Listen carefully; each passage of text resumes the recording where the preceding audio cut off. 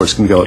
Well, in some cases they would. I mean, those types of billboards, if they were someplace else. The Sunset Strip, is in the city of West Hollywood, but certainly in entertainment areas, by the convention center, in Central Hollywood, on the Walk of Fame, places like that, people go there to expect. They go there to shop. They go there to experience a kind of more dynamic area. And, just as we've seen in other very famous parts of the world, from Leicester Square in London to Times Square in New York, there may be some places where it's part of that vibe, but it's not when you have to face, as I do on the way home, 14 billboards, sometimes in people's front yards, when in residential canyons we see, bright lights from digital billboards that are being converted. What we need to be able to do is not put the power in the hands of the billboard companies to decide where these go, but really to put them in the hands of the people in the neighborhoods. We can't stop all of them, and in some cases we might not want to prohibit them always. But what we do need to have is control with the neighborhoods, control in the residents' hands, and not just dictated to us by these companies. To look at it from the other side of the telescope, Department of Building and Safety oversees billboard regulations. It looks to me, as the average citizen, they are completely overwhelmed by the speed at which these digital signs are going up. I assume they're just understaffed, and that's part of the problem. That is part of the problem, though we have assured the Department of Building and Safety that if they start doing their inventory, we will make sure that they have the resources. It's a lean budget year, but part of the settlement is that we would be able to collect a permit fee from each one of these billboards in the city, and that will help pay for the additional staff we need to inspect them, to make sure that people do have them permitted legally, and in some cases where conversions are occurring, that we have the information ahead of time so that neighborhoods can defend themselves or give public feedback. If we can't get that, or maybe even alongside at the same time, we are looking at a 6-month ban through what's called an interim control ordinance that would ban these across the board in the city until we can get our head around a process that works for the communities and not just for the companies. When you're talking about this interim moratorium, I guess it would be, would that apply only to digital signs, or would that apply to all billboards? We're looking at both avenues. Certainly in the short term, people want something done with the digital conversions, and I think there's a growing consensus on that. But I welcomed the city attorney who came to our planning commission, which I've been working with very closely, to perhaps offer that we would ban all, including these super graphics and other regular billboards, to ban all new boards for the next 6 months, to be able to really put our hands around how we can rewrite the sign ordinance in a way that would be, A, upheld legally by the courts. And you have to remember, the billboard companies challenged based on the First Amendment, bring in some of the finest lawyers in the country, and have pretty consistently won those cases, so it has to be upheld by the courts. But B, have something that will also give a process to the community, based not on something against billboards, but based on the same protections we have right now for all new buildings and structures in any community. That's the most basic California state law, and we hope that it will apply here too. Well, obviously, Councilman, this kind of begs the question, if these billboards have gone up and we haven't noticed them, if they've gone up without permits, how could we enforce a moratorium? Well, that was part of the negotiation. The legal ones we know, those were ones that were put up in certain series of years that were negotiated. Those would be taken down.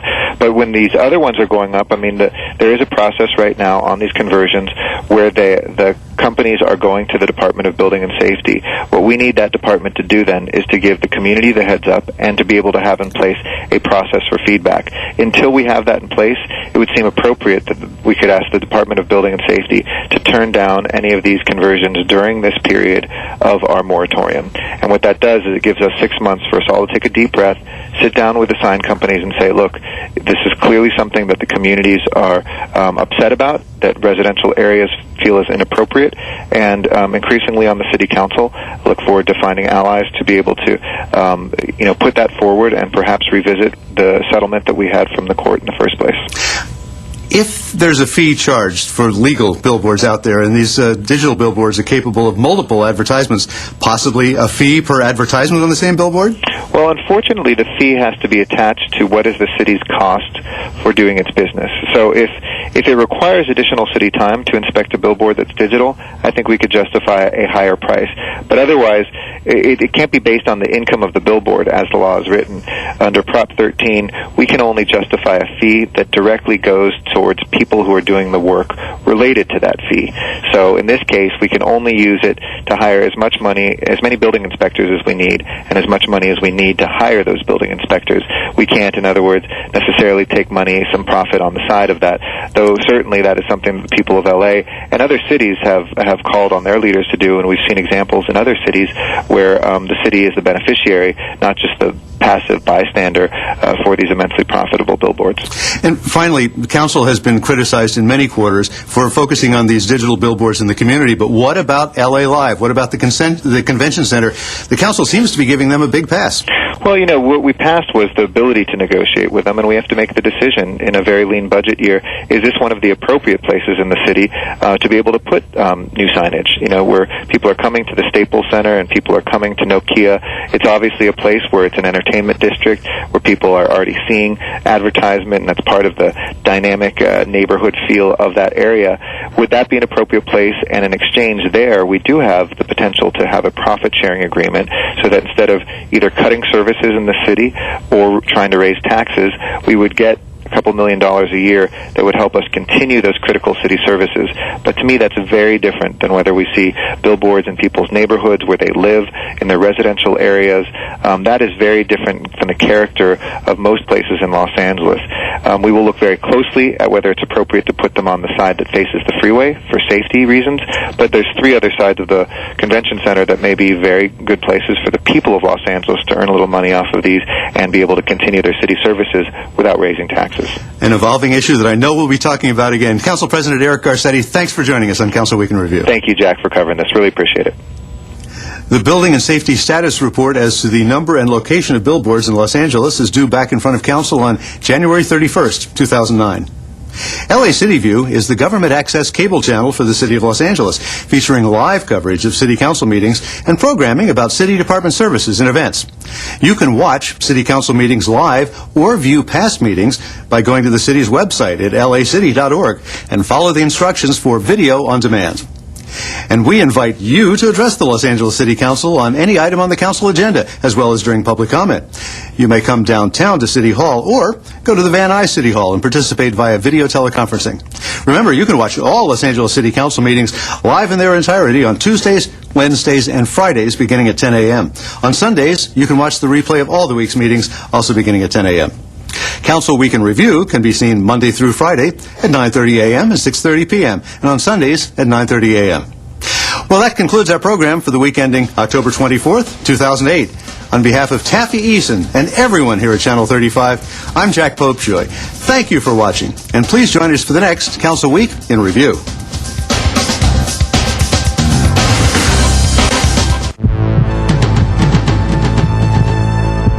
What if one day there was a fire and help couldn't get to you, and you couldn't evacuate in time because someone had blocked the road? Don't block the road. Read the signs on red flag days.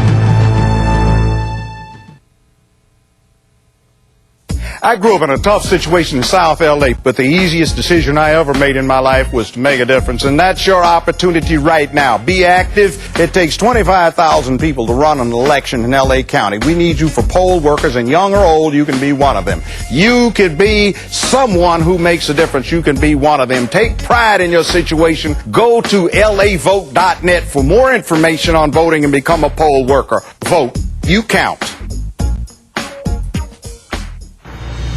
Excellent. Cut, print, we're moving on. Hi, I'm Shane Woodson on the set of Cain and Abel here in Hollywood. You're watching LA City View, Channel 35. Our city, our channel. Okay, I need my actors back on set, back in position.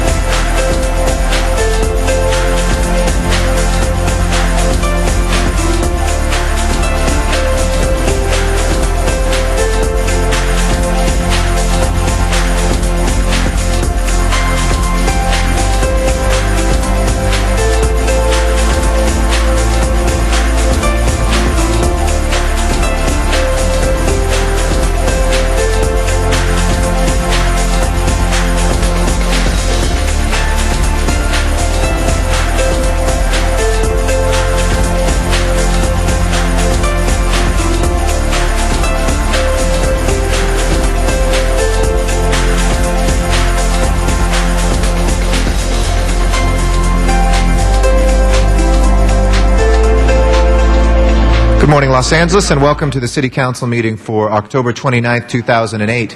We're here in the John Ferraro Council Chambers, here in room 340 of City Hall, where we meet every Tuesday, Wednesday, and Friday at 10 a.m., except on the first Friday of the month, in which we are in Van Nuys City Hall. I want to thank our members of the public that are here, our friends in the building trades, and others who are here to join us today, as well as our viewers on Channel 35 who have joined us. We are broadcast live on Channel 35 and rebroadcast in the evenings. We also are available online at lacity.org, where you can catch live streaming webcasts of our council meetings and archived footage of any of our past council meetings for your convenience. Finally, you can always use your telephone to call into Council Phone, which is a number that allows you to listen in on the council meetings and any of our committee meetings. That number is 213-621-CITY, 213-621-CITY.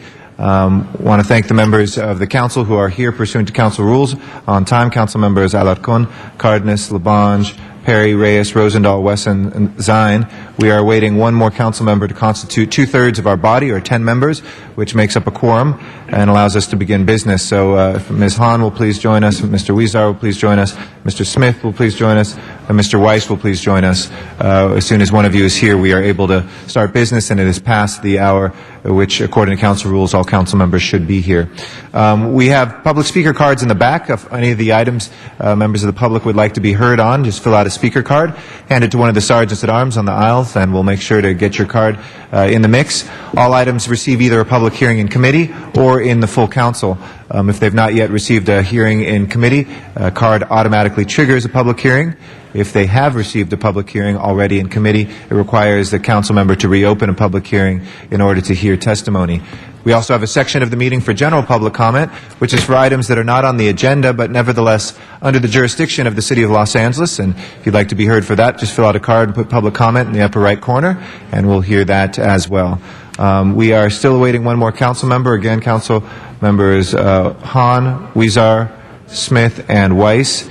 We do not expect Mr. Parks today, who is excused, and Ms. Gruhl is excused to arrive later this morning. So if they will please make their way down as soon as possible, and I want to thank the members of the public for their patience while we await one more council member. Thank you.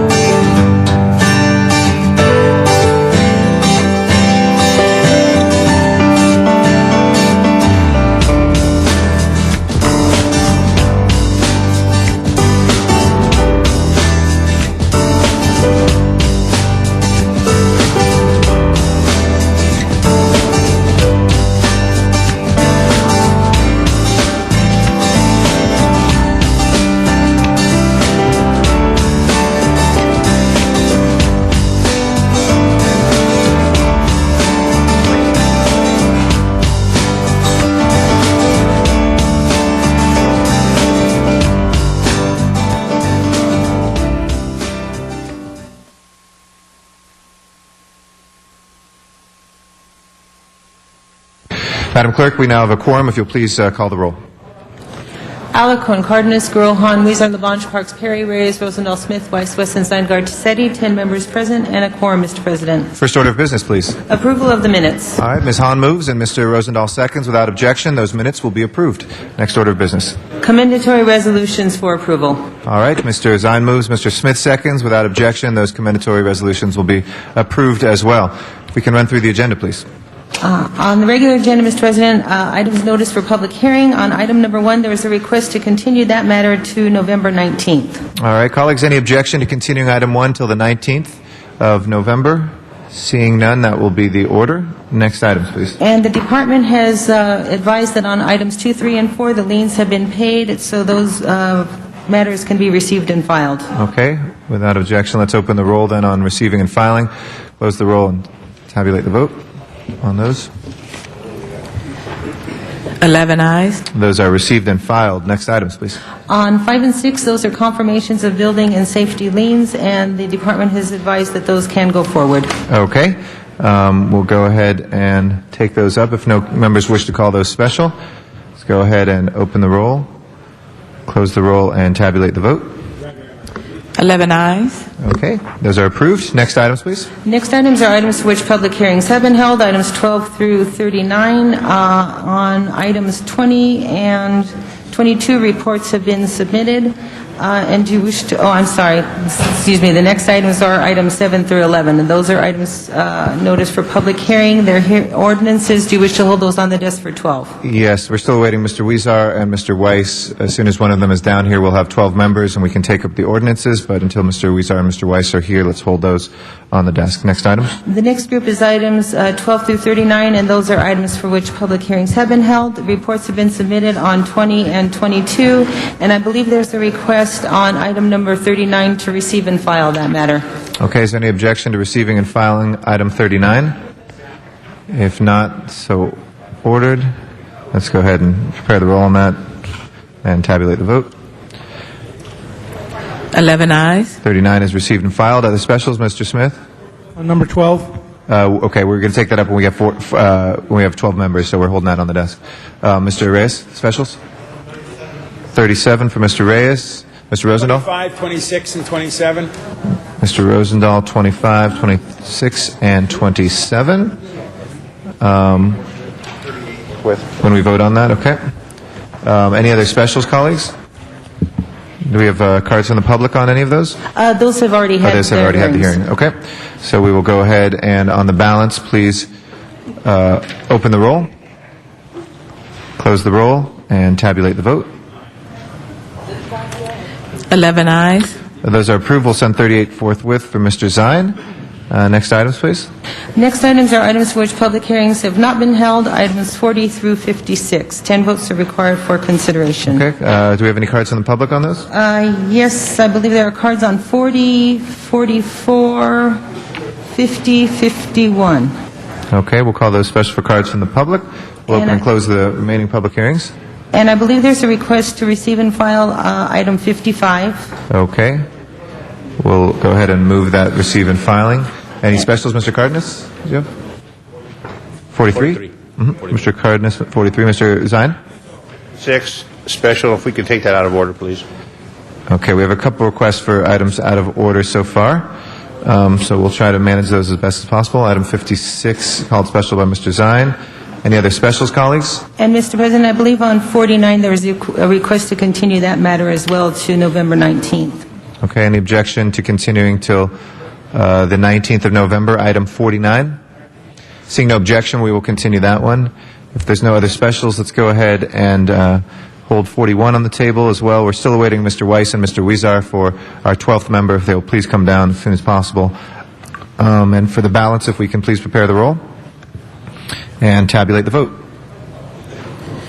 11 ayes.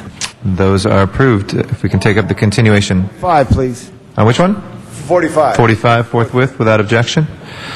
Items 57 through 59, please. And 47 forthwith without objection as well.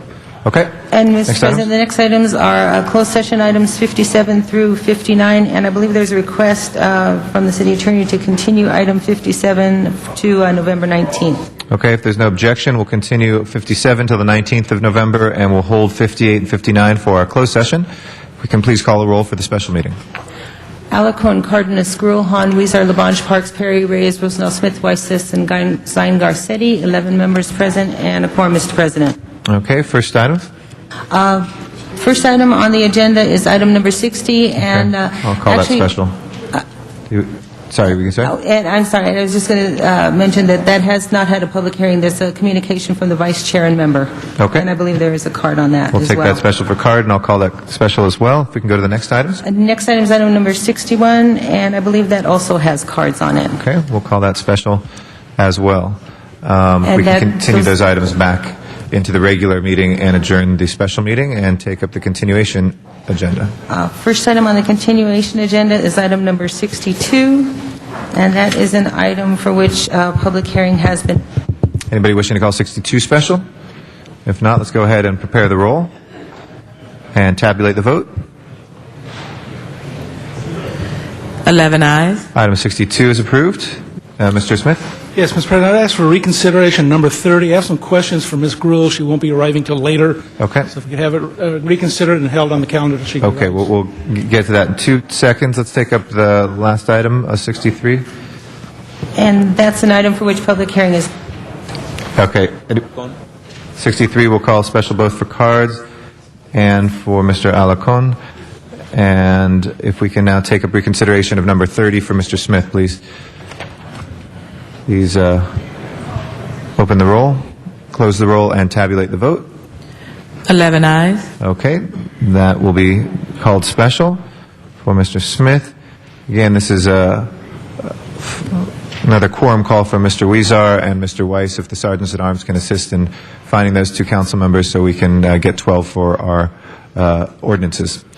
All right, that will bring us back to our general public comment today. This is a time for our general public comment for items that are not on the agenda, but nevertheless under the jurisdiction of the City of Los Angeles. If we can have Sky Anderson come forward first. Very good morning, Mr. Anderson. Hi, I'm Sky Anderson. I've been a resident of Los Angeles for 9 years. I want to thank the City Council. You've made some significant progress, like you turned the gang program over to the mayor, and I haven't heard of one gang member killing an innocent teenager since you've done that. Mr. Garcetti, about 2 years ago, I complained that the sidewalk in front of the Chinese Theater was being monopolized by promoters, and he stopped that pretty much. Since then, the tourist industry had boomed. This is about Starline Tours. I met Mr. Fred Saper a couple of days ago, and I was impressed with his greed and his single-minded purposes to make money. So I thought I'd investigate what he's doing, and I went by the Chinese Theater last night and looked at a huge bus with a massive advertisement on the side of it, parked illegally in front of the Starline Chinese Theater. And then there was a table in front of the bus selling tickets to that, which is against the City of Los Angeles law, so he violated 2 laws so he could make money. This has been going on for 6 months. So I think Mr. Garcetti might direct his staff to that, see that it stops. You've done other things like that for me, and you've been very helpful. Los Angeles and Hollywood are the city of dreams. People come here from all over the world because they have dreams. And I know I did. I came here and I was just didn't do anything in San Diego, where I lived for 20 years. Now I live at the Hotel Knickerbocker. Well, it's a Knickerbocker apartments where a lot of famous people live. I have a TV show, a weekly TV show. I'm a famous astrologer and tarot card reader. I'm a photographer. I have my own studio. I did this all in Hollywood, all this in Los Angeles, because this is a city of dreams where dreams can be realized. There's a comment in the morning paper about a young man, Joshua, was living in his car, and when he got the axe, now this teen is on Easy Street. He's a successful star because he came to Hollywood.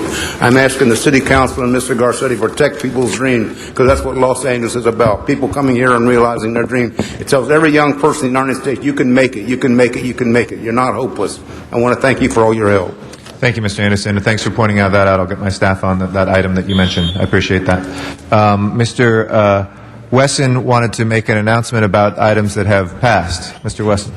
Yes, thank you, Mr. President, and members. For the past 3 years, there's been an effort with the community, the CRA, and labor to come up with project labor agreements.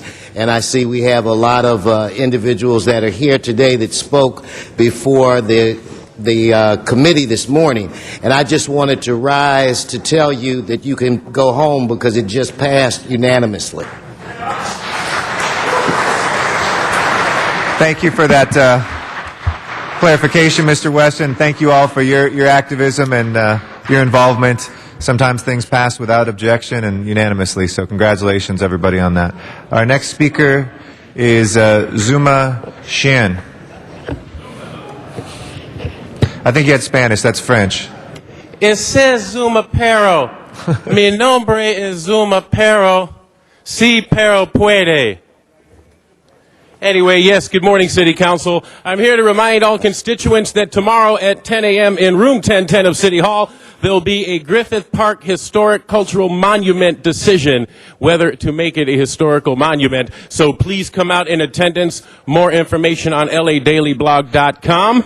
Also, Zuma Dog has discovered the wonderful amenities in Highland Park and Eagle Rock, and I'm loving life there very much. And I'd invite everybody to come down, especially on this Saturday. Come by this Saturday, November 1st, at about 8 or 9 a.m. I'll be there. It's York and Avenue 45th, right across from Sparklets. Please come by the Zuma Dog Zap Fest. And again, that's Saturday at the Casa Princesa, York and Avenue 45th. Councilmember Weezer, I would like to see him there. That'd be quite nice. On the agenda today, item number 63, the luxury tax, because the city needs to generate revenue. You know what? If you want to generate revenue, let's not, tax people who are living in homes. How about a garage tax?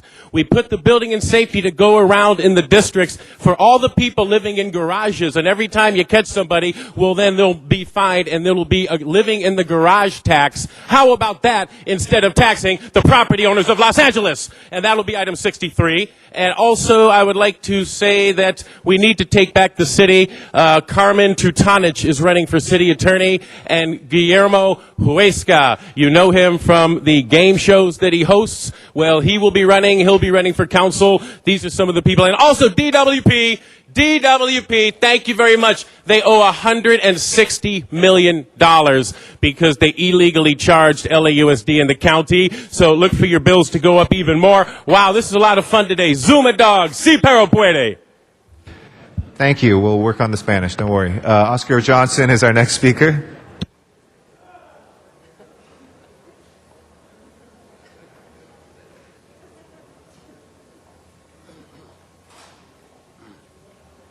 My name is Oscar Johnson, representative of Good morning. homeless in Los Angeles, California. And I was speaking about a few months ago about end corruption in government, end illegal immigration. We should have Police Chief Brandon should be recalled for the police can't continue killing innocent homeless black men in Los Angeles. We need better jobs. We need education. We need better parents to help fight gang violence. We need to stop wasting money in government. We need better bus service from the mayor. We don't get it. Our bus lines is in a shame. We need better bus repairs. We need to halt the building of rails. We need to stop the building of loft. All the lofts being built, they've not been completed. They're only been sterilized. That should take money from the government with no remorse or no consequences of the mayor's action or the chief of police action. We need better authority over African American peoples in this country in the year 2001. We have the wrong peoples in authority over us. All the other ethnic groups have people, they colors look like them with authority over them. But we, the African American people, we have people in authority over us don't seem to look like us or care about what we think about ourselves. But what I'm really trying to say, we want to have a government that cares for all peoples instead of government that cares for a few people. And I see this new government candidates going in the new presidential.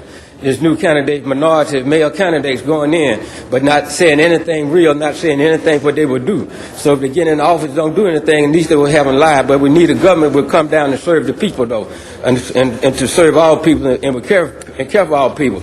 We need to stop drugs from coming into this country. We need to get drugs off the streets in Los Angeles.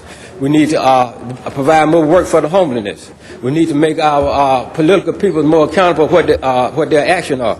what the action will be about. And when our founding fathers, I think his name was Mr. John Adams, he said that democracy would be hard to be successful without Mars, and I think he almost was right. Thank you. Thank you, Mr. Johnson. Our next speaker is Arnold Sachs. After that will be Chuck Tenon.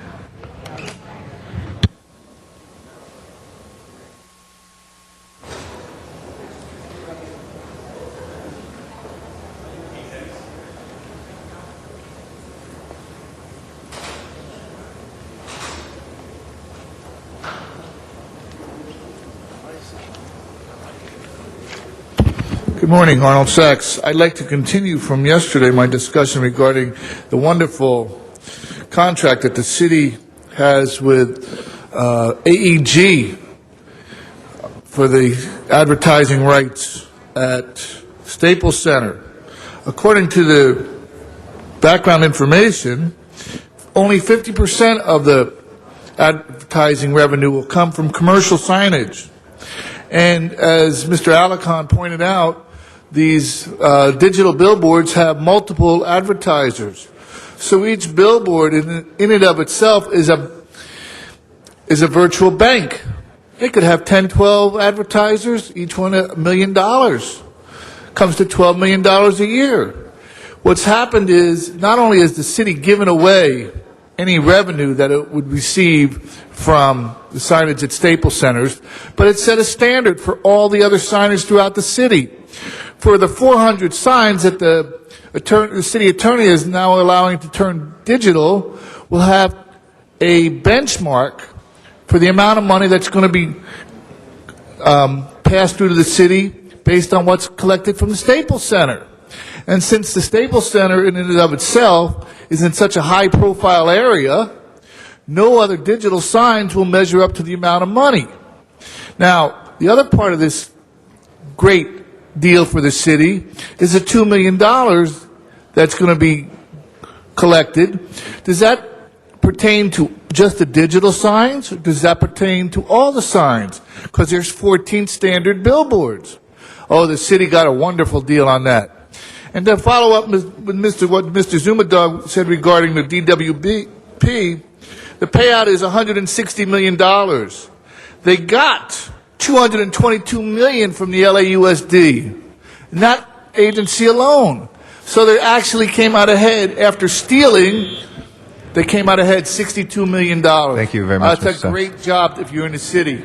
Mr. Mr. Labange? Mr. President, right there visiting our council from the city of Seoul, Korea, the Korean Senior Citizens Association. Give them a big hand and a welcome. Kamsahamnida.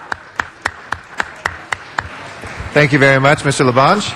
Our next speaker is Chuck Tenon. After that will be we had Oscar Johnson. I'm sorry, will be Leonard Rose. Good morning, Council President Garcetti and council members. Chuck Tenon. Every council district should have a youth investment foundation to fund gang prevention youth programs for the kids. Bank of America is now taking applications for their 2009 sponsorship and foundation funding. I'd be glad to get each one of you a application.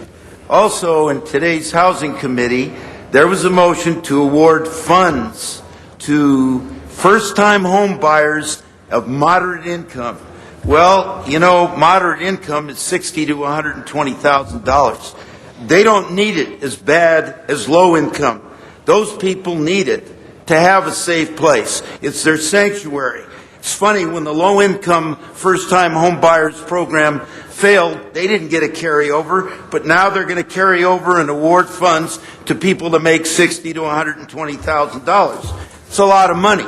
And with regard to housing, we have 90 neighborhood city councils in this city.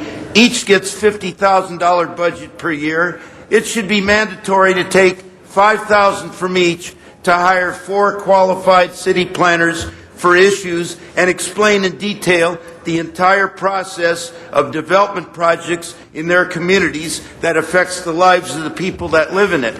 And last week, Councilwoman Janice Hahn made an interesting statement.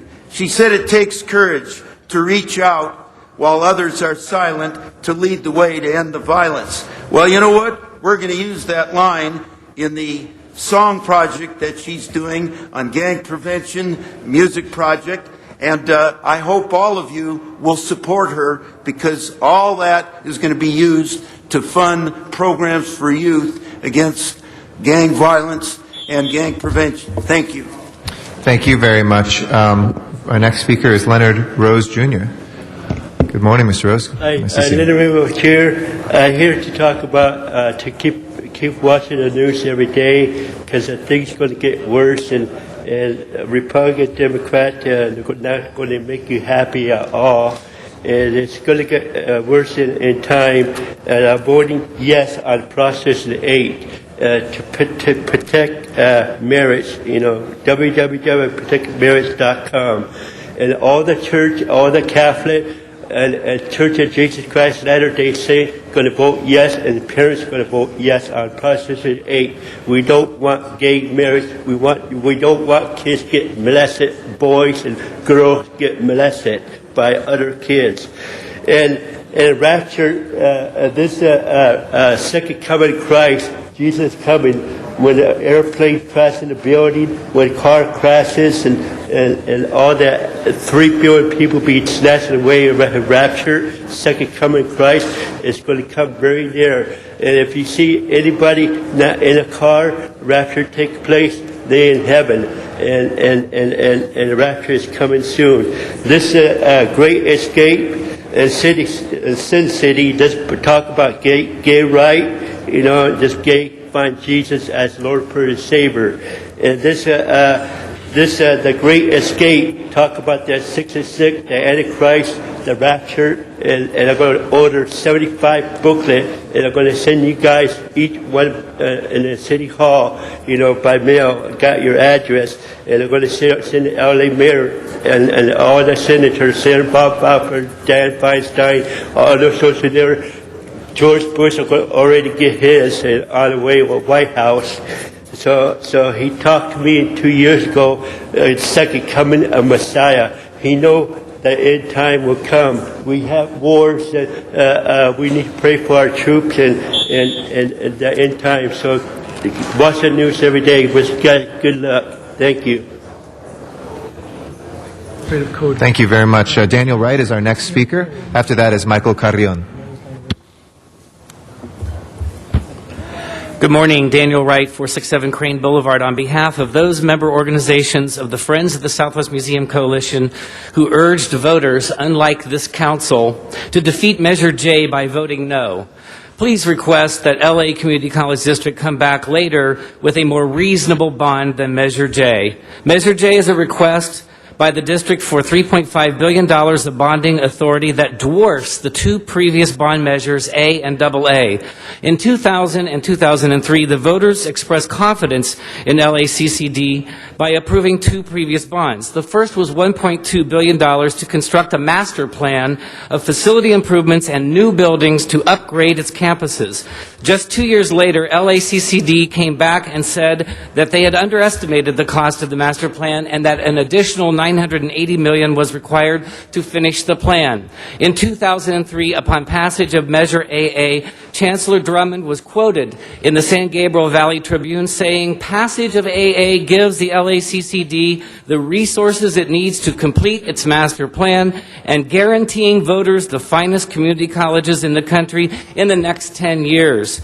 Now, just 5 years later, with $656 million of the previous bonds still unissued and unspent, LACCD is asking for $3.5 billion in additional bonding authority. They have not demonstrated how the master plan, even with the new enhancements, has gone from $2.2 billion to $5.7 billion. Just like LAUSD with Measure Q, LACCD with Measure J is trying to get a decade of bonding authority without additional accountability. This is now empire building at its worst. If the LACCD wants to be a green college, let's expand the delivery of classes online as Virtual Valley College does. Please reconsider the council's support of Measure J. For now, let's vote no on Measure J and ask the district to come back with a more reasonable proposal next year. Thank you. Thank you. Michael Carrion is our next speaker. After that will be Rick Nightingale in the San Fernando Valley.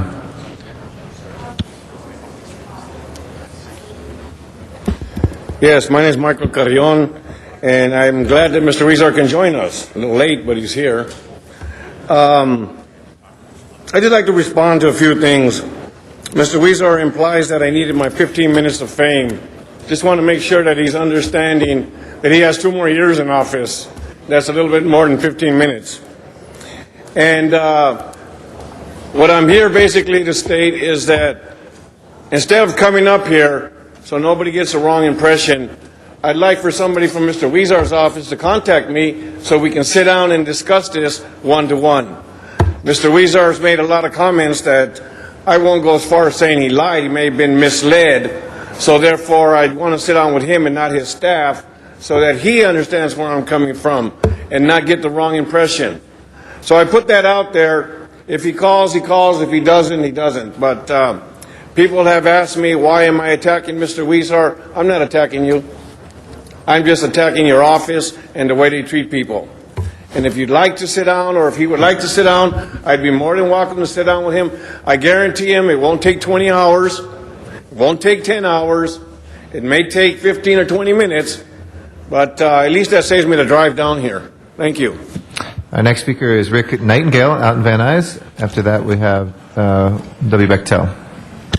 Yeah, good morning, Rick Nightingale. Good morning. It's still regarding that, like yesterday what I talked about with Sarah Palin, and it comes out that it's been on the news a lot, that it's considered art. Wow, that's taken a lot, I'll tell you. But, you know, I don't know why it takes, why everybody wants to jump on everybody else's morals type thing. Like I said, I went to Catholic school and so forth, and I was brought up in a real tight family. And we were taught different things. Each family is taught different things. And like I said before, I had a cousin that was gay, came to dinner with her mate at our family on Sundays. We welcomed them, no problem. But when people turn around and try to change the way I was brought up through the Catholic school and so forth, I don't think I was wrong. I don't think completely they're wrong. But I was taught to be brought up with a family with a man and a woman and so forth. Okay. If they don't want to do that, that's no problem. But why should they tamper on what I have believed on and so forth?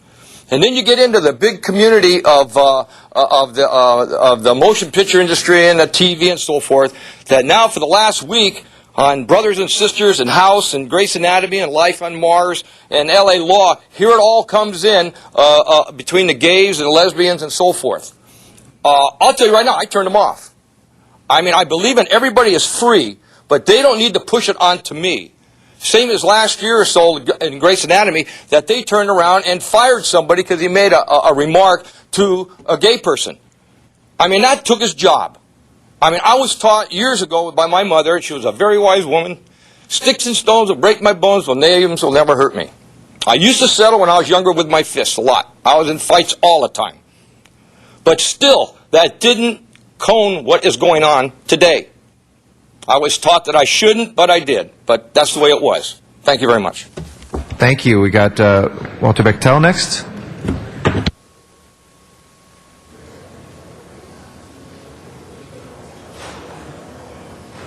Thank you. I just wanted to reiterate something. I came in here a few months ago, and I said that I was not that I was endorsing Al Gore. I wanted to make sure you understand I'm still not endorsing Barack Obama because of some things that I feel that are not up and up.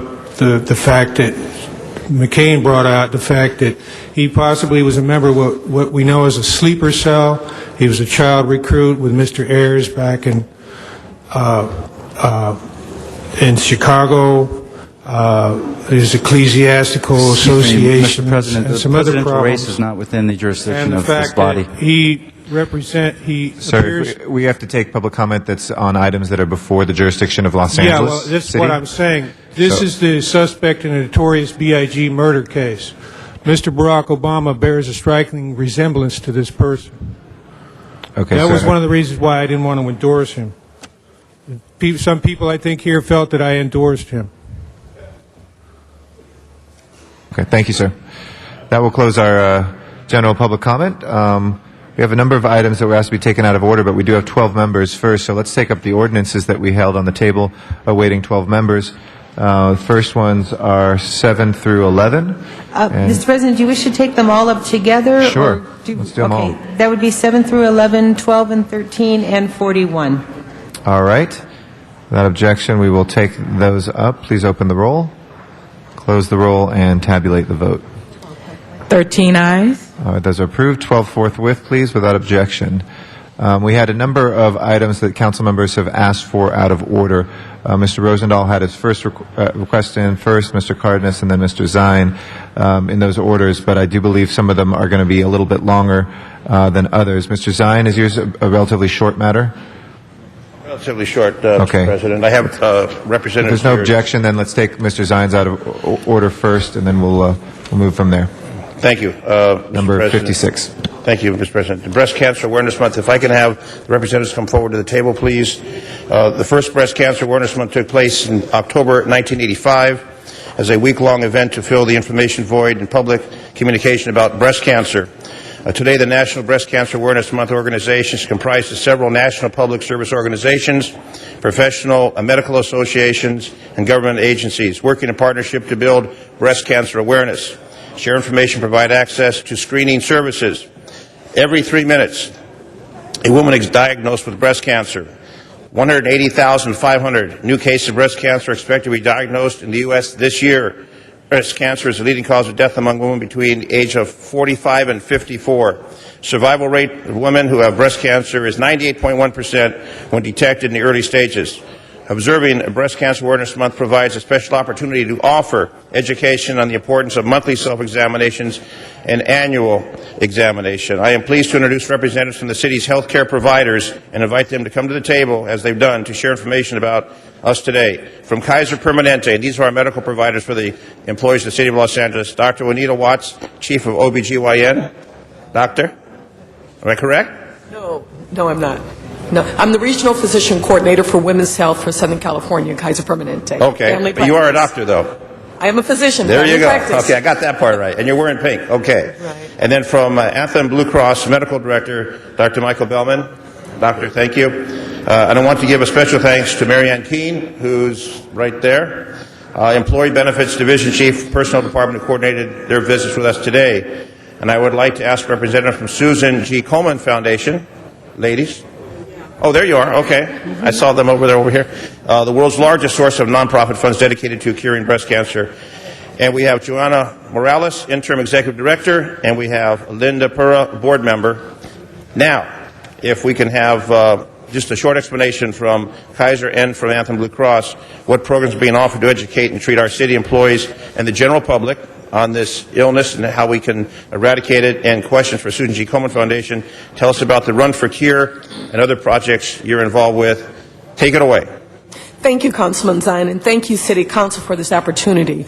At Kaiser Permanente, we are strongly committed because of our extensive, comprehensive, integrated program with women's health. Prevention matters. Screening matters. We know that some of the greatest advances in women's health has been over the last 25 to 30 years, and no greater area than that of breast health. We know that there have been many newer technologies and earlier interventions have advanced the care that women receive for breast cancer. Early prevention is very important, that it provides the opportunity for more options with management and with treatment. And the best detection is early detection. And at Kaiser Permanente, we're one of the nation's leading best with early prevention. At Kaiser, we encourage all of our members to develop a lifestyle of prevention. And what that really means is educating our members, which includes Los Angeles City workers, about one's risk of developing breast cancer, fitness and nutrition, weight management, and most important, receiving that all too life-saving screening exam of a mammogram. Mammograms make a difference. On October 3rd, 2008, Kaiser Permanente was recognized by the NCQA and the Quality Compass Report as leading the nation, and I proudly wear this button that says, we're leading the nation with breast cancer screening for women ages 52 to 69. We're very proud of that record. And we know that we are saving lives by offering our mammograms and encouraging our patients to do so. But you know what? Our job isn't done yet.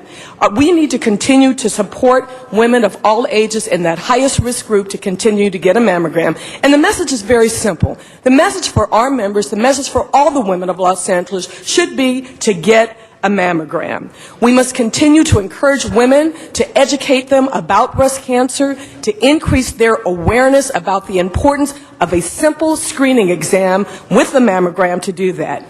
Kaiser Permanente is making a big difference in improving the health and wellness of women and families in Los Angeles County. And we thank you for this opportunity to work with you and provide outstanding care and excellence in health care for women in this city. Thank you. Thank you. Dr. Bellman?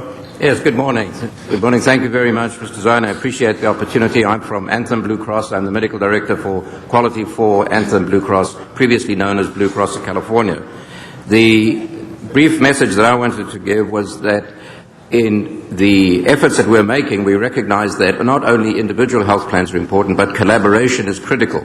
And I'm pleased to tell you that the LA City and the employees of the LA City, plus the members of Anthem Blue Cross and the other health plans of California, have combined to form the second largest physician incentive program in the world. This is known as the Pay for Performance Program and has representatives from Kaiser and the other health plans, and we were one of the early leaders of this particular initiative. Why this is important in terms of breast cancer is that we recognize that in the daily practice of medicine, it is not always easy to do all the things that are required at every visit. So that as part of the overall initiative, we have put aside a significant amount of dollars, to the extent that Blue Cross has put in $65 million this year to a physician incentive program that goes specifically to physicians based on performance for certain quality metrics. And amongst those are important metrics related to women's health and, importantly, breast cancer prevention and screening. So that not only do physicians get paid for doing the clinical work, but they get paid for for performing preventive services. So I'd like to emphasize that we are part of this program and that this is a very critical element. Just two other issues I wanted to raise that are more specific to Anthem. As was discussed with Kaiser, we were also recipients of a NCQA, a National Committee of Quality Assurance award for work that we did related to screening in disparate populations or alleviating disparities in delivery of preventive services. Specifically, we know that certain ethnic groups have lower rates of preventive health screening. And we have, together with the RAND Corporation in Santa Monica, developed a program that isolates those zip codes where screening rates are low so that we are better able to target specific populations that are in greater need of these preventative services. There are other programs we have, and so I want to keep this short, but I did want to emphasize those two. But we're certainly pleased to be part of the presentation today and welcome the opportunity for for questions if there's further information required. Thank you. Dr. Bill. And I'm happy to say there's no rivalry between Anthem Blue Cross and Kaiser when it comes to health care for employees of the City of Los Angeles. And from the Susan Komen Foundation, we're running out of time, so the process, the programs you got going. I thank the Council for asking us to be here today in honor of Breast Cancer Awareness Month. I have sat on the Board of Directors for 5 years for the Los Angeles County affiliate of Susan G. Komen for the Cure. And there are many organizations that are working hard on behalf of the cancer community, but I choose to donate my time and my money to Komen because of how the money is utilized. 75% of the funds that we raise here in LA County through events like our Race for the Cure that will be occurring on March 15th at the Rose Bowl in Pasadena, in 2009, those events help us raise the funds that we give out through community grants. So last year we gave out $667,000 in community grants, and 25% of the funds that we raise go to a national pool of money through our Komen headquarters. And that national pool of money also comes back to Los Angeles County. We got $1.7 million given to research institutions in Los Angeles County last year.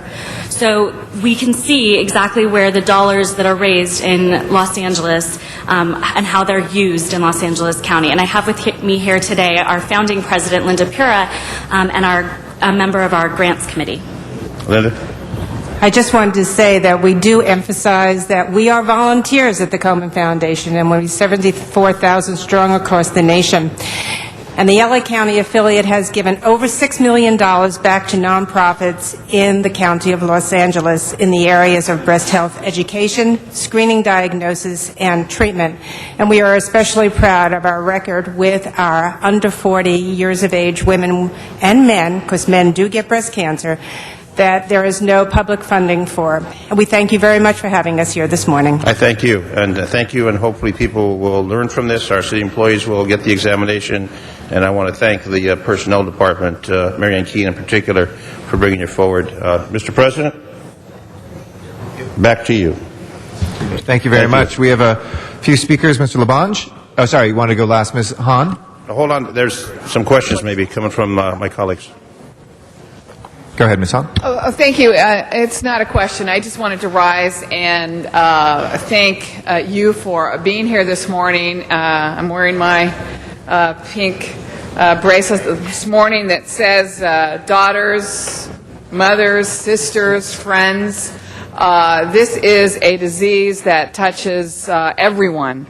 We all know someone in our family, in our friendship circle, in our acquaintances that has dealt with breast cancer. Hopefully those women are survivors today because of the awareness. And you know, it's just so great that every October we make October Breast Cancer Awareness Month, because it is about awareness. I was watching the Today Show, and they were talking about there's a test now that women can take that actually will determine whether or not they have the gene that will predispose them to getting this disease. And that's early information, and as my friend Tom always said, information is knowledge is power. And it's really about women being empowered by having the information that they need. And we know that it's testing, mammograms, other tests that will allow a woman to know early whether or not she is facing this terrible disease. And hopefully what you all are doing, the research that we're doing, we need more money. We need more money to go towards this research. One day we'll be able to wipe this disease out from the face of the earth. So thank you what you're doing. You are saving lives. And I believe that every October, continuing to make this Breast Cancer Awareness Month is saving lives because we're urging women to find out early whether or not they have this disease. I know personally I think I'm overdue for my mammogram, so I'm thinking about it while I was sitting here. And so I'm going to, my doctor, if you're listening in San Pedro, let's schedule that mammogram as soon as possible. Thank you for all your being here. Thank you for saving lives. Thank you.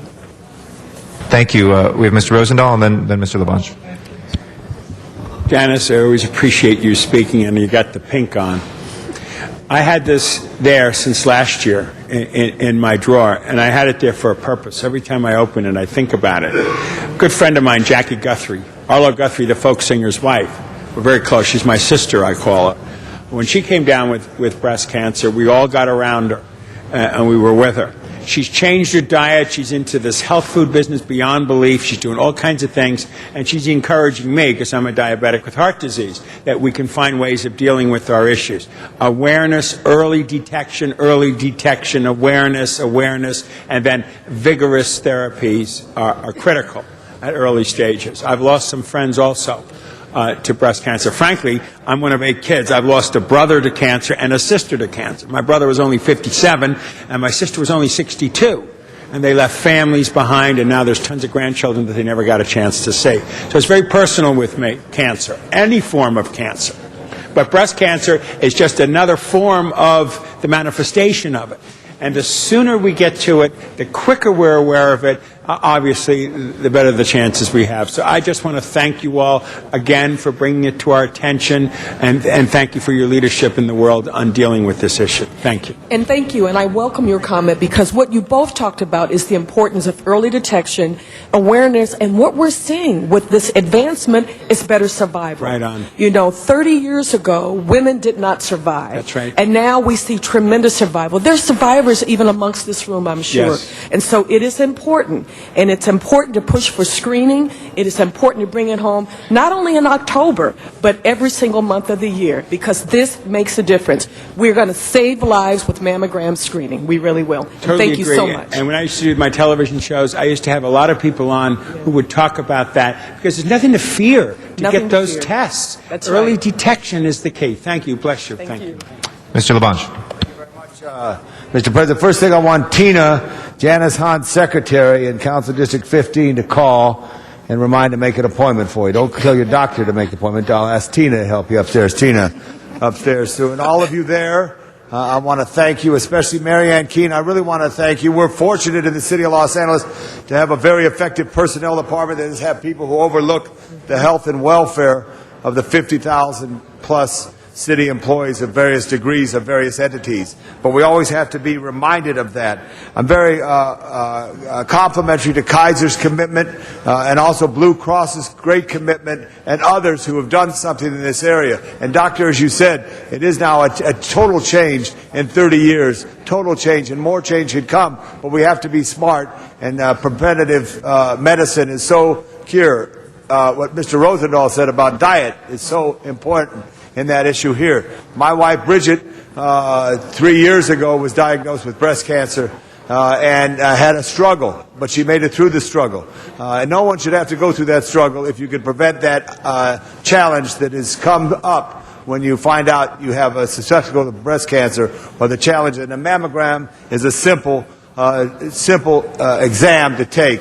So to encourage you all, I thank you. I thank Mr. Zine for his constant leadership of our personnel department and the work that you do there. And I stand up to support Breast Cancer Awareness Month and ask anybody within the sound of my voice to be aware of this very important challenge that we have of all cancers, but especially breast cancer, and get a mammogram, get a checkup. Thank you very much, Mr. President. And Tina, make that call. Thank you. We have one public comment card on this. Arnold Sachs, would you like to come forward? I want to say, Mr. President, my wife is feeling much better, and she survived, and it had a very, very important feeling of as if someone is on a long flight, and finally you land again, and it was great support of USC Norris and the doctors there and many others that took care of this, and family support, as well as my colleagues. Thank you, Mr. President. Thank you very much, Mr. Labange. Mr. Sachs. Yes, thank you very much. I also support whatever efforts you can make in regarding fighting breast cancer or any other forms of cancer.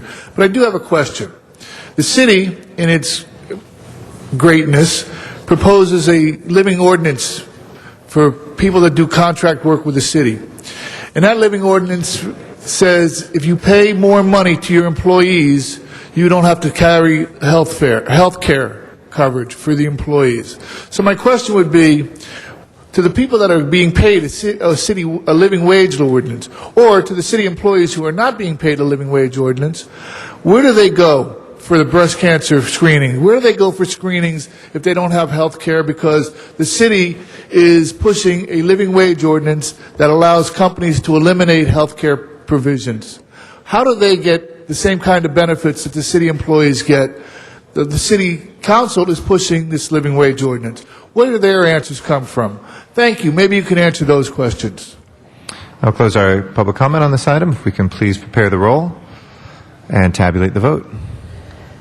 14 ayes. That is approved. Thank you all very much. Appreciate you taking the time to raise awareness of this important issue. Forthwith, we will next recognize Mr. Cardenas on item 43. Thank you very much. I'd like to ask the representatives from the City Attorney's Office to come forward. In the interest of time, I'll start speaking. I think today is a tremendous opportunity for us to announce and remind the people of Los Angeles that there is, in fact, a real removal process for people who have been put on a gang injunction list. And I want to thank and congratulate the City Attorney's Office for your fine efforts. You are a prosecutorial office, no question. That is your mandate, that is your authority, that is your responsibility. And for you to come together with your attorneys and your staff and to create this method this real method in which people can get off the gang injunction list is a tremendous opportunity, not only for the individuals, but it says a lot about this city and a lot about the city attorney and the people who work for him. So I want to thank you and congratulate you on that. We've been working very hard on this for a few years. I want to thank Councilmember Janice Hahn for bringing it up, and as she keeps telling me, she allowed me to work on the details. Thank you, Janice, and so did my staff and the City Attorney's Office. So with that, I'd like to give you an opportunity to please explain to us what it is that we have here on this removal process, and have we had any success yet? And Mr. Cardenas, I'm so sorry to interrupt. Mr. Reyes wanted to do just a quick introduction before we start this discussion. Mr. Reyes. Thank you, Madam President. Thank you, Councilman Cardenas. Just wanted to acknowledge some of our former public servants who dedicated a lot of their lives to the city, and I want to acknowledge Jackie Goldberg, former council member and assembly member, and Councilmember Nick Pacheco, who's here in chambers. So welcome, folks. Good to see you. Go ahead, Bruce. Thank you. Thank you, Madam Chair. Thank you, Councilmember Cardenas. I'll be as brief as possible, knowing you have a very busy calendar today, and try and cut directly to the chase. Working with the Ad Hoc Committee on Gang Violence and Youth Development, and specifically with Councilmember Cardenas, Councilmember Reyes, Councilmember Hahn, and their staff, as well as with input from Councilmember Alarcon over the last 6 months, the City Attorney's Office has created over the last 18 months a process for removal from gang injunction petitions, and over the past 3 to 6 months has implemented that process with a petition form that's in Spanish and English, as well as with applications. We currently have 15 applications, and we've had our first successful removal from the gang injunction enforcement process. That petitioner, his name is confidential for security as well as privacy reasons, but we have moved forward into the next phase of gang injunctions.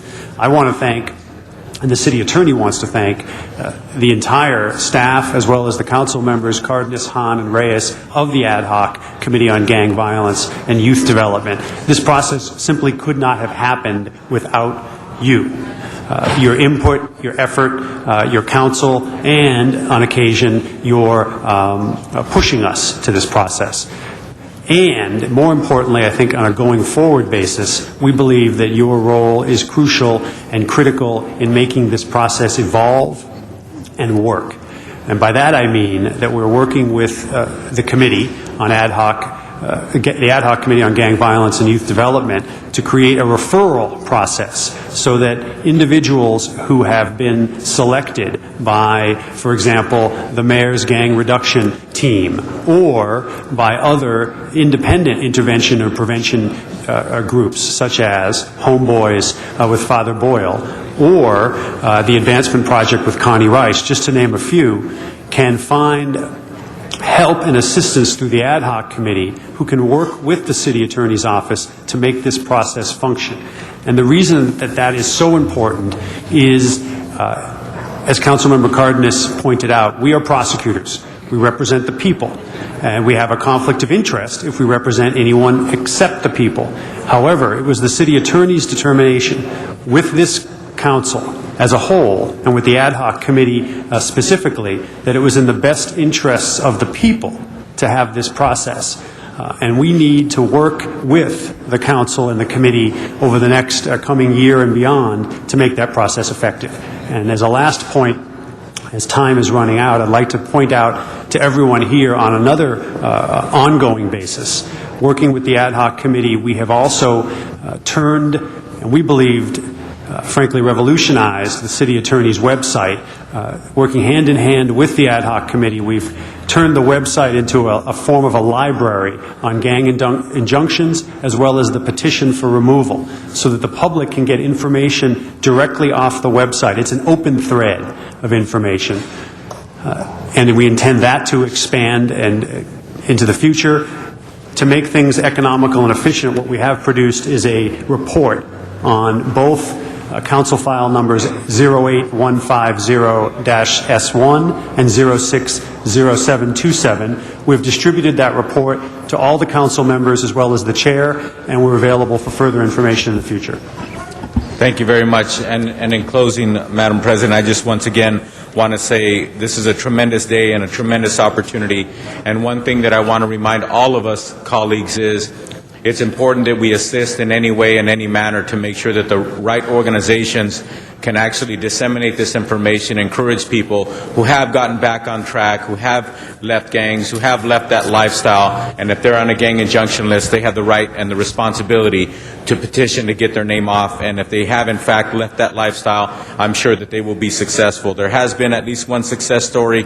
That name shall remain anonymous, and one of the reasons why it needs to remain anonymous is because there are other systems in which people either denounce the gang life or have to commit or admit that they are no longer in a gang. But unfortunately, those other systems have everything to do with denouncing gangs in general and having to name names. In this particular case, the city attorney has created a process that specifically looks at the individual and allows that individual to prove that they themselves are no longer a gang member or can prove that they were not a gang member, etc. And it just deals with the individual. That is a very unique thing. It was very hard to do, and we appreciate that. And we want to thank you and the city attorney, Rocky Delgadillo, and his team for doing such a tremendous job. Thank you, Council Member. If I can finish with two additional thoughts that I know that have come up a lot in the last 6 months. First, that it's important to have changed the paradigm, which is what we believe we have done as a city attorney's office, as a city council, as a city, as the LAPD have contributed to this greatly under the leadership of Chief Bratton. And by change the paradigm, I mean we will continue to prosecute crime wherever and whenever it happens. But we now emphasize just as equally important is the prevention of crime. And there's no statistic for that, but it does save lives, both of the potential victims as well as the lives of those individuals who do not commit those crimes. And I'd like to just make that clear. Mr. Weiss. Thank you, Madam President. I just want to thank Mr. Cardenas, because, Mr. Cardenas, I know this is a particular issue relating to gangs and youth in this city that you have really poured your heart and soul into. And I want to thank you for the different ideas that you have helped formulate over the years, which in a sense have culminated in this new process. I want to say to Arturo and to Bruce, I really appreciate the work that you've done at the City Attorney's Office on both ends of the gang injunction issue. We need gang injunctions in this city. They can work. You've both shown how they can work, but there needs to be a safety valve. There needs to be an end result, and the end result needs to be fewer gang members. That's what your work has recognized. I really appreciate that all that you've done at the City Attorney's Office and Mr. Cardenas, it wouldn't have happened without you. So thank you to all of you. Thank you, Council Member. The Council Member has very politely reminded me, I think, also to introduce Mr. Martinez, Arturo Martinez, and Ann Tremblay, who were my deputies in the gang division. They were monumental in their efforts in making this happen. Any thanks for the City Attorney's Office is thanks that needs to be given to them both as well. And I understand that, but if you're a city attorney and you live in CD5, you get special recognition one way or the other. Okay. Thank you, Councilman. I don't know where you live, Ms. Tremblay, but I live in CD13. Okay, I know where Mr. Martinez lives. Thank you, Councilmember. Thank you, Mr. Weiss. Mr. Reyes. Thank you, Madam President. I just rise to one, thank my colleague, Councilman Cardenas. It's hard to embrace how much work there is, and it's to be able to see Tony work through this in a very methodical fashion is resulting with some good policy. And I want to thank Arturo and Ann for your hard work. Colleagues, I will share with you that for the past 7 years, Arturo has been there with us, at least in District 1, dealing with a lot of the entrenched issues of gang violence and impact on our communities in the Pico Union Westlake area and throughout the district. So thank you, Arturo. I just want to take the time to say that publicly, because many of our residents and many of our community leaders know you by first name. It's a reflection of your hard work. And to be part of this team with Ann and yourself, sir, I know we'll see a difference. But for me, what's real critical is that the youngsters who have made mistakes, who are now trying to eliminate those tattoos, which is very expensive, those youngsters who are trying to change direction need to get off that list. So you're giving them that sense of hope, a sense of a future, and no longer do they need consemsados veteranos at the age of 18. So thank you very much. Thank you, sir. Thank you for those remarks. Thank you very much. That item is now before us. Madam Clerk, please open the roll, close the roll, and tabulate the votes. 14 ayes. Thank you. I believe the next item we're going to go to is item 60.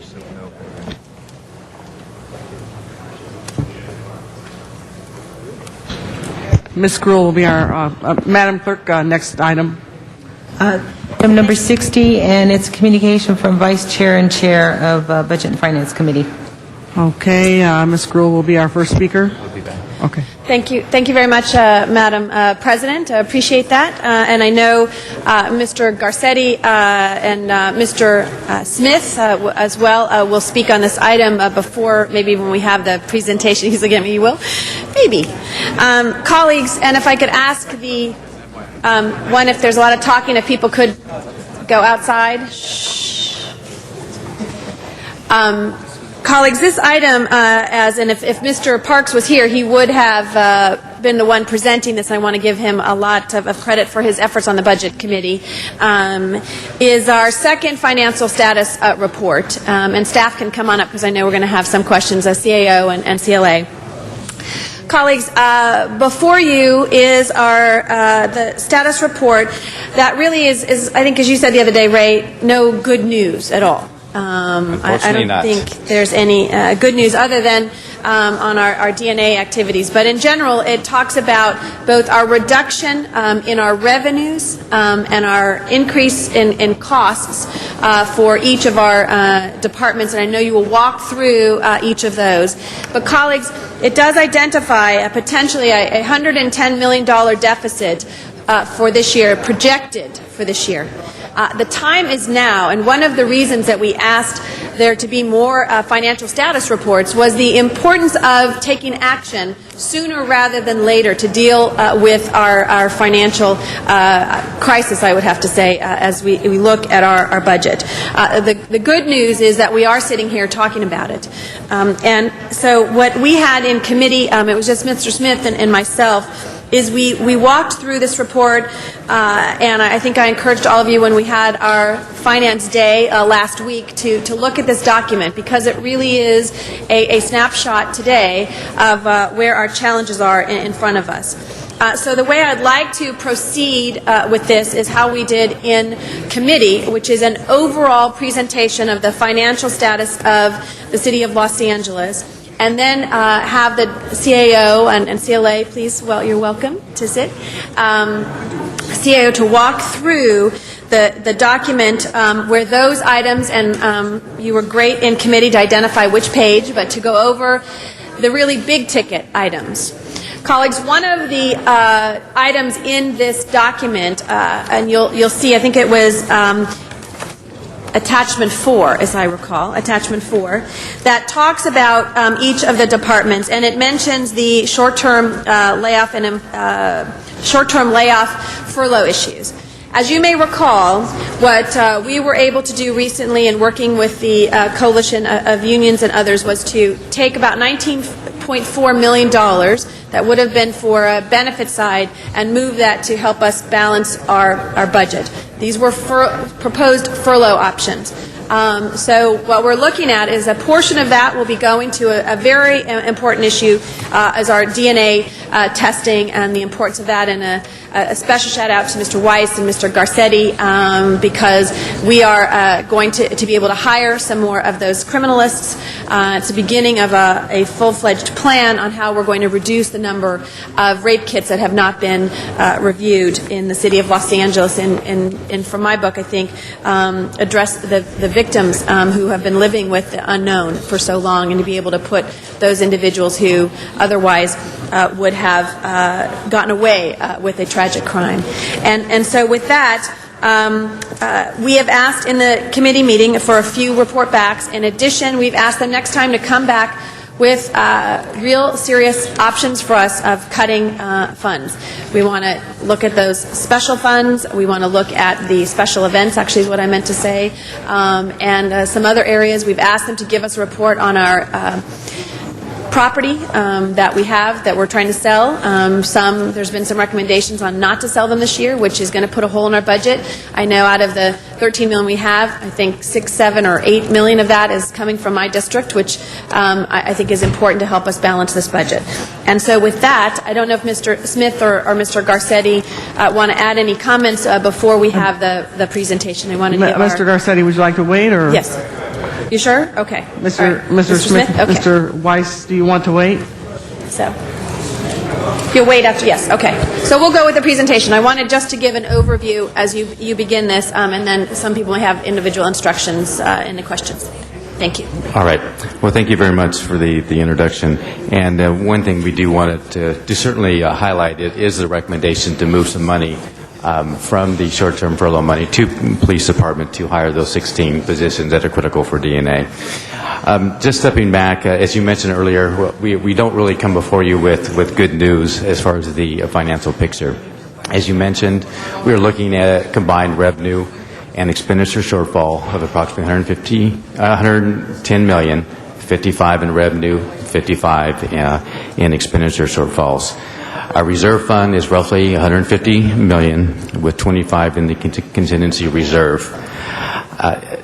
Unfortunately, unless we act now and take some measures to deal with the shortfalls, we will have to tap into the reserve fund.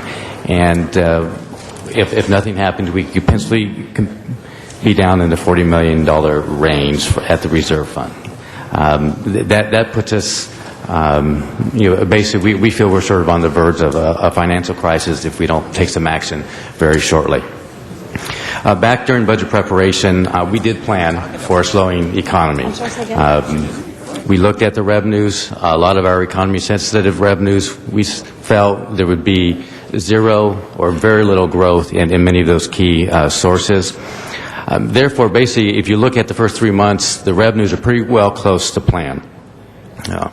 However, as we go forward and we talk to some of the economists out there, we had some that came in for the council budget day. All of them are pointing to a severe recessionary period, and that, given that, as we look forward, we need to start taking some actions, and we need to plan to deal with those slowdowns in the revenue. A couple of our recommendations on revenue, I'd like to just briefly highlight. Sales tax, we budgeted zero growth. However, in this report, we feel that we need to bring this down approximately 1%, translates to $5 million. Certainly, as we looked at the receipts that will come in for our third quarter and fourth quarter of the current fiscal year, we feel, given all the consensus, there will be a slowdown in consumer spending, and it will affect that revenue source. Likewise, the business tax, which moves very similar to the sales tax. We were pretty much at flat growth for the current year, but we feel it would be prudent to bring that down by 1%, which translates to $5 million as well.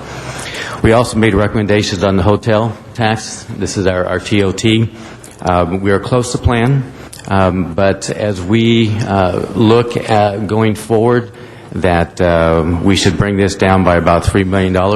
We budget about 5% growth, but we'd like to bring this down to about 3%. And based on some recent information, we did get in contact with our consultant from PKF, and in talking with that analyst, they feel that we should sort of adjust our revenue to deal with sort of the out years and out months for this fiscal year. Parking users tax, certainly we anticipated some additional enforcement in that area to bring in some additional receipts. We have not seen those as of yet, and we feel it would be prudent to bring that down $2 million. One of the big ones, the documentary transfer tax, we've had this discussion over the last year or so.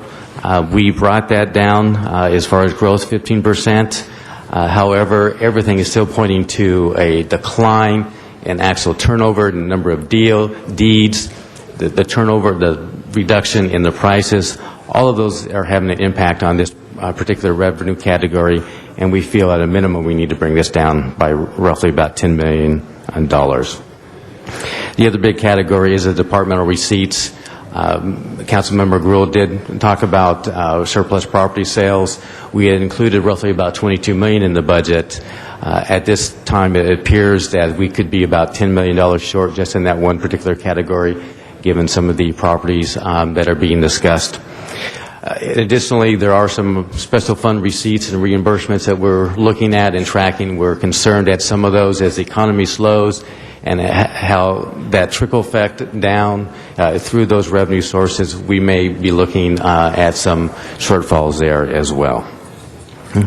Briefly on the expenditure side, we talked about the $55 million. This accounts for that furlough money that was set aside in the UB, some money that was set aside for petroleum. So we're down to that $55 million. We do feel that we can make some further reductions in departments of roughly about $10 million or so that will not impact services, but we still have a long ways to go.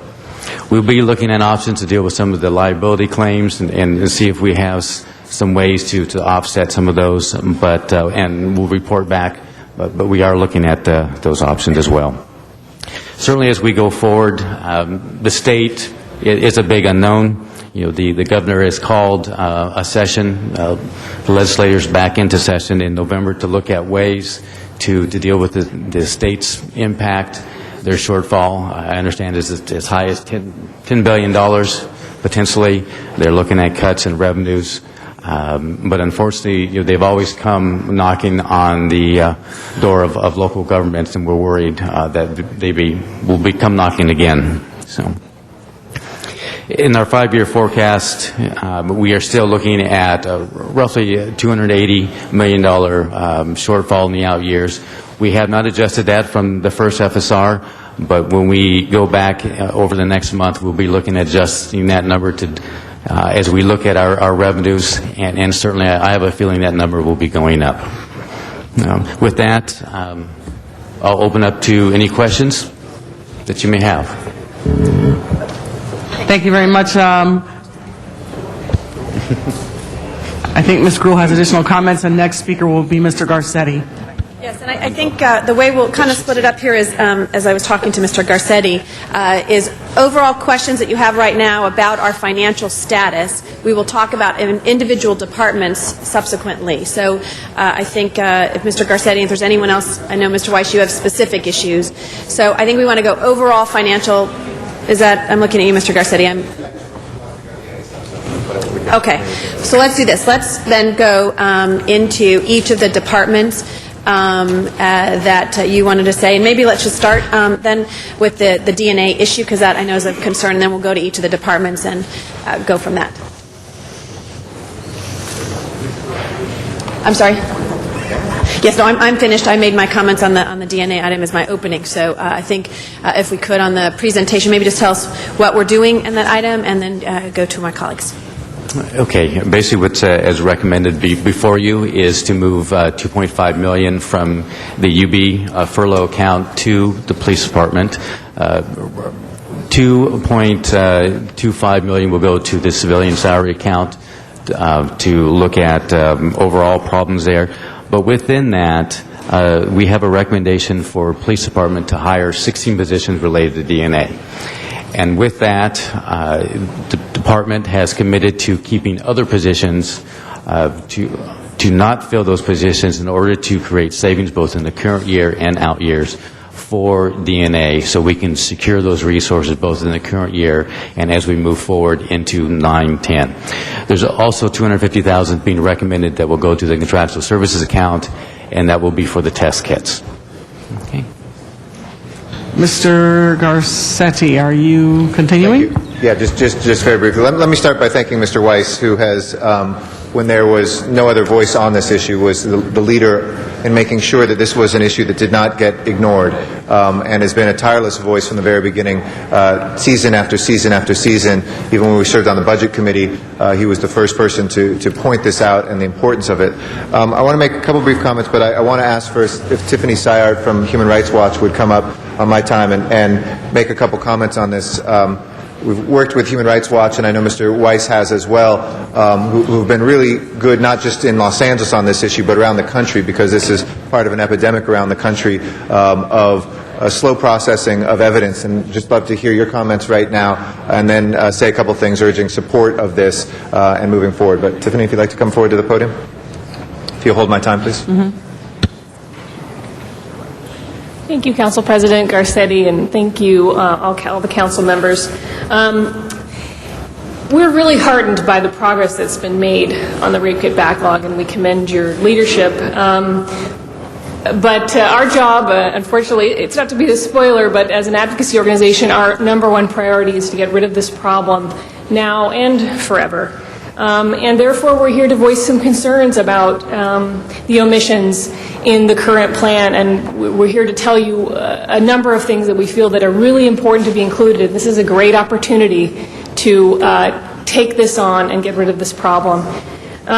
It's not the backlog is not just a crime lab capacity problem. The motion must be coupled with a 3-year plan that deals with a number of other issues. And I just want to highlight several of those for you today so that you understand the breadth of the issue. There's a pending policy in the LA Police Department to test every future booked rape kit. There's nothing in this plan that would oversee or define how that would be implemented in order, because that's right now it's detective discretion. So there's a number of additional rape kits that would be required to be tested if we were to commit to test every future rape kit that comes through the door. There's not a commitment to have lab positions focus solely on the backlog and not other DNA evidence. We want to make sure that this is the number one priority of these new positions and that other evidence doesn't take precedence over this. There's not a commitment to notify rape victims when their kits are tested. This is an issue that New York faced. They put together a whole team of people to notify rape victims, and not just a simple phone call, but actually having social workers deal with these victims so that they're not re-traumatized when perhaps 10 years later their kits are finally tested. There's no process to notify the detectives, prosecutorial unit, etc. Again, New York implemented an online system where simultaneously everybody was notified when a profile was uploaded into the database and it was necessary to further investigate that potential assailant and potentially prosecute the case. We don't want these cases slipping through the cracks, and therefore we need some sort of process to do that. Finally, there's no process to ensure that these hits are turned into investigative leads and that those leads, if they're valid, turn into prosecutions. And of course, the bottom line is that rape victims aren't going to see redress. They're not going to see justice unless not only are these kits tested, but these kits, the tested kits that have DNA profiles turn into investigative leads and prosecutions where important. And so it's just so important to us to stress that to you. Several jurisdictions, and this is our evidence. We've looked at a number of jurisdictions. We're doing a national report on this. Both Illinois and Virginia attempted to deal with this problem without a comprehensive plan, simply outsourcing the backlog and increasing DNA capacity. And their intentions were good. But unfortunately, because this wasn't a comprehensive plan, the backlog has again grown, and a lot of those hits haven't turned into, the majority of them have not turned into investigative leads. In New York, because they implemented this comprehensive plan, they do not have a backlog, and they have a really wonderful process by which to make sure that doesn't happen. And we urge you to look at New York as your peer jurisdiction to really follow through on this issue. So thank you for listening to me today. Again, please don't squander this opportunity to deal with this problem holistically and comprehensively. And again, we thank you for your efforts. Thank you very much, Tiffany, and thank you for the work of Human Rights Watch of continuing that. And I believe that Mr. Weiss, who will speak in a second, has spoken and has put together a more comprehensive plan. We have a moment right now which we all acknowledge this is not the complete plan, but a step forward after the city has just not done that year after year here. And I would like to just ask for a report back on that notification piece, specifically whether we can have the police department. I know Charlie Beck is here, and Mr. Weiss may call him forward from the police department, but specifically whether we can do that guarantee of notification as a piece of it. Maybe Mr. Weiss can illuminate a little bit on the work specifically focused on the backlog rather than new evidence as well. Colleagues, this is important. It's a tough year to do anything, but I want to thank the CAO and the CLA, as well as Mr. Weiss and Ms. Gruhl for doing the right thing, because in any budget year, the right thing seems to be in budget terms always just to say we can't because we have less money. And we know this means moving things around, but it was spoken about yesterday, the political will is now in place, and I hope that political will in the mayor's budget that we see coming forward, in the police budget that we see, the ask that the police department makes within that process to the mayor, and then that is forwarded to the council. We did authorize these positions last year. They were not filled. But the reality is now, the consensus, I believe, is to move forward on this piece. I think it's critical. These women deserve better. These victims deserve better, and they will get some justice. But the full justice will not be there until the comprehensive plan is in place. And I'll hand it over to Mr. Weiss, I think, who can speak further to that. But I urge your support. There is no more important thing for us to do today than pass this right away. Thank you, Mr. Garcetti. Our next speaker is Mr. Weiss. Thank you, Madam President. Colleagues, we're going to take a very important vote this morning, and I hope and believe that the Council is going to act unanimously on this. And it's important as we do so to understand that this is not the only important vote that's going to happen on this issue. What is even more important is the commitment that Mayor Villaraigosa and Chief Bratton announced yesterday to fund the plan that I've set forward that will fully staff this crime lab over the next 2.5 years and will fully outsource all of the rape kits over the next 2.5 years. So what we're voting on this morning is the first 6-month tranche of that plan. But as Mr. Smith has pointed out consistently, it's just the first 6 months.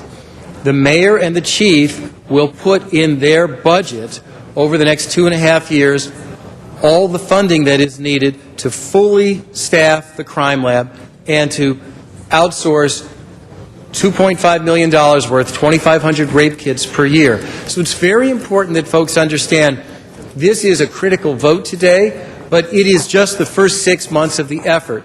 And in the coming years, the mayor, the chief, and the council will do this again and again until this problem is eliminated. Now, we would not be here today if it were not for the decision of the mayor and the chief to make this a top priority and fund it fully, and I'm grateful to them. And we would also not be here today if it were not for the work on this council of Wendy Gruhl, of Eric Garcetti, and I want to say a word about Greg Smith, because Greg sits next to me on the Public Safety Committee, and all of you know that, but many of you don't know that in his off hours as a reserve officer, he's on the cold case unit, working cold cases for the LAPD. So this is something that the council as a collective has been focused on and working on for a long time.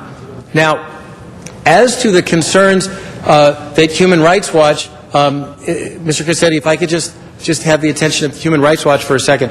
I fully understand and agree with everything that you've said. In fact, I've put many motions in the past dealing with the detective RHD side of the DNA house, because I completely agree with you, and I believe, in fact, that that is why Chief Bratton has selected Chief Beck, who already had RHD under his watch, to be the person to oversee the crime lab part. In other words, we now have the scientific part of criminal investigation and the human part of criminal investigation under the same cone at the LAPD.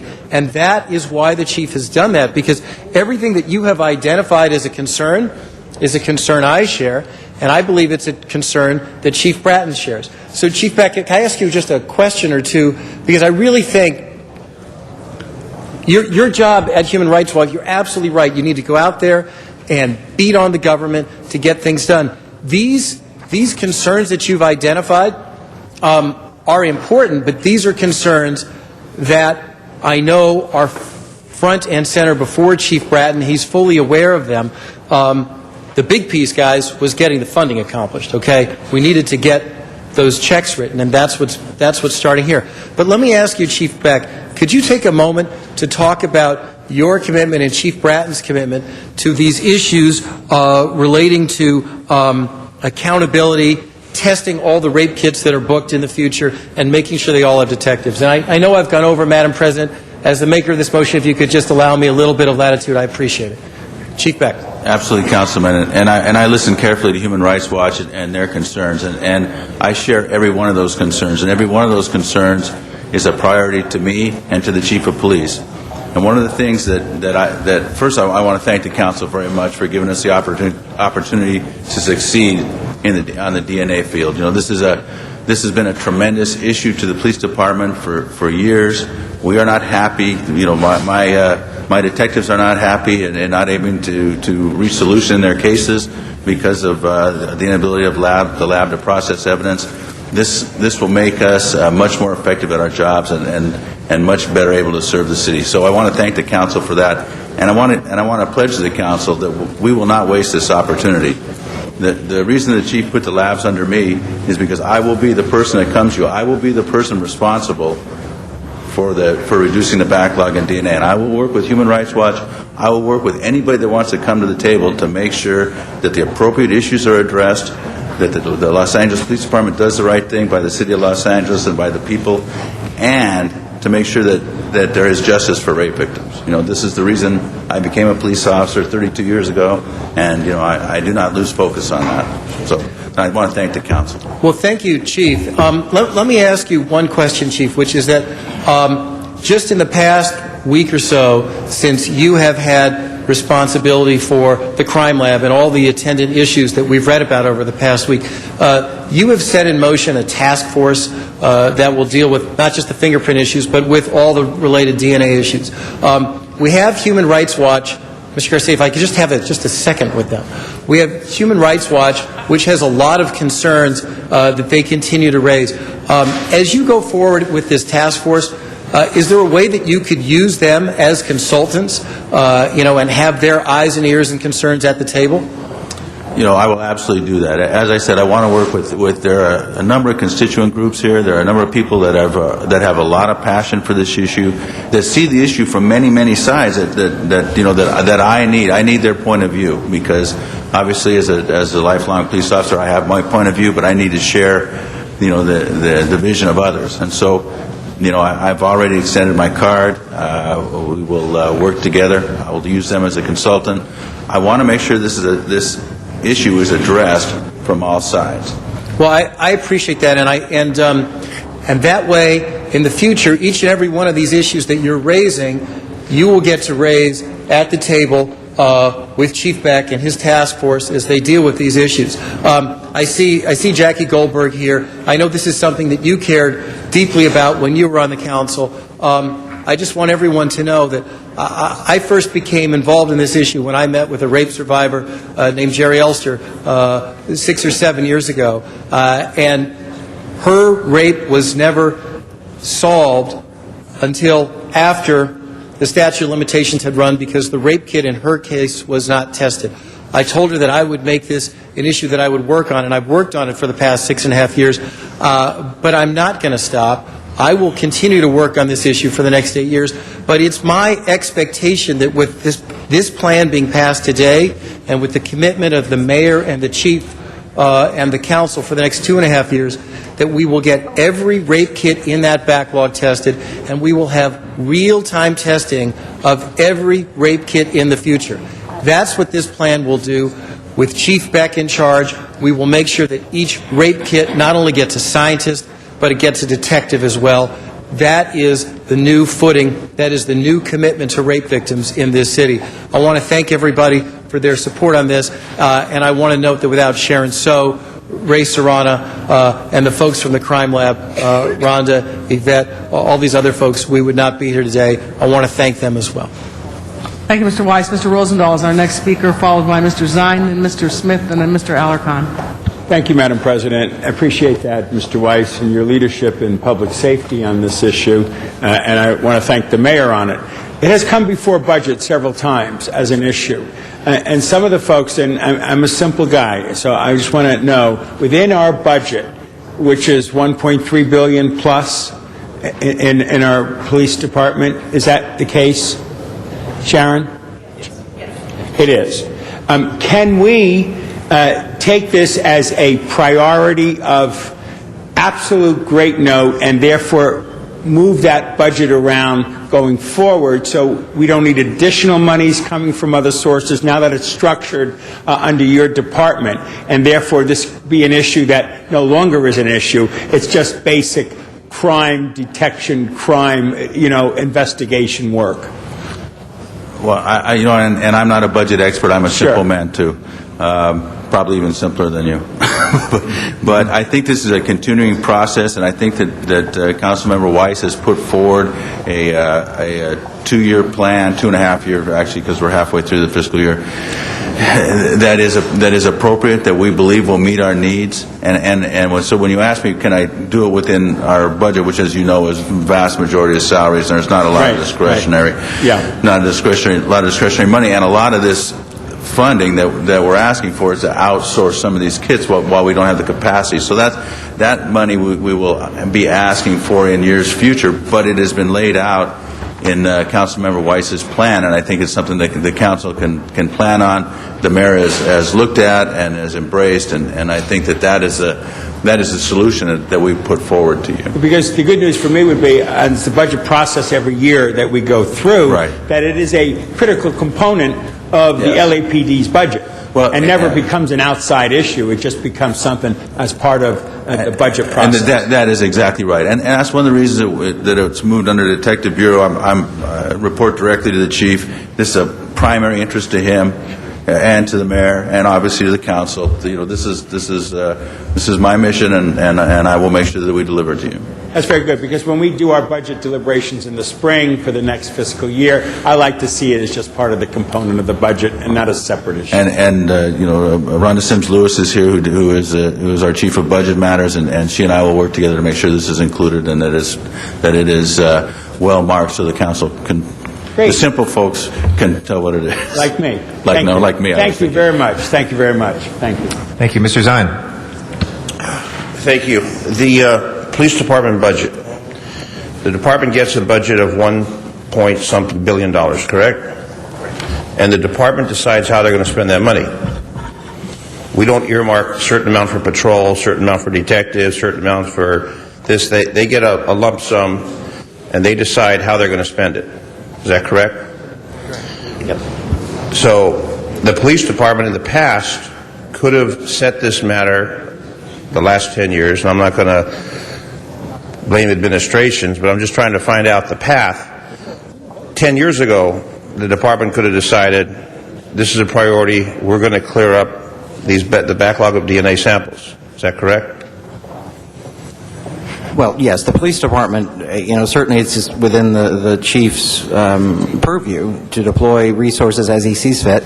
Going forward, there's a very clear commitment from the police department and from the mayor's office that they will allocate these resources towards the DNA to eliminate the backlog. I'm talking about the history. Forward. I'm talking about the history of 10-year backlog of DNA samples before Chief Bratton arrived here. It says they're stored from 10 years ago. When the department gets the budget, they put in, it goes through the mayor's office, it goes through this, it gets approved, they get that money for salaries and equipment, whatever the case may be. Do they then decide, or does the council, does the mayor, does the police commission take those dollars and move them around, or does the department say, these are the priorities, this is what we're going to fund, and if we need more money, we'll come back and ask for more? Or do we earmark a certain amount of money to say for patrol officers, a certain amount of money for a detective, a certain amount of money for DNA, a certain amount for lab? Or do they get a bulk sum of money to decide how they're going to spend it? Or do we nitpick everything? When the CAO prepares their budget, typically it is allocated by program. The chief of police does have the ability to shift that funding within their department, provided that the authorities for the positions are there. So yes, in response to your question, there could have been more positions employed 10 years ago if the decision was made 10 years ago. However, I do want to point out that it has only been in recent history that there have been sufficient people interested in these jobs of being a criminalist. Up to 5 years ago, it was very difficult to actually get people to be employed in those positions. There wasn't enough of an eligible list. It's only been in recent years that there has been greater interest in that field, and so now there are sufficient people that could be placed in those positions. So even if there was a commitment made 10 years ago, there may not have been sufficient people to fill But those there's still the positions. outsourcing that has been done Yes. for a long period of time. Same thing with police officers. Same thing where they're always trying to recruit additional police officers. The dispatchers, the folks that work the jail, the detention officers, there's always been the need to recruit those people and hire those people. I don't question that. I'm just looking at the fact is the money's appropriated to run an organization, and that money can be shifted around for the different priorities within the organization. Yes, provided that the authorities exist, and the police department is funded for, 10,000 officers and about 3,800 civilian positions. So they have the position authorities, but they don't necessarily have the funding for all of those positions. So within those position authorities, yes, they can shift funding, provided that they have the positions available within those divisions. Now, this money is strictly earmarked, and the police department's given direct instructions that this goes to this specific project. This can't be shifted to some other priority. The police department is making a commitment that with this funding, they will fill not only all 16 new positions that the council authorized during the 2008-09 budget, but in addition to that, they will also fill 3 additional vacancies that have since occurred within the DNA serology unit. And within those funds, they will also commit to staying within budget through the remainder of the year. And savings will be accrued through the filling or through holding positions vacant, other positions outside of the DNA serology unit, and that for future year costs, those positions will remain unfilled. So they've identified 24 positions so that there is no additional impact on future year budgets. Okay, so we can be assured that this matter of the DNA backlog will get cleared up, and that will be caught up. Well, it will begin to address it, as It's Councilman not going to Weiss happen indicated. overnight. Yeah, the LAPD has a third phase that they will likely be putting forward in their upcoming budget proposal. So it will be incumbent upon the mayor's office to include that in the proposed budget, and ultimately for the council's consideration as well during the budget deliberations in May of next year. And I've got great confidence in Chief Beck making sure it's done properly. I just want to make sure that what we're promising is going to be carried through, and Mr. Weiss obviously has been very concerned about this. He took money out of his office to put in. I mean, the department's been receiving dollars for this particular situation to try and get that cleared up, and I know every Monday we hear the numbers 7,000, 7,000, 7,000. It seems that the mountain's increasing rather than reducing. So we're assured of this. I know we've got hard budget times, but the fact is this will begin, hopefully, the reduction of the backlog of samples. Another question I have regarding the samples, just the last question I have. Some of those I understand are out of statute, 10 years or more. Is there a purpose in processing those that are out of statute? Can we bring any criminal action against anyone? Is there any purpose that we would want to analyze samples that are that far out of statute? There is a potential purpose. Now, one of the things that we're going to do is review all the samples and backlog to absolutely determine, where they fit in the priority chain. Now, the out-of-statute samples can be valuable for entering information into CODIS. Now, they may not be able to be used for prosecution, but they can be used for case linkage. They can be used to put a person into the statewide DNA database system so we can identify them at a future date for a future issue. So there is value now.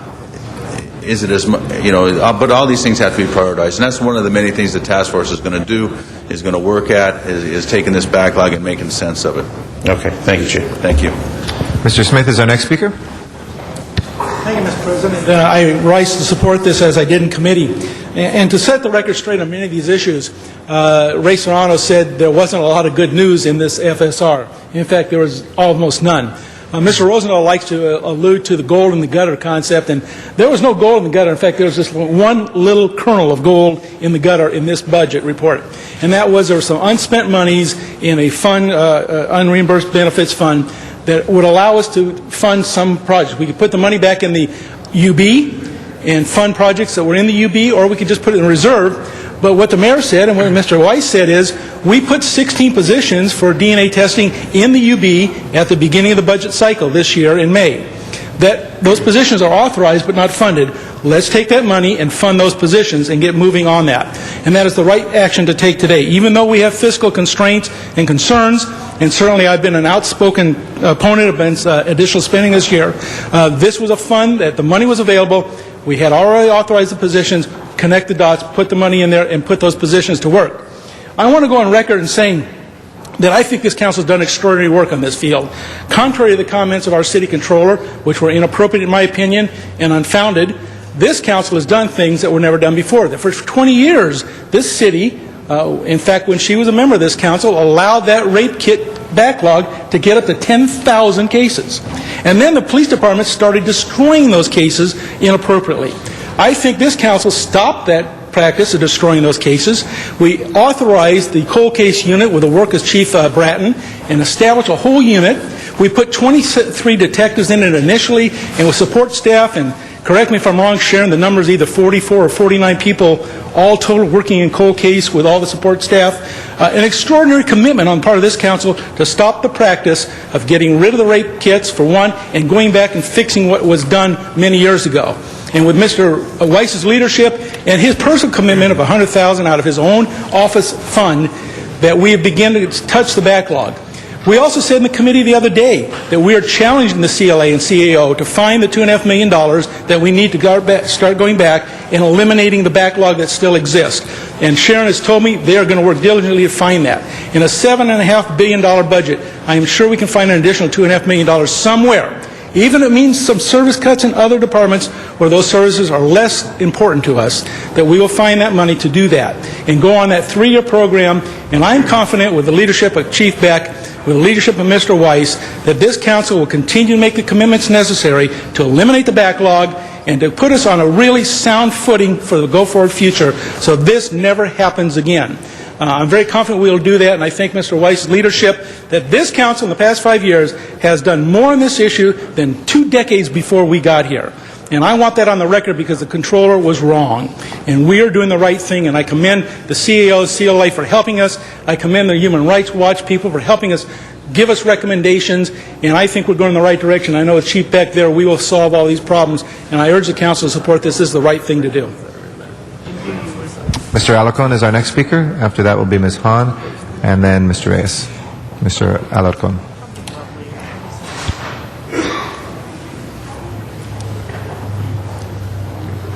Yeah, first of all, let me say that when I came back to the council, one of the things that was most important to me was the fact that the backlog on rape kits had grown exponentially since I left the council in the 90s. And I raised the issue. I was ready to introduce a motion, but I understood that Jack Weiss was working on it, and I sat down with Jack, and he explained. So first, let me commend Mr. Weiss for taking on this issue. Secondly, let me say that we have to understand the ramifications of the tone that we set. The fact is that this city council, mayor, and the police department did compel the increase of police officers in our police department. And then we defined the dollars. So it's not fair to say the chief should have allocated more resources over here. He probably should have, could have, or you know, if you look into every single pot, there probably could have been some money here and there. But in terms of the substantive issue of 7,000 rape kits, given the fact that we have ordered an expansion of our police department for police officers, we really limited the options to create the support staff. So what we need to recognize is the ramifications of our policies to increase the numbers of police officers without consideration for the support staff that's necessary to get good convictions. A police officer doesn't stand alone in fighting crime. There's a whole system of support that is necessary. The criminalists, when it comes to rape kits, are absolutely essential to providing the evidence that's necessary to convict. And so everybody's responsible here. Everybody. Nobody can turn a blind eye to their responsibility here. This is necessary.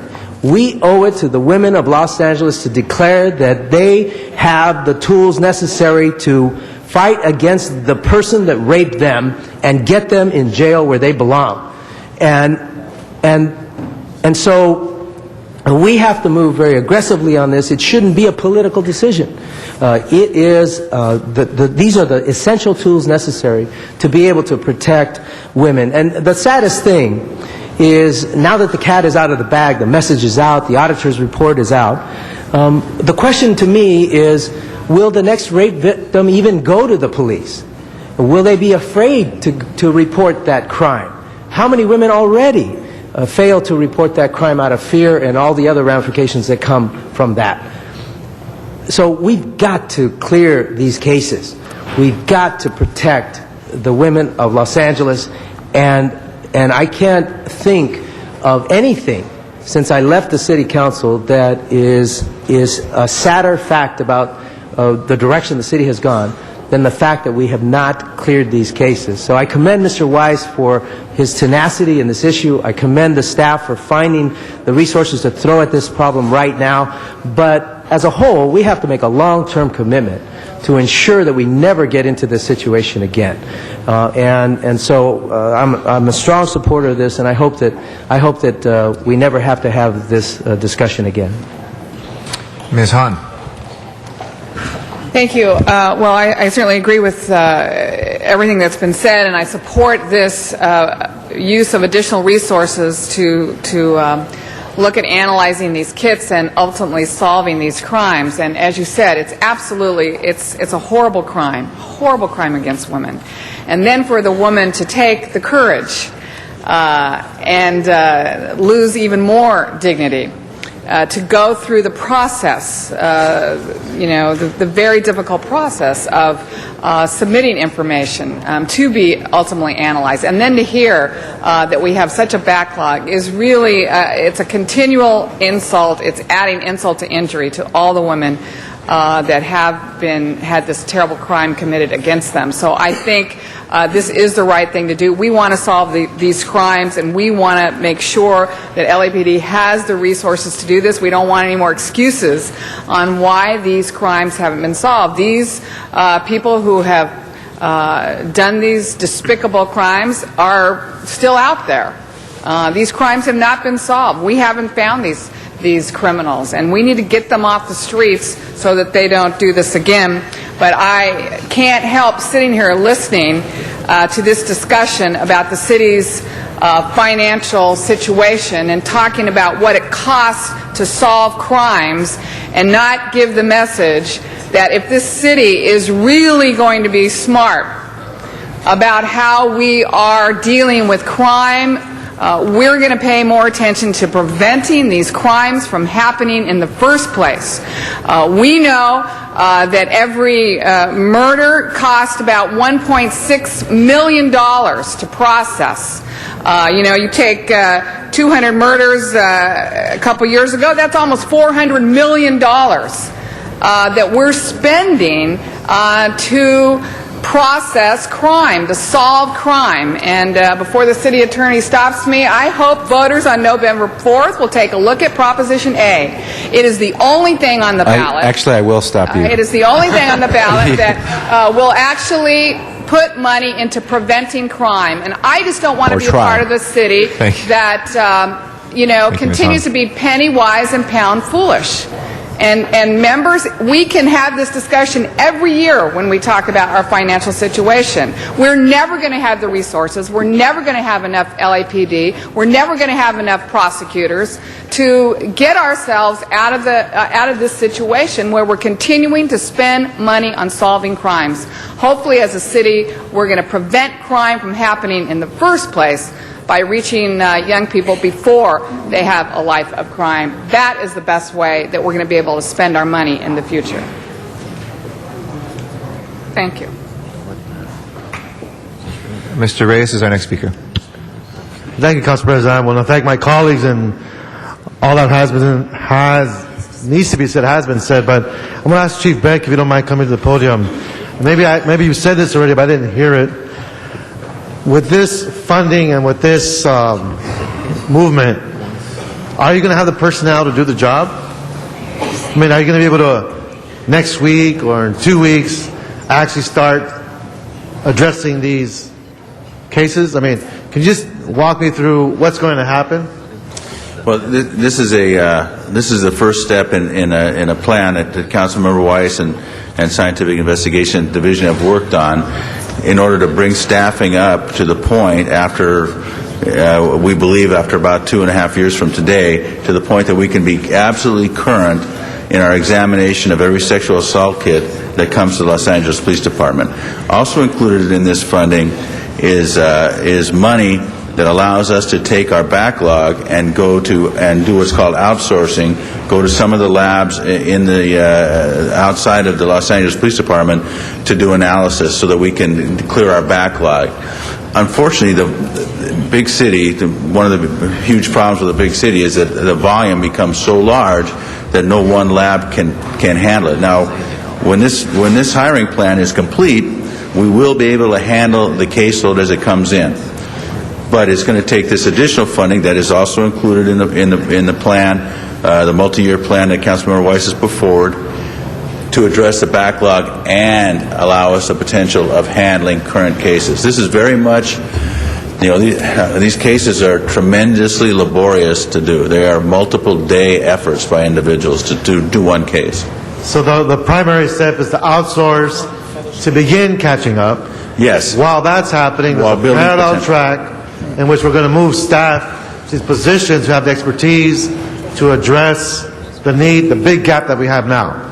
Right. In other words, our goal is at the end of this plan to have a fully staffed crime lab that can keep up with current caseload as it comes in. In the meantime, while we're staffing up, because we can only train so many, can only find so many people, it's a finite group of folks. So while we're doing that, we're using this additional money to, in essence, buy down our backlog. And these things should coincide so that they both occur about 2.5 years out, we hope.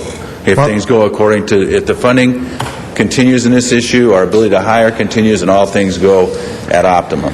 I have a lot of confidence in your work, Chief Beck. I've seen you do what you do as a captain all the way through. But for me, colleagues, is that we have funded departments before, but because of civil service complications, because of finding the right personnel, you find this big gap, and a year later we ask, well, what happened to that personnel? Why didn't that work happen? And we get all of this detail that no one notified us about in terms of why it takes so long, and then they come back and say, well, it's your policy we're implementing. So if we're going to have any obstacles, I'm hoping that between yourself and personnel and anyone else in the department can let us know how we can get our own policies out of the way to make sure we can get to the issue. One thing that I've committed to do is that I will, I or my representative, and mostly it will be me, will appear before Public Safety every Monday to give them updates on where we are and where we're going, to make sure the council is aware of our progress. Great, Chief. Thank you very much. Thank you. Thank you again, Councilor Weiss. Thank you very much. Mr. Weiss is next again, then Ms. Gruhl. I just wanted to wrap up, Ms. Gruhl, so I don't know if you want me to do that now or after you speak. Okay. So I just wanted to say, and we had a long discussion in Budget and Finance, and a lot of people who came and testified about the importance of this. And I think, and I know Charlie Beck is listening, the rest of the police department and everyone else, there's a lot of questions as to the past and going forward. I think most importantly, we're going forward, and the importance of that. And all of the dialogue and discussion that's occurred in the last couple of weeks, and the audit that was done, and all of that, has highlighted some problems in the city. And we should address those head on. All of those, and that's what you've heard today. Some frustration from all of us as well. But most importantly, I think we are moving forward. We are moving forward today with the items that we're funding. We're moving forward on the plan that Mr. Weiss has proposed, and gotten the mayor to adopt that as well, and the chief to move forward in 2.5 years to do that. The residents of the city demand this and expect it, and should get that, and the victims particularly. And so it's been a great discussion today, and I just wanted to add to everyone who has made this a priority. I know your friend who spoke yesterday so eloquently in a budget committee is listening. I think she was going to listen on Channel 35 or on her computer today. So a big shout out. But this is, we are moving forward, and that's what we should do is move forward, look at the mistakes of the past, and move forward. Thank you. Thank you, Mr. Weiss. Thank you, Mr. President. You know, Ms. Gruhl, I should have spoken before you, because you literally took every single word out of my mouth. But you did it much better than I will. I just want to thank this council and thank my colleagues for what they said and what they're about to do. I mean, Mr. Reyes, Mr. Smith, Mr. Parks, and Mr. Zine, who sit on public safety with me, and who every week for well over the last year, probably more, have heard the weekly reports that I committed to do until we pass this plan. And I appreciate them for sitting through that and for asking the important questions that they do week after week. After Mr. Smith is laughing. Yeah, it's not going away either. I'm not going to repeat that. But I want to thank my colleagues for what they've said today. Mr. Alarcon, I just want to particularly thank you for what you said today, because I know that this issue means a great deal to you personally. And I know how committed you are personally to this issue, and I really appreciate what you said. I think Ms. Gruhl said it best. I will just get it second best. A lot of people have asked me over the past couple weeks, how did it get this bad? What happened? What's the history of this issue? And, frankly, I could write a book about that, but I'm not going to. I really think that is not what's important. What's important is that this is a major public safety crisis in this city, and for the very first time, we have a mayor, a chief, and a council that are fully committed to doing what it takes now and in the next 2.5 years to eliminate this crisis. That is what is important. And finally, I just want everyone on the council to understand the reason that it takes 2.5 years to do it is because I asked the Crime Lab, what is the maximum rate at which you can grow? What is the max? What is putting the pedal to the metal? What does that look like? They said 10 criminalists plus attendant personnel every 6 months. This is the pedal to the metal plan to fully staff that crime lab and eliminate that backlog. You can't do it any faster, and thanks to this council, thanks to our mayor and our chief, it will be done literally as fast as humanly possible. Thank you. All right, that is our last speaker on that. Do you want to go through any other departments, Ms. Gruhl, or are we okay? If there are any questions with the other part of the FSR, I'm not sure if there are. This seems to be the meat of that, but I do encourage the City Council to look at that attachment 4 that is in your packet of information. It will show you where the challenges are, and I think we are expecting in the next FSR and to come very quickly with proposed cuts to begin to address that right now moving forward before the end of the year. And so that is our expectation, and I see everyone shaking their head, so I agree with that. There is Mr. Smith, your motion, we're about ready to vote on this item. You have a motion, 60A, that is before us if you want to, that's an amending motion to this item. Yeah. Mr. Smith? All right, members of the council, what is before you is an amendment dealing again with that one kernel of gold that we found in the gutter. and I would ask Mr. Featherstone and Mr. Alicon if they would come forward. I brought this in, for one, because I am obviously a staunch supporter of EMD. I understand there's some needs. There are some needs that were identified in the controller's audit, the gaps that need to be filled. We have a new general manager that's doing proactive management. He's really trying to get his organization in gear. We've had extraordinary circumstances in the last month or two, most of in my district, dealing with fires and train wrecks, where emergency management was critical. And I began a process yesterday in the community of looking at what the next problems are going to be from those fires, and that will be floods. We know those are coming. How do we deal with it? We've asked EMD to be the lead agency on that and coordinate city fire, police, all the resources. And there's some holes in the organization that have been identified. I brought forward the motion at the request of the mayor. I support the concept. CLA and CO have some recommendations that this maybe should go to committee, but I'd like them, first of all, the mayor's office and Mr. Featherstone, to make their plea today, because it could be part of the FSR if the council so decides to do that. It's the appropriate place to do that. So, Mr. Alicon, if you begin, please. Thank you, Councilmember Smith, and good morning, Councilmembers. Hold my time. Thank you. R.F. Alicon, I'm the Deputy Mayor of Homeland Security and Public Safety, and also Jim Featherstone, the General Manager of the Emergency Management Department. Thank you, Councilmember Smith, for filing this motion. As you've done in the past, you've been a strong leader in this area of importance to emergency management, which, of course, has been a major priority for the mayor. The motion identifies the transfer of funds that fill critical gaps in the city's preparedness for a major emergency or disaster. As you've mentioned, we've already experienced several of them just in the last few weeks with 3 major brush fires, the tragic Metrolink incident, and then, of course, a small wake-up earthquake that we experienced back in July 29th. What this is intended to do is to fund for 6 months 3 critical positions in the Emergency Management Department that Mr. Featherstone will talk about in a second. 2 emergency preparedness coordinators and 1 public information officer.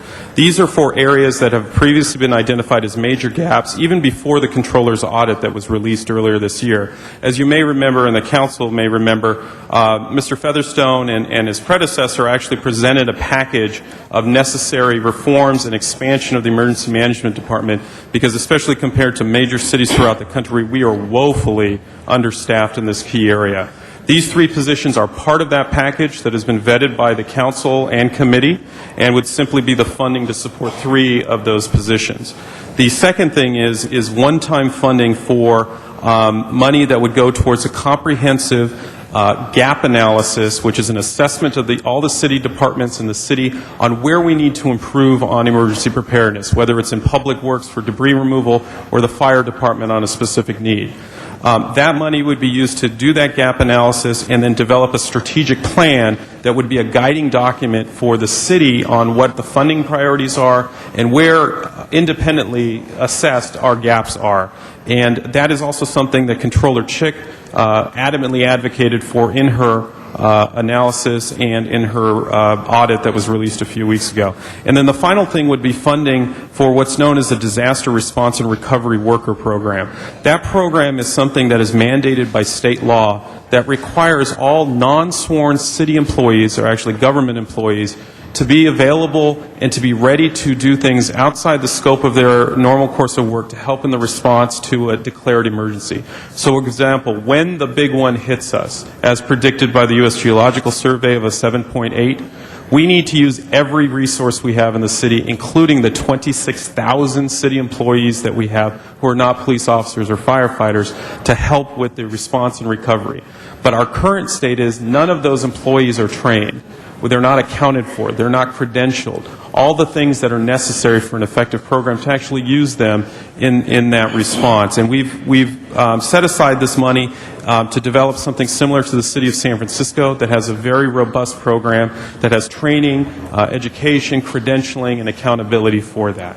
And I'll just turn it over to Mr. Featherstone for a moment. He can explain about the 3 positions. Good morning. Jim Featherstone, General Manager, Emergency Management Department.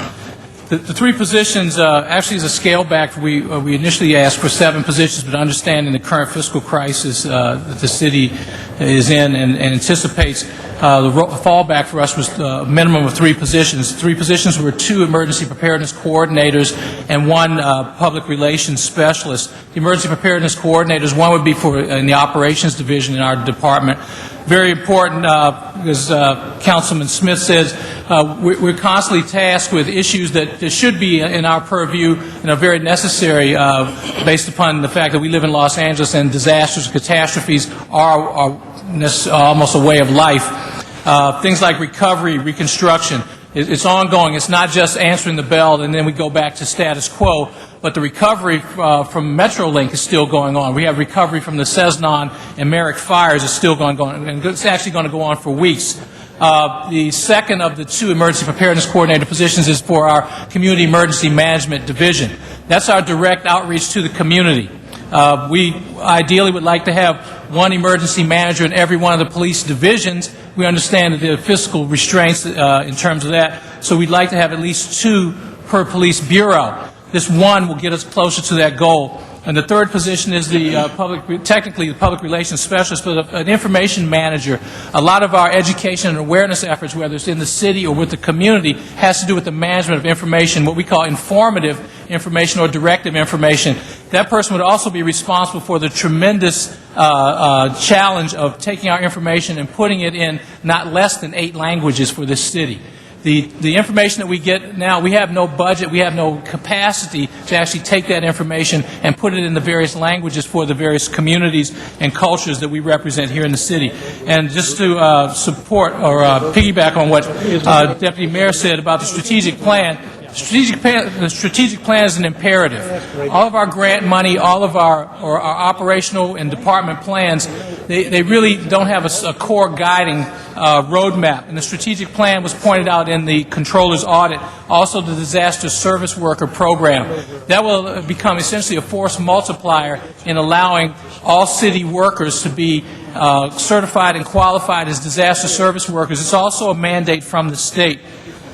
The 3 positions don't give us the necessary capacity to meet all of the issues brought out in the Controller's audit, which we concur with, but it will take us one step closer to meeting those issues, which we find very genuine and very apropos for our situation here in Los Angeles. And just very briefly, with respect to the 3 positions that are in Councilmember Smith's motion, one of our challenges in terms of obtaining grants from the federal and the state government is our ability to match those funds with in-kind contributions. We certainly don't have any extra cash to match, but one way we can do that is by general funded positions. Currently, we are matched out for all the grants that we have. If there were a $100 million grant that came out tomorrow, we would not have positions to match for it. This will help contribute that and show the city's commitment to emergency management to make those grant funds available, which is actually a sort of revenue-generating issue. The other thing is just with respect to special needs, especially those who are non-English speakers. These positions, especially the public information officer, will immediately address those needs, which is sorely lacking in the city of so many languages, as well as special needs of over 1 million people who have it for various physical ailments, etc. And then just finally, I don't think it can be overstressed the urgency of moving this forward.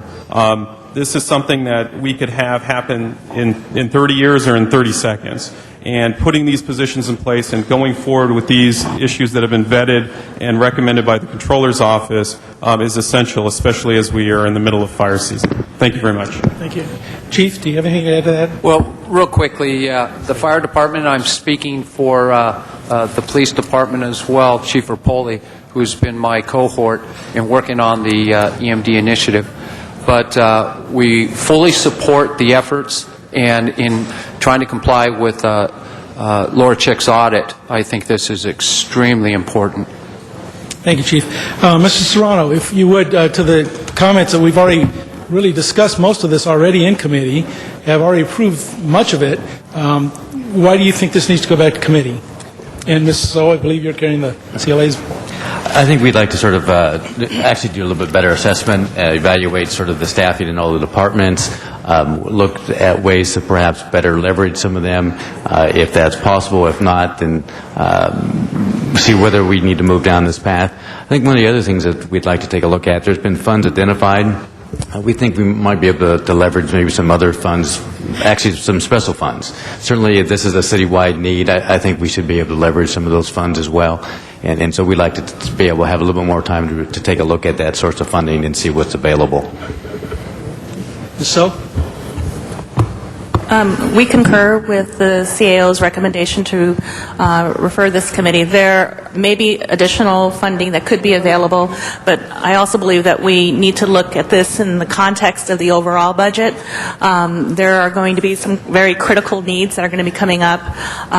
We need to look at this and see if there is something that we can do similar to what the police department did with regard to working within the resources and determining the priorities within not only the EMD budget, but also with regard to the overall city budget. So if this could be referred to committee, it would give both the CAO and CLA an opportunity to review the proposal and also to look at other funding that may be available. The additional concern that we have is with regard to the use of these monies for this purpose. These monies that have been identified in the motion are intended to be used to offset the cost of the furlough program. This is not a furlough program. This is additional cost to the city. So it is somewhat inconsistent with regard to the use of these funds for this purpose. So I think that we need an opportunity to see if some other sources of funding can be identified. Thank you, Ms. So, if I just to say, we did identify in the motion the source of funding was from the unused uninsured benefit fund. So there is funding available. The question is, do we want to move that money from that purpose to this purpose? And that's a discussion we can have. Members of the council, let me just say, I instituted a meeting yesterday of federal authorities from USGS, from state OES, from city fire, county fire, city public works, county public works, all the agencies that were involved in fire recovery. And the first thing they all said is we need a plan of getting information out on the potential of floods in your district and Mr. Alarcon's district from the two fires we just had. And we all looked at each other and said, who's in charge of that? And everybody said, probably EMD. No one else really has that authority. Yet EMD does not have that position, and that is one of the positions that is in that motion, is somebody that can get information out. We're looking at potential floods in Mr. Alarcon's district and mine that could be very, very damaging and life-threatening. And yet we have nobody from the city that is tasked with the responsibility of getting information out to citizens on how they should prepare for that and what they should do in case of evacuations, which they've already been evacuated once when the fire hit. Now we're looking at evacuations of people and animals once again from those very same areas. I think there's an emergency need to get going as quickly as possible. I know you won't have it done in time for my problem, but at least we're making the commitment to go forward because we know, we're not done with the fire season. Two, the disaster season is really just beginning historically, and I think we need to move forward. I would offer that with Mr. Serrano's recommendations that there are some possibilities that maybe we could just hold this off for a week until you find and take a look at that rather than going to committee. And the reason is, and I know Ms. So's not going to be very friendly to me for this, but the reason is Budget and Finance is not going to meet for almost a month. And I don't know if we can wait for that long to get going on some of these issues as we look at disaster preparedness. We don't pick the time disasters come. We don't know when they're coming, but we should be prepared. We have to be prepared. And history has shown this city to be extremely vulnerable to man-made disasters and natural disasters. And I think there's a reason that we should go forward. And if it takes a week for you to identify those resources, or a few days, Mr. Serrano, I will be willing to put this off on the table for to the next meeting Friday or next Tuesday while you look through those resources. That shouldn't take a month to do that, and waiting for the next Budget and Finance Committee is a month away. So I would suggest we either take it off calendar today or approve it today, one or the other. But waiting for a full committee meeting is just time I don't think we can waste. Thank you. If I could just respond to that very quickly. As I think many council members know, this is not a new issue. These are not new positions that have been just thought of because a pot of money was made available. This is something that has been planned on for a significant period of time. And almost similar to the DNA, where we knew we had a need, we simply had not identified the funding. We have now identified the funding. It's not actually from the furlough money. It's from a different source. And we've been working with the CAO and CLA for several years now to identify funding for these positions. I agree with you, Councilmember Smith. We cannot wait for the next disaster to happen to motivate us to move forward on this very limited approach to deal, a small, limited amount to address a major need that we have. So I would respectfully disagree with Mr. Serrano that we would be able to identify additional funds. We know how strapped we are right now. We have gone through this issue for so many times. I think it's time, and I know the mayor supports that we need to move this as quickly as we can for the people of Los Angeles. Mr. Reyes. Thank you, Council President. You know, I know we are in a position where we have to start weighing out what's important, what's very important, what's very, very important. I think we do need to have the CAO and the CLA come back and advise us as to what are these impacts. I think we're going to have these discussions more and more often as more senior centers are going to be targeted for shutdowns, more child care centers, more of our outreach programs for our kids. You can go through the whole list. And they're all very, very, very important. So let us at least provide, and I ask my colleagues to consider allowing for a report back, at least strategize and look at these options and give them the time we need to make at least a decision that's based on weighted discussions, looking at different variables, and all the things we typically do when we are having these kinds of this kind of a dialogue. So I would encourage that we follow the lead of the CAO and the CLA and have it go back, and let's have those in-depth discussions, because we are going to be making more painful decisions as we continue in this economic crisis. Thank you, Mr. Reyes. Anybody else wishing to be heard on this?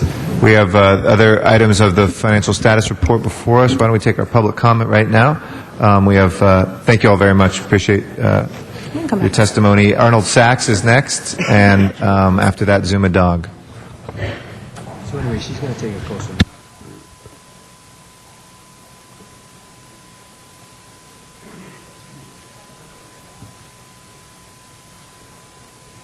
Yes, good afternoon. Thank you very much. I'm glad you got back onto the public comment regarding the financial status of the city.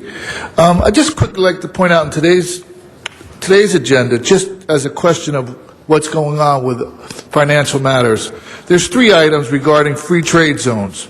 Item number 62 addresses administrative fees of $10,000 a year for a free trade zone. Item number 28, administrative fees of $5,000 a year for a free trade zone. And item 29 is no administrative fee for a free trade zone. So the question is that when you're deciding what your financial policies are, you have 3 different administrative costs for free trade zones. What is the basis? If I go in for a business license and I have to apply for a business license, I know each business has a different cost associated with it. But if I'm a free trade zone applying as a free trade zone, isn't the cost the same? We need a definition of exclusive, because evidently it did affect the amount of when the city negotiated at Staples Center for the advertising rights. Also in today's agenda, you have a cost of living increase of 7% for city employees. Penalty fees are increased. The rape kick backlog, let's discuss that for a few seconds. When Chief Bratton, according to a news article today, Daily Breeze, he came into office with 2,000.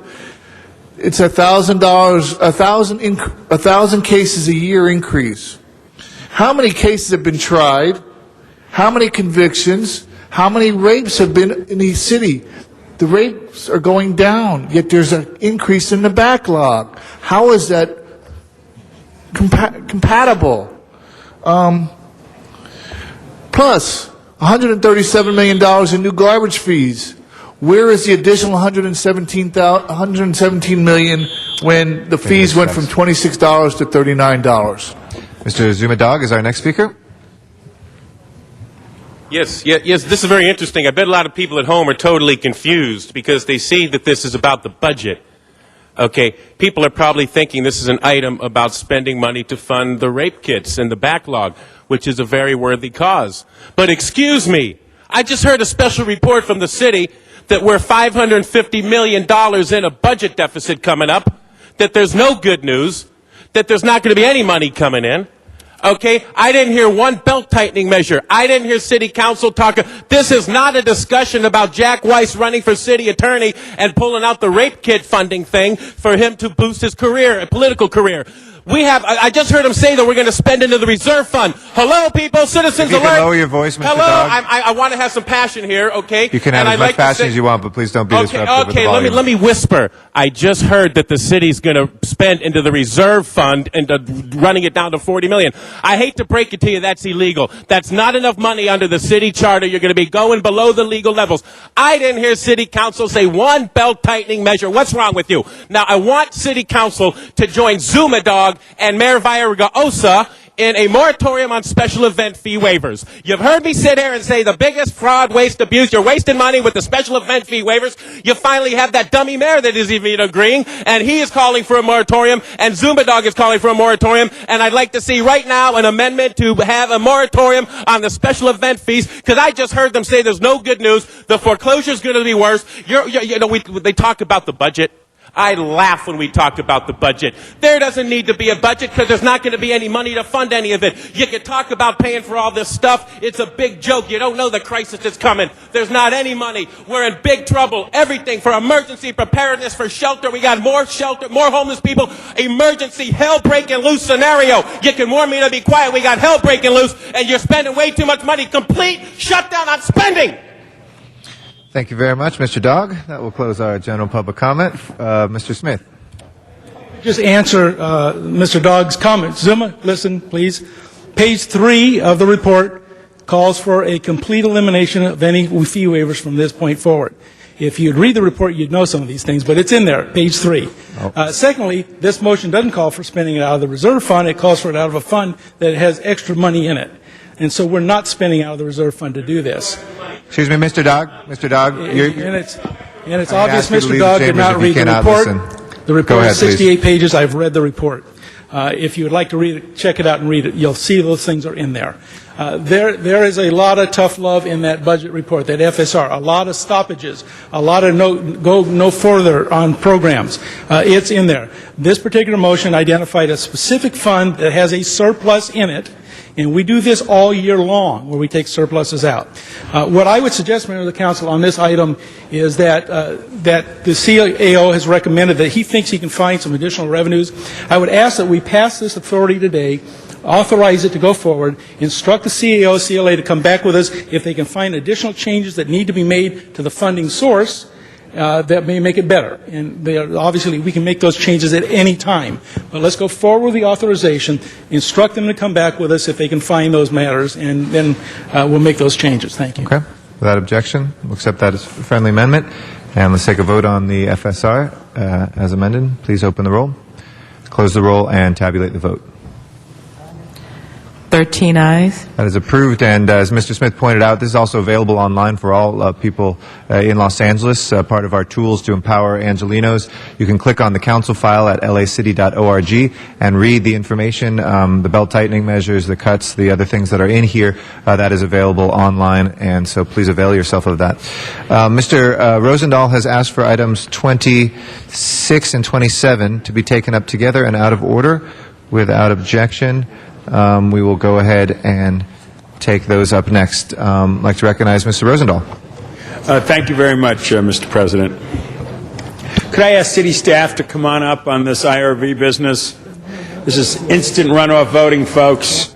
It's a great reform effort that many enlightened cities in this great nation have done.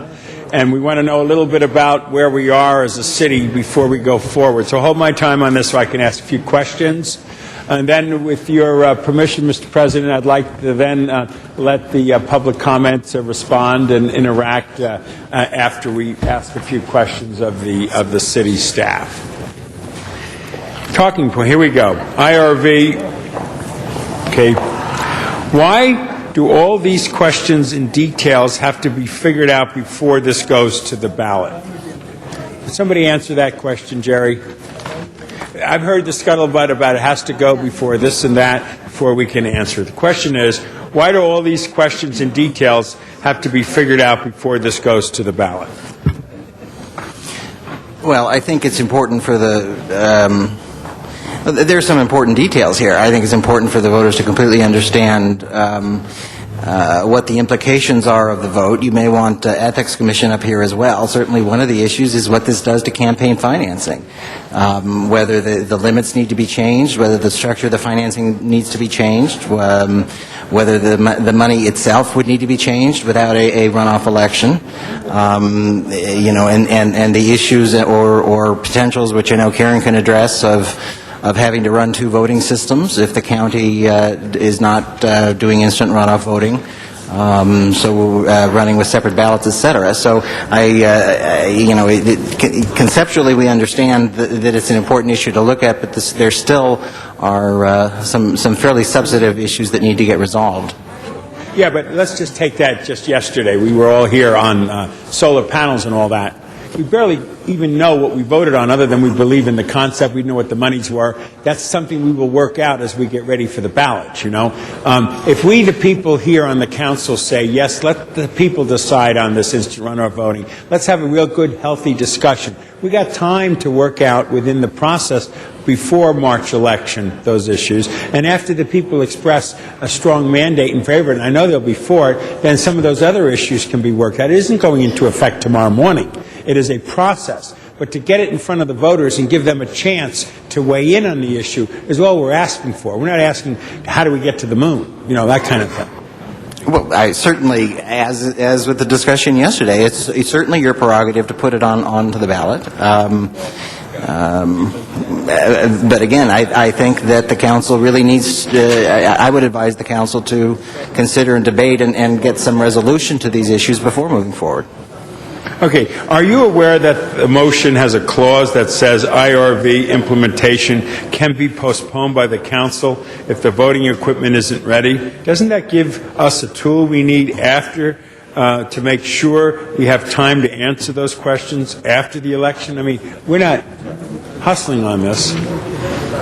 Well, we're aware that the would you introduce yourself for the record? Karen Kalfayan, the interim city clerk. Aware that the motion does state that would be the case, but I think it goes back to how much information and how much debate do you want to have about instant runoff voting. I think that would have to be a requirement that we would have to have voting equipment that could accommodate instant runoff voting before we could implement it. That's Okay, let me ask you this. We've been talking about this for a couple of years. I mean, isn't rocket scientists. Have we looked at other places that are doing it and explain what instant runoff voting is to the person watching this? Sure. What is instant runoff voting? Instant runoff voting, it's also known as ranked choice voting. Basically, what it does is you have, instead of having a primary and a general election, you have an election where the winners are determined in a single election. What voters do is that the candidates on a ballot are ranked in order. You may have like first, second, third choice. They're ranked in order. If nobody receives a majority when the first rank is counted, then the individual receiving the least number of votes drops out, and the next rank is then allocated to the remaining candidates, and that goes on until a majority is reached. Where is it being done in this country? It's done in this country. It's being done in San Francisco, which is the largest jurisdiction where it's being done right now. How long has it been doing it there, and how does it work there, and how effective has it been? Well, it's been done there for several years. Their initial implementation was not without some issue. They had some issues with their tally equipment. They are now going to a new instant runoff voting system, which they'll be using for the first time next week. So we'll have a little bit more information about how that's going to be functioning next week. But they've been doing it. And then you would also ask what other jurisdictions: Burlington, Vermont, Tacoma Park, Maryland, Cary, North Carolina, Hendersonville, North Carolina. Those are much smaller jurisdictions. So the largest one is San Francisco. How long have they been doing it in those other jurisdictions, and how has it been going there? I don't have that information. You don't have that information? Not with me, no. Why? We've been talking about it for 2 years now. Well, I don't have it right at hand. And what about Cambridge, Massachusetts? Weren't they doing it too? I'm not, they may be, I'm not aware. Then there are others that have voted for it, but have not implemented it yet as well. Oakland, Berkeley, and their implementation was also predicated on being able to consolidate onto their county or having their county run those elections for them. Jerry, do you want to add anything to this discussion on it at this point? I mean, you've been around it for a couple of years as well. We've seen it happening in other parts of the country. We've saved money on it by consolidating it and getting it done at one moment. People, what's your take on all this? Well, I think one issue that Karen sort of brought up, and with the issue with San Francisco, they are a city county, and certainly a huge complication here is the enormous city, the enormous county, and voter education and the implications of potentially running different voting systems. And I think that would be very complicated here. As Karen indicated, some of the smaller jurisdictions are also tacking onto their county elections so that they're not running separate elections at the same time. Mr. President, if I could go to public comment at this point and then come back. We of course had the public hearing that was in committee. We have 16 cards. How long would you like that if it wouldn't be a problem, a minute apiece, if we could just do it that way. Colleagues, Mr. Rosendahl okay? has moved for a minute per speaker. Okay. Great. Let me start by welcoming back to Chambers my predecessor and our former councilwoman, Jackie Goldberg. Yeah. As a privilege to her, I'd like to give her 2 minutes. Okay, sure, absolutely. Welcome. Good to see you. Mr. President and members of the council, I think that we could study this item for 15, maybe 20 more years, and we'd have the same dilemma we have now. And that dilemma really is very simple. Do we think that this is a reform that makes our pathetic, small turnouts in city council runoff races? My own 11% showed up on mine. And that was a heated fight, and we got 11% of the vote out on the runoff. Now, on the primary, we had 22%. We actually had twice as many people vote. Why? Because when there are a lot of people on the ballot, more people tend to come out. Okay? So we spent a zillion quadrillion dollars, and we ended up with 1-2 the way they had been in the primary. Okay. In the meantime, huge amounts of funds were donated. This is a reform because it takes some of the money out of this. It gives you one shot. It gives everybody the same shot. And it gives you the largest voter turnout in each district. You look at every one of your districts and you tell me that you didn't have a drop-off between the primary and the runoff in the percentage of people who voted. So I think this is about little d democracy. Now, we could talk about this forever, and we'd come down to the same basic fundamental question, and that is, do we think that a system being used in London to pick its mayor, a system being used in Australia heavily, I think in the entire country, and an increasing number of cities, do we want to be in the vanguard of this reform that saves us about $8 or $9 million a year, or not? And I would urge an aye vote. Let me just add one more piece. I'm going to give her a minute of my time, extra privilege. I don't need a minute.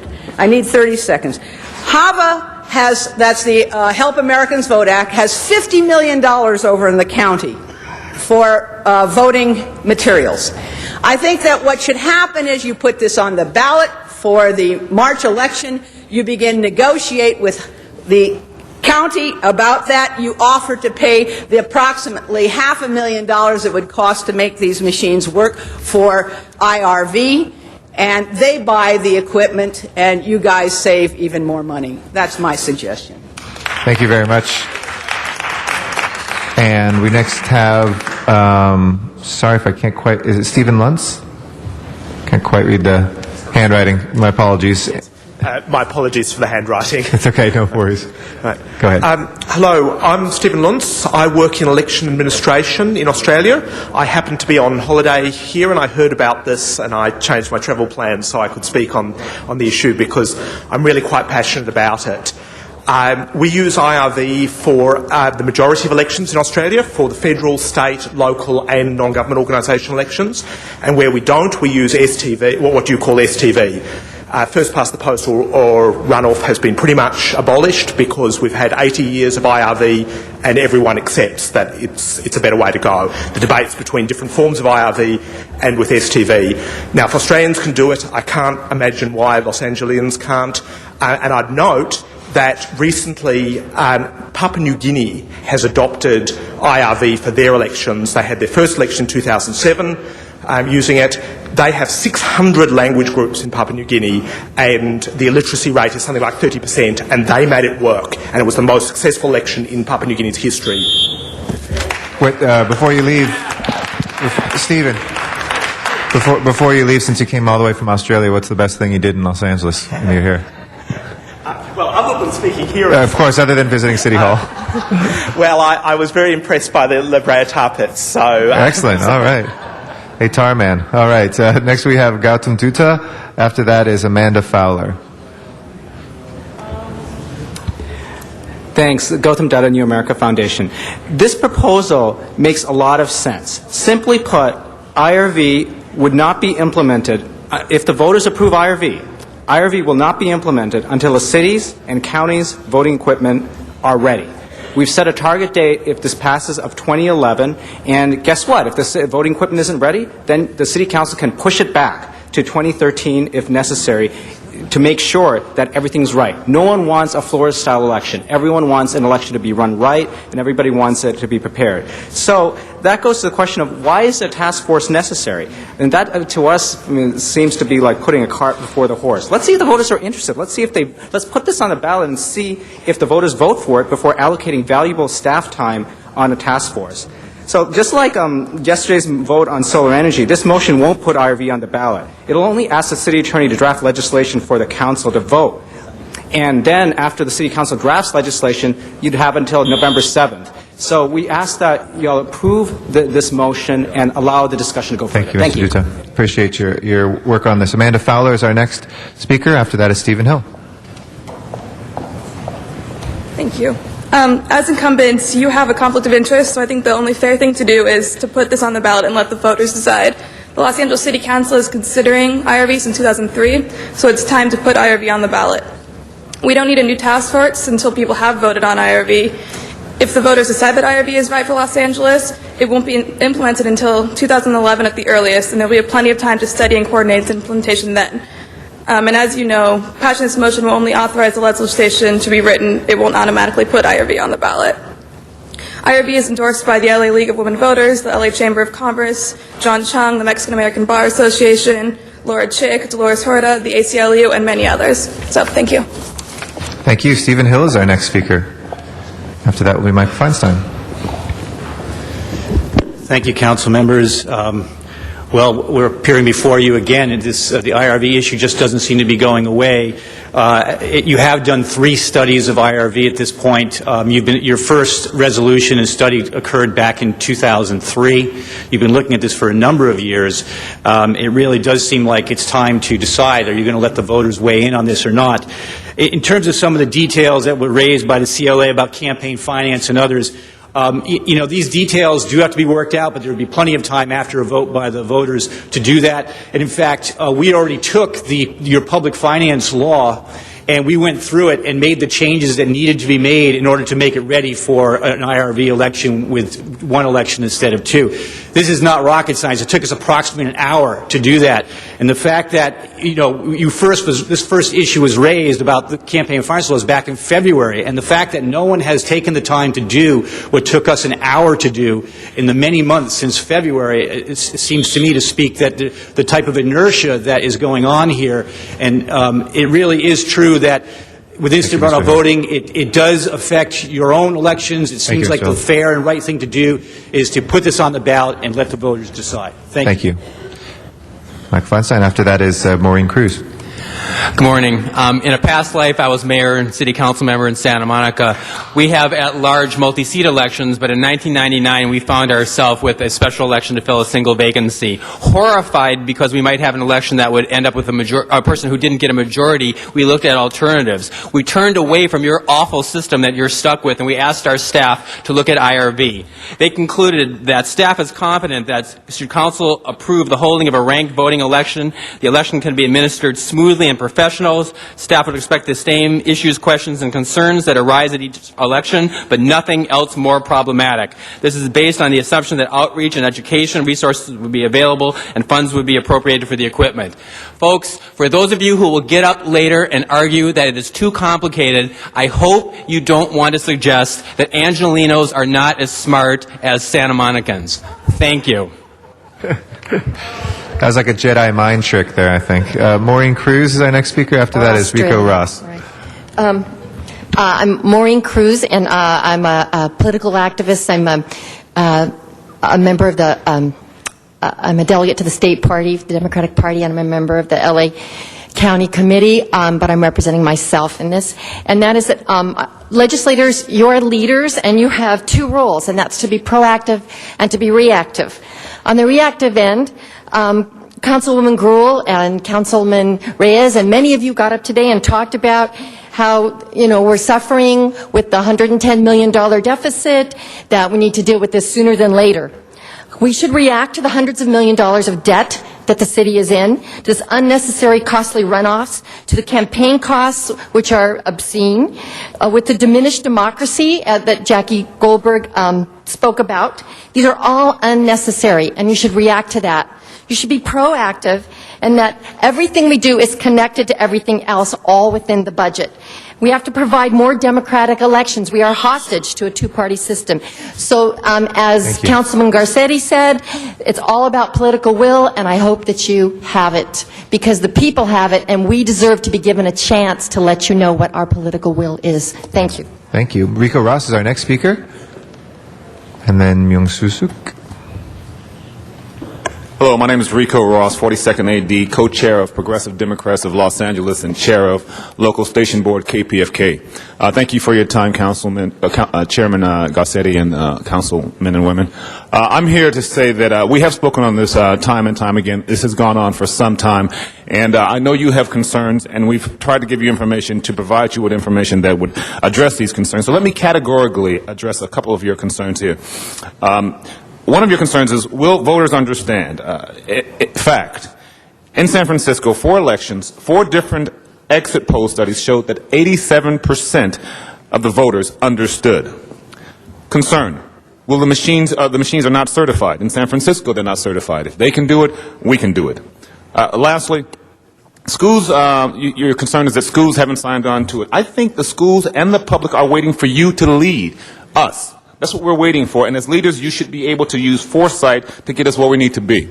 The President, I'd like to end with just saying that the presidential candidates, John McCain, Barack Obama, Ralph Nader, they've all signed on to it. They're learned people as well. Thank you very much. Appreciate it.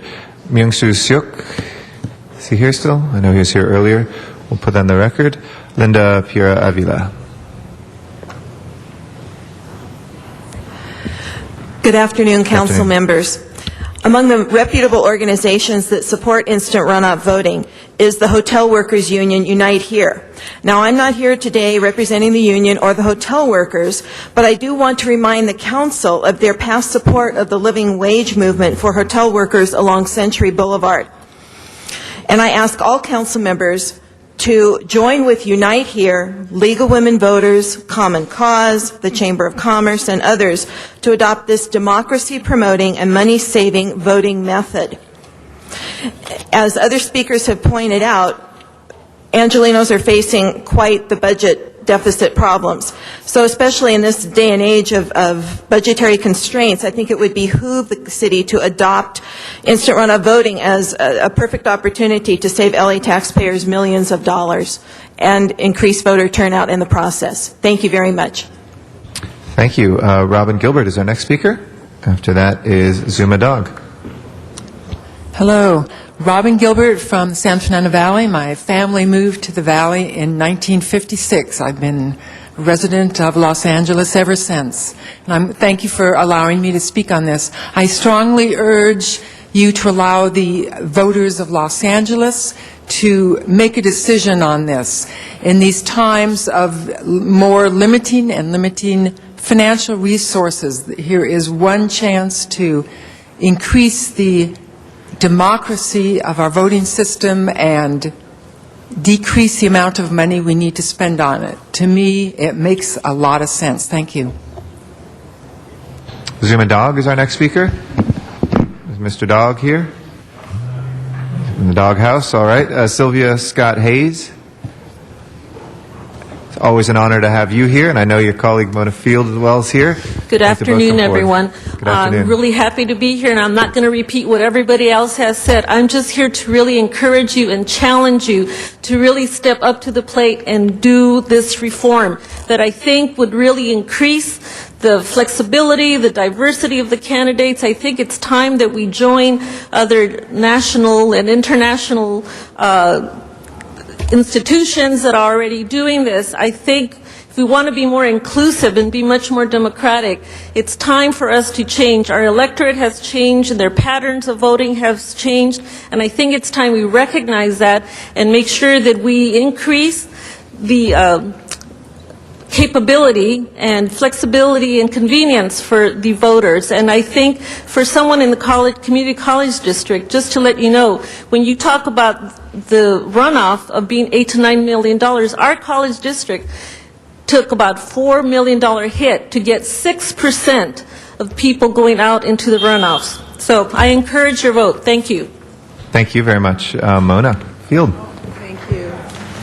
Good afternoon, and thank you for allowing us to be here. When something is supported by the County Federation of Labor, whose speaker had to leave due to delay, and the Chamber of Commerce, and all the good government organizations, I personally would find it pretty hard to vote against it. I think that our college district is a good example. We know people can learn. We believe in people's ability to learn, and so we are convinced that the people of this city and of our unified district and our college district can learn to do it a little differently.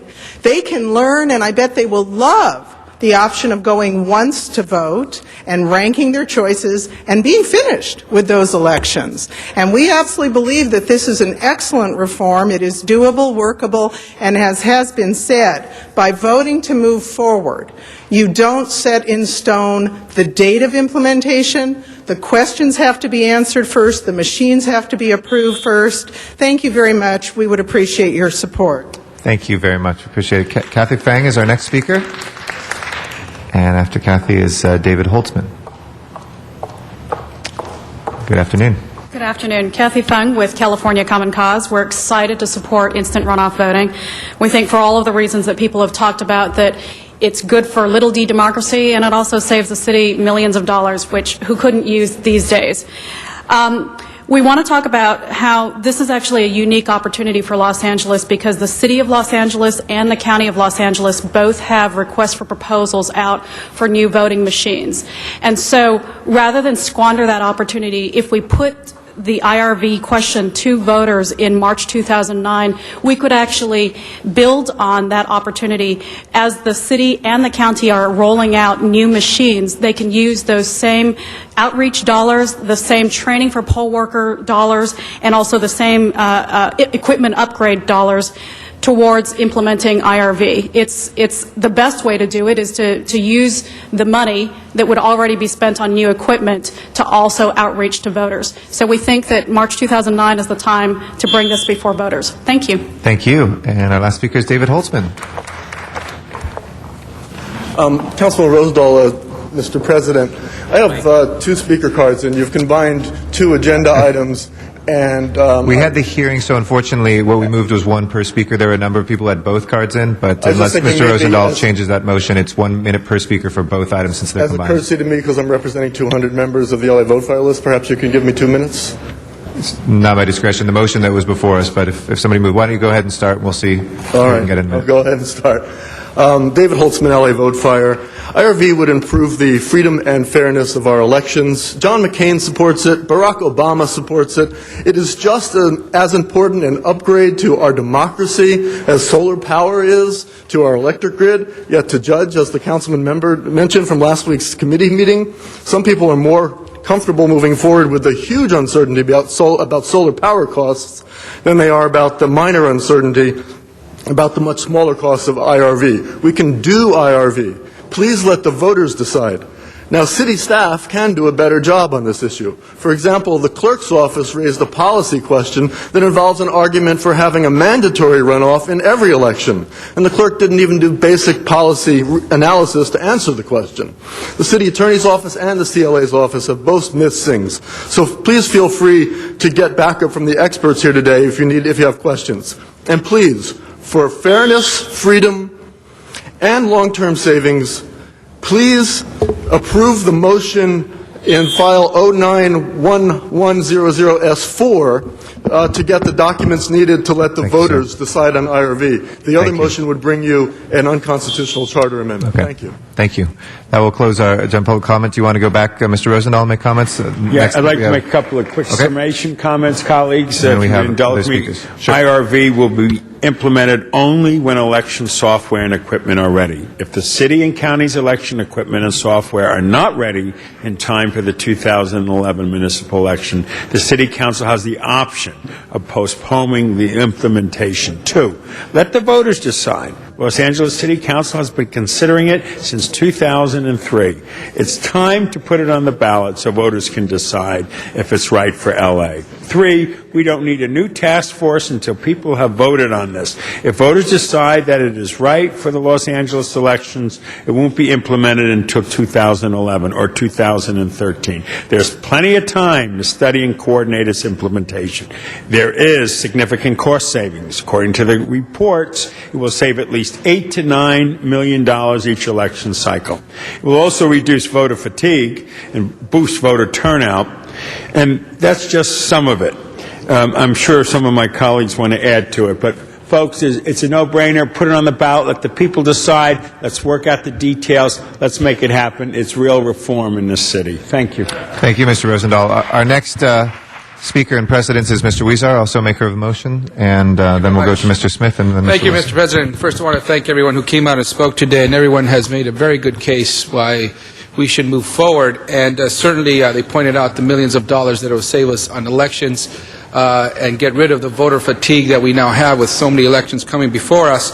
But one of the things that is so important to me that I've kept an eye on is to ensure that this does not adversely affect minority voting rights. And I have not seen one study or any evidence that this would adversely affect minority voting rights, both from the voting perspective or also the candidates.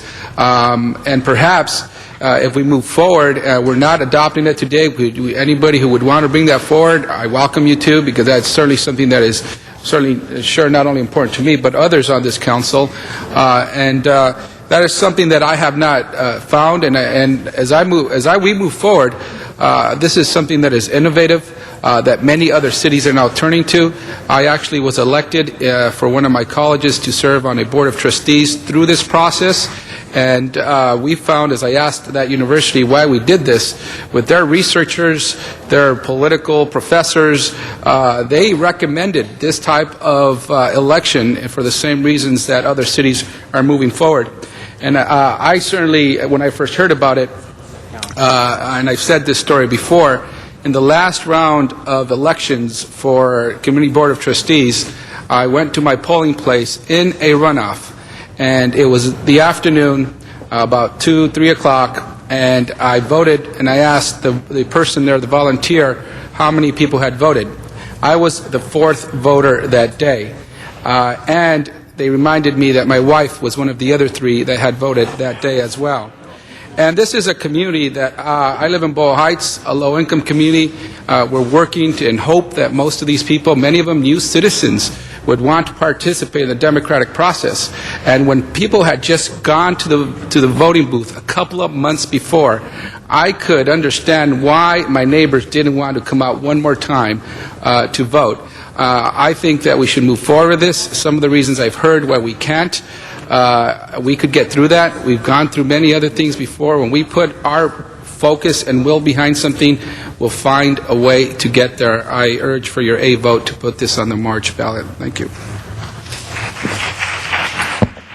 Thank you. Our next speakers are Mr. Smith and Wesson, and Cardenas, and Zine, and Reyes, and Hahn. Smith and Wesson, look out. It's always nice when you guys are both right after each other. We're a team, far away, exactly. Thank you, Mr. President. I appreciate the opportunity to speak on this. I have many reservations about this, and Mr. Rosenthal has pointed out the fact that there is not a certified voting machine that is authorized to use this. While the city of San Francisco may do it, I would fear for legal challenges on a vote return because the machines aren't certified. He wants us to go ahead and authorize putting this on the ballot and saying, but if we don't have the machines by 2011, then we'll back off. I think the greater thing is to determine whether it's a good idea or not. I want to give you some questions. First of all, we don't know what the impact is on elections. We don't know what it's going to do to our public funding program. We don't know what it's going to do to independent expenditures. We don't know what happens when a self-funded candidate gets in a race where there's no runoff, where many candidates need the primary to become a known candidate so they can go to the next level and succeed. I want to give you a case in point where that is exactly the case, where this proposal is not democratic because it doesn't pick necessarily the majority choice candidate. In 1979, I ran the campaign for Hal Bernson for City Council. There were 16 candidates in that race for an open seat. The leading candidate was a woman who lost the previous election by 333 votes against the incumbent Robert Wilkinson out of 32,000 votes. She was the anointed elector. She was going to win the election, no doubt about it. In that race, Hal Bernson was listed as one of the unknown candidates. The first newspaper article came out and identified 3 candidates and then a bunch of others. Hal Bernson was in the others. Nobody knew him. What happened was we ran second in the primary, second to the woman who was going to win. If we had instant run-in voting, the woman against us would have won. The reason is because the third place finisher endorsed her. The third place finisher would have brought her to 49% of the vote. And under instant runoff voting, all the other votes would become irrelevant because Hal Bernson running second would have only gotten 40%, and her amount of the votes would have been 60% if all those third place voters voted for number 1. She became 60%, Hal Bernson became 40%. What happened was all the other 13 candidates endorsed Hal Bernson, and Hal Bernson got 60% in the runoff. That is why instant voting is not democratic. It does not guarantee the majority choice of the voters. It guarantees somebody gets a bunch of other votes from someone else and jumps ahead of everybody else. That doesn't guarantee a majority vote. And that is what's wrong with democracy in this. It is not democratic. I urge we not support this. And when the time comes when you can give us machines that work, when you can show us that that is not the case, then we should consider it. But the time is not now. And our next speaker is Mr. Wesson. Thank you, Mr. President and members, and I want to thank everybody for coming down today and speaking your piece. I want to say on the record that I can't think of many things that are more important to me than my right to vote. I take this very seriously, and as a young boy, 5 or 6 years old, my grandmother used to take me to the polls all of the time. So for me, this is a responsibility. So I just want to go on record as saying that. I also want to say that about 8 years ago, I made a huge personal mistake, and maybe one of the worst political mistakes I ever made in my life. My dear friend, our colleague, Jan Perry, was running for city council. And I didn't support her. I did not support her because I was doing some wheeling, dealing things in Sacramento, putting together my votes to become speaker. She was my dear friend and supporter that I had known for many years. I am so glad that she has forgiven me. I am so glad that she has I am so glad that she has forgiven me, but I want to piggyback on what Mr. Smith said. And Bill and Jose, if you can guarantee, if you can say to me without hesitation and pause, Jan Perry, who came in second in that election, would still be sitting here today, then I would objectively listen to you. If you could tell me that a few years back, when a candidate for mayor whose last name happened to be Hahn came in second, but after the process was vetted and the people of this city listened, at the end of the day, they decided to go with Jimmy Hahn. So the man who came in second came in first. Wendy Gruhl came in second. Jack Weiss came in second by over 11 points. If you can guarantee me, one of the reasons why I opted to stay here on this council is because I don't like working with you. I love working with you. And if Jack Weiss wasn't here, and let's see who, I have some others. Rocky Delgadillo. Could you guarantee me that could you guarantee me, Jerry, that Rocky Delgadillo wouldn't be the city attorney? I mean, he did come in second, but he became the city attorney. On the school board, at one point, Marlene Cantor came in second to Valerie Fields, but guess who won? Even my former employee, your former colleague, Martin Ludlow, came in second by a high percentage. But yet and still, after that discussion with the Los Angeles voters, they opted, after he was vetted, they voted for him. What I just want to say is maybe today, Mr. President and members, Mr. Parks would be here today, engaged in this discussion if this form of voting was in place. But he's not here today. He's on the campaign trail fighting to become the next supervisor from the 2nd District. In fact, let me think, maybe I would not be here today. 16 years ago, Yvonne Brathwaite Burke came in second by 4.5 points in her run for the County Board of Supervisors. But we went through every area of the County of Los Angeles and made an argument, and at the end of the day, over 400,000 people voted, and she won by 2,500 votes.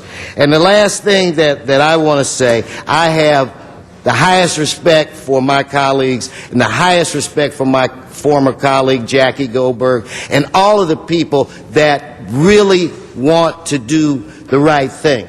But at the end of the day, Bill, and at the end of the day, Jose, everybody seated around this horseshoe, we were the first choice. We were the first choice to serve and to be elected. I don't want to be elected because I got a couple of second choice votes and a couple of third. I mean, we are elected because we were the first choice. So until somebody can guarantee me, show me that Jan Perry would be here, Jack Weiss, Wendy Gruhl, and others, then I cannot support this. This is not Xanadu. This is not utopia. We are not all Mary Poppins. This is a tough political decision that I'm ready to make today. So I do not support this, and I hate that I got up after Mr. Smith, because Smith & Wesson does scare me from time to time. Thank you, Mr. Wesson. I like your shirt today. Mr. Cardenas. Thank you very much.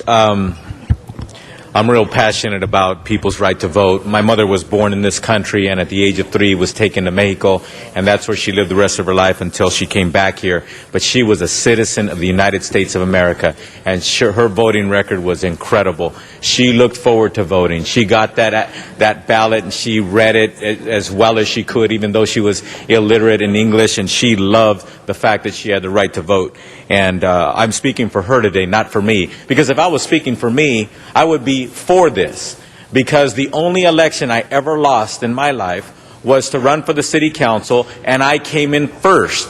And in an instant runoff voting scenario, I would have been elected and done with it. But we had a runoff, and then I lost. That's just the way it goes. It's not about me. I'm talking about people like my mother. And the fact of the matter is, I'm a bit surprised that we have people here from the community college district, because I think what you're probably going to do tomorrow, to be consistent, is you're going to, or the next time you have a meeting, you're going to introduce a motion to have district elections. Because the courts have proven that when you have community-wide elections instead of district elections, it dilutes the minority vote. And the courts have forced jurisdictions, just like the other day, Merced, the city of Merced in Northern California, was just forced to go to district elections. So it'll be more fair and respect everybody's vote, and votes won't be diluted. So one of the things I'd like to point out here is I think that the information that we have today isn't enough. I don't care how many times you study something. You can study for a test 10 times and fail or get a bad grade if you don't do it well. It's not of the number of times the city or this issue has been studied. The question is, have we brought enough of the facts and the truth to bear in order for us to make an intelligent, informed decision? For example, I happen to be at a seminar where a very fine woman, a PhD, very liberal person by her own accord, explained to me that in her town, I think she lived in like Massachusetts or something like that, and there was a city there that she was telling me about instant runoff voting, and I asked her what she thought about it. She said, I thought it was a good idea, but now what we're realizing, I guess the way their system works, people are voting once and they're not participating all the way, and as a result of that, people are getting elected to mayor and city council on a minimal amount of votes. So the actual percentage that people are getting to be elected has actually been dropping. Not to say that the number of people actually showing to the polls is higher or lower. She was pointing out to me that it was real quirky that people, I guess, caught on, and they, I guess, figured, I only want to vote for my person. I don't want to vote for anybody else. So they vote for their person and they stop. And as a result of that, it's really diminishing the number of votes that the winner actually got in order to become the elected official. So that's just one example. I haven't heard the staff report on that kind of phenomenon, but I had a person who just had no axe to grind and was, again, a PhD, very intelligent woman, was giving me the example in her town where she lives, where it actually is reducing the number of votes that people are getting elected by. So I don't agree with instant runoff voting. I'm speaking for people like my mother. I'd rather that people like my mom be able to go to the polls and not get confused and not get intimidated and be able to do it the old-fashioned way, and then have a runoff where people can actually protect their good name. And one last thing I'd like to say is this. I'm a little afraid that instant runoff voting, we might see more very, very wealthy people running. Because usually when wealthy people run and they don't win outright in the primary, say they spend $10, $15, $20 million or more, they just do it again. They might look at it as, hey, this is a bargain. I can just get this over with from the beginning, save myself $10 to $20 million. I don't like the idea that good people get defeated by people who are extremely wealthy. And I think this would invite more of that. Thank you, Mr. Cardenas. Mr. Zine. Thank you.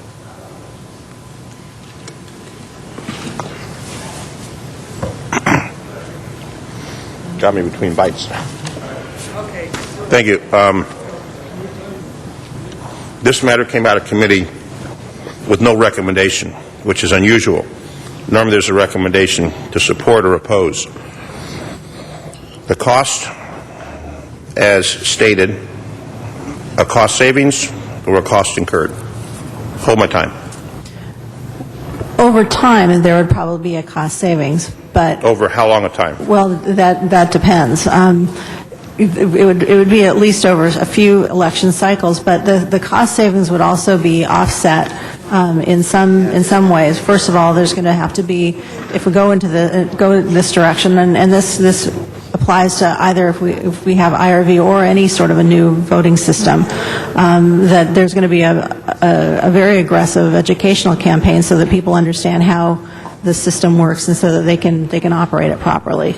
An instant runoff voting system, in all likelihood, is going to require a greater number of materials. I mean, right now we use the 312 ballot. You know, you've seen the ballot card, the one that you fill in use the vote recorders and fill in the bubble, basically.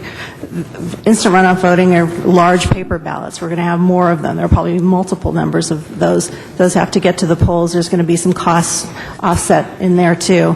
And then if we go on our own and we have a voting system that's different from what the county ultimately has, then it's just going to take that much more time because we won't have that cost sharing that we might otherwise. So there are a number of factors that play into it. Over time, though, I would think that there would be some savings. So over time, 5, 10, 15 years, or 3, 4, 5 years? It's hard to say. All right. But it's going to be a period of time before there's a cost savings. Correct. The school district, has LA Unified been contacted since we do the elections for them? Has LA Unified, have they been contacted to see if they support this? They haven't taken any formal action that I'm aware of. They've had representatives who've come out, mentioning that there's something they're interested in, but they haven't taken any formal action. I know the Community College Board has taken a formal That's my action. understanding, yes. But the LA Unified School District has not. Is San Francisco the only place in California that's using instant voter runoff? Using it currently, yes. Okay. Yes. Because I know other states, but nothing other than San Francisco, which is a combo city-county. That's correct. And the certified equipment, I understand it's not certified. How are they doing it without certified equipment in San Francisco? What they have is a conditional certification for the November election. So they have what the Secretary of State has given for one time, basically. They don't have a full certification, and my understanding is that they have also not haven't completed the federal certification yet. So this is a one-time conditional certification. So we have local, state, county, and federal elections, 4 different levels of elections. And this would only apply to our local elections. It would not apply to any other type of elections that we're involved in the city of Los Angeles. That's right, because this would only apply to our municipal elections. So we'd have to have another system to handle those other elections that take place. This wouldn't be able to accommodate multiple jurisdictions? Well, right now, the county handles its own elections, and they do their own local races, supervisorial and so on. And they also do the state elections and the federal elections. The city just does its own municipal elections. We currently have the same voting system as the county.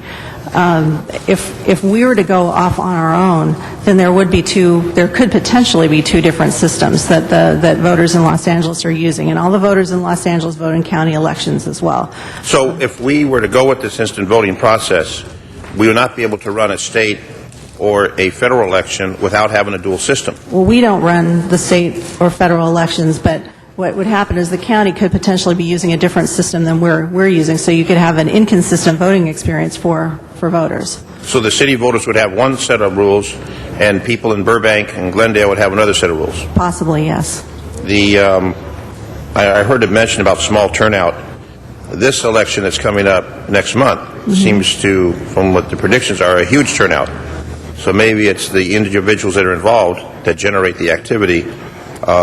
And Bill, my good colleague, Rosendahl, mentioned work out the details. I think we need to work out the details. We have a responsibility to work out the details before we move forward with it. Not move forward with it and then work out the details at some later time.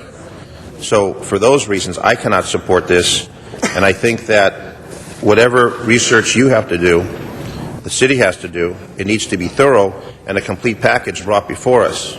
To me, this is putting the cart before the horse.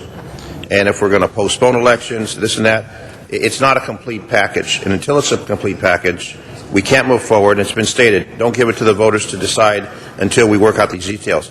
We need to work out those details in committee, bring it here to the council floor with a full, complete package, and then make a decision, but not have it in an incomplete, which at this particular juncture, to me, it's an incomplete package, which doesn't warrant our support to put it on the ballot. So I'm going to join my colleagues in supporting, and not supporting this, to vote no on this. Thank you. Thank you, Mr. Zine. Mr. Reyes. Mr. Reyes, first time.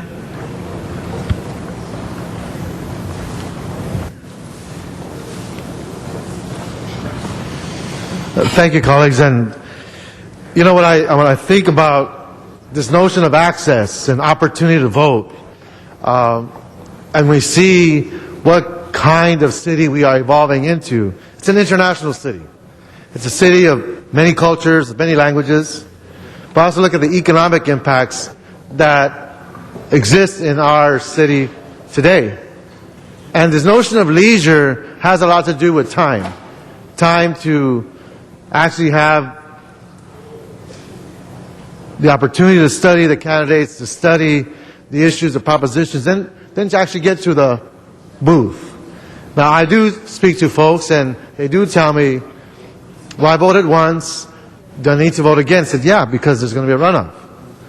And the next thing you know, they're not showing up.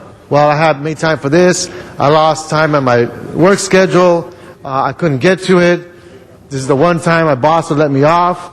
And then when you look at the income groups that make up the city, I believe 22%, a little bit more or less, are actually at or below poverty. And lower middle and middle income seems to be the larger economic groups that we have here in the city. So my point is this. I think this new way of voting allows for greater access to the individuals who want to vote, but who also have limited leisure time to go out and vote. Now, I know folks are thinking, well, if it was really important, they make time for it. But it's hard to say that to those individuals who really measure every hour in trying to make ends meet in this day and age.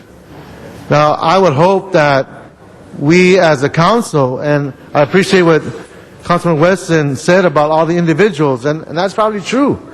But I'm thinking about what's happening in the future and what we need to do to stimulate a greater voter base and greater access, and forces the elected, should I say this, the candidates to be that much more direct with their message. And so I would sign and support the IV. I think it's important to look at the makeup of the city. It's important to strategize on how we can get a much more accessible and inclusive environment to get more people to vote. And I think this allows us to reach those goals. So that would be my position on this issue. Thank you, Mr. Reyes. Ms. Hahn. Thank you, Mr. Smith. I did want to stand and talk about my feeling on this because I have a lot of friends who are proposing this. And I'll tell you, we first took it up, Councilmember Zine, if you remember, in the Charter Reform Commission. We actually looked at this. We had a whole subcommittee on the Charter Commission that looked at the involvement of the citizenry of LA. How do we get people more involved? And this was something we took up and studied and looked at and decided at the end of the day that we were not going to include it as part of the new city charter in 1999. And I know many of you, I know Jackie Goldberg, Mona Fields, you guys have come and met with me and talked with me and made your case. I must say you are a very passionate, interested, smart group of people who I believe are really trying to figure out, how we can save money, how can we increase voter turnout, how can we reduce voter fatigue? I mean, all those things. My problem is, and I know I've shared it with you, I'm just not there yet. And when I listened to Herb Wesson really asking those tough questions, if you can guarantee me, that some of these people that ended up winning, who started off in second place, if that would still be the same with instant runoff, then I could be a little more convinced. My problem, I think, is that I love democracy. I love democracy. I think it's messy. I think it's long. I think it's troubling. I think it's frustrating. I think it costs money. But I love democracy, and I love voting. I love elections, and I have little sympathy actually for voter fatigue. When I think about African Americans in this country, when I think about women in this country, it has not been that long that we've actually had the right to vote. And I don't have sympathy with people who just are tired of voting or just can't seem to figure out how to put it in their schedule to vote. I'm watching on TV right now the historic number of people who are coming out voting early in this presidential election because something has touched them. And I think people don't vote because they don't think it makes a difference or they're not moved by what candidates are saying to them. That's not the case in this presidential election. But I also think I have seen elections change during the runoff season. I have seen different issues come up. I have seen a very different looking election between two people as opposed to when 6, 7, or 8 people are running in the same race. It becomes different. The focus becomes different. The issues sometimes become different. And I think voters are given a different window to look into on what makes up the issues of those two candidates running. So I'm also not moved with saving money, although I know we're about saving money, but I don't know if that's our goal with democracy.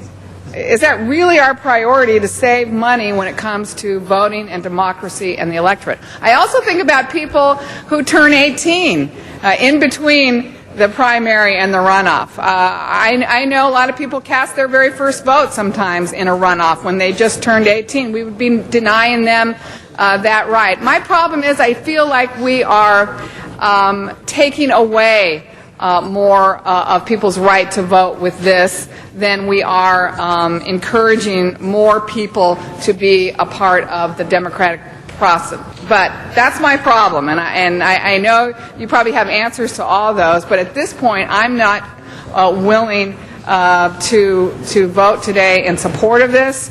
I would be interested in a pilot program. I would consider looking at if the community college system, putting that on instant runoff. That's something I would be willing to look at if that's before us today. But I'm not there yet, colleagues, and I'm just not there yet with all of you. I admire you. I appreciate you. I know you really are about democracy. I know that without a fact, but I'm just not there yet, and those are my reasons. Thank you, Ms. Hahn. Ms. Perry. Call a question. Question's been called for, ladies and gentlemen. We will vote on ceasing debate. Everyone's clear on that point. You're voting yes to cease debate. Madam Clerk, open the roll. Close the roll. Tabulate the vote. Clarification. What is... This is to end debate. A vote yes is to end debate. A vote no is to continue debate. And 10 votes are required. Okay. Hold on, 10 votes are required. hold on. There's some points of clarification I need to make on the discussion. Please vote no. That would be out of order at this point, so you can vote no. Again, this is to cease debate. Madam Clerk, open the roll again. Close the roll. Tabulate the vote. 9 ayes, 3 noes. That motion fails. We'll go back to debate. Ms. Perry, you have the floor. Thank you very much, Mr. President. I appreciate that. Like Mr. Wesson, voting is very precious to me and was to my family, and we come from the same part of the country where on Election Day I was always thrilled when I was 16 to take carloads of people to the polls to vote because my parents fought very hard for African Americans in our community to have the right to vote, because where we lived, they didn't always have that right. And there was not a lot of trust in the system. So people wanted to go to the polls, and they wanted to touch the ballot. They wanted to, at that time, X the ballot. Now we punch a hole in it, and people want to see the Chad come through, and that still holds true. Now, I was a grassroots candidate, like Mr. Wesson said, and nobody thought I could win, and that was fine with me because it freed me up to get out there and fight it out and battle it out and get into the runoff and then have a strategy to prevail in the end. And I think the public deserves that, because this is the opportunity for candidates to fully vet their issues to the public and let the public decide, which they did, without the interference of independent expenditures. If we take away a general or runoff, all anyone has to do with an independent expenditure is just throw it all in there on the front end, and then basically that's it. It's over with, because we can't stop these independent expenditures, so we've been told. We can't control them, so we've been told. All we can do is disclose them, so we've been told. At least having the chance for a candidate, once the field is clear, to make their case to the voters in any way that they can do that, keeps the playing field at least somewhat level and gives people who want to run for office a fighting chance. And so, like Ms. Hahn, I'm not there yet either. Thank you, Ms. Perry. Mr. Garcetti, first time. I will be brief because I know it's been a long day, and I think people know where I've stood on this issue. I've also said that I think it's important to do this the right way and not necessarily the quick way, both for political and policy reasons. But a couple things I wanted to bring up. One was the community college district, and I really appreciate my colleagues being here. I know before we talked about, resolution from the community college district, et cetera. We control those elections, and if there's a strong consensus to do it there, maybe one of the things we can be looking at in the future is let the community college district go if there's not a consensus to do it here. And that kind of gives people some practice, lets people know how it would be, et cetera. I've also said, though, I really wanted to have more confidence in the voting systems. We don't have that here yet today, and that's not the fault of any of the advocates or of this council, but there was problems with putting the RFP out there, and we just didn't have the information in time. To me, the last time I spoke, to have full enough information today to take that vote. If pushed today, I would be fine moving forward, but I think there aren't probably the votes to do that. Mr. Huizar is going to speak about that in a second. But in general, I think there's no way to prove or disprove the points that have been made around here. And as I've told the folks that are here, when I have a planning issue, I'll go to somebody who's an expert on planning, who's trained as a planner, and as our plum chair, Mr. Reyes. If I want to know about policing or prosecution, I'll go to Mr. Weiss, Mr. Zine, Mr. Smith. The thing about this is everybody around this horseshoe is the biggest experts because we actually run for office and know that. So when I say, to folks that you have to convince each one of these members individually, it's because you're truly experts on this. Everybody has a race that they remember. Everybody has a context of a number of races that they've worked on. And so the onus, I think, on the advocates is to really, and colleagues, try to take the time to hear those arguments, to take those meetings, but it's really going to be on convincing each one of the people around here because all 15 of us are experts. We might have differences of opinion of how to get there, but we have strong ones, and I think we know them from our own experience, not just from reading it in a book. We also, though, I think need to look at some of the ways of doing it right, and the education effort, should we ever move in this direction, has to be vigorous. It has to be robust. If people don't know what they're doing, it's a good statistic. I know that to have 87% of people knowing what they're doing, but 13% of people not knowing what they're doing is a worrying statistic in any election, especially when they're decided by small percentages. These are the things that I want us to work out, and I think the CLA's recommendation is a sound one, to continue with a work group forward to really hash some of this stuff out instead of making sure it moves forward as such. So we'll hear more in a second from Mr. Huizar. I just want to stand up again.